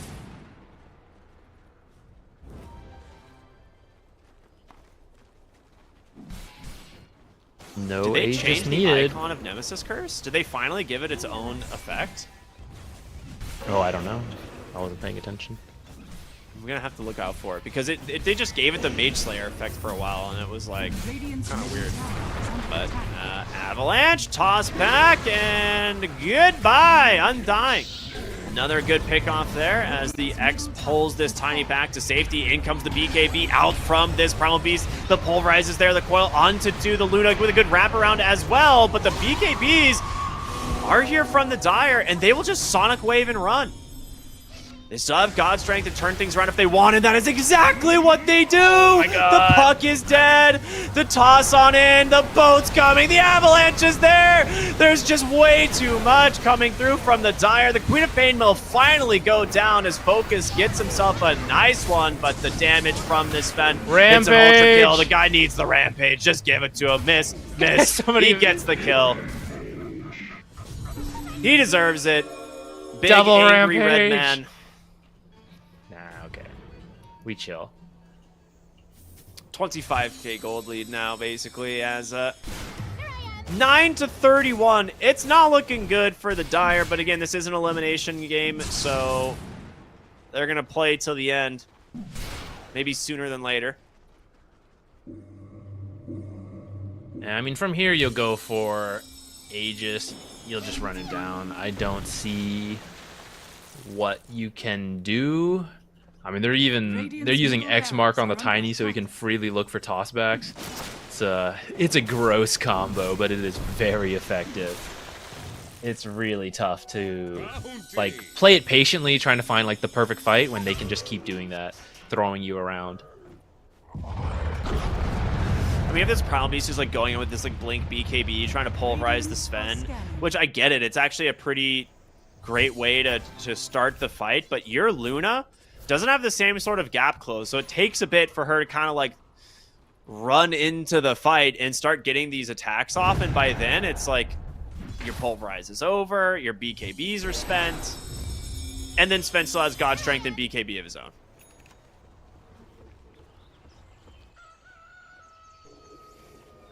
That is a Scythe of Ice completed on the Queen of Pain, and an overwhelming Blink completed on the Sven combined with the Harpoon. So they were strong before, but stronger now.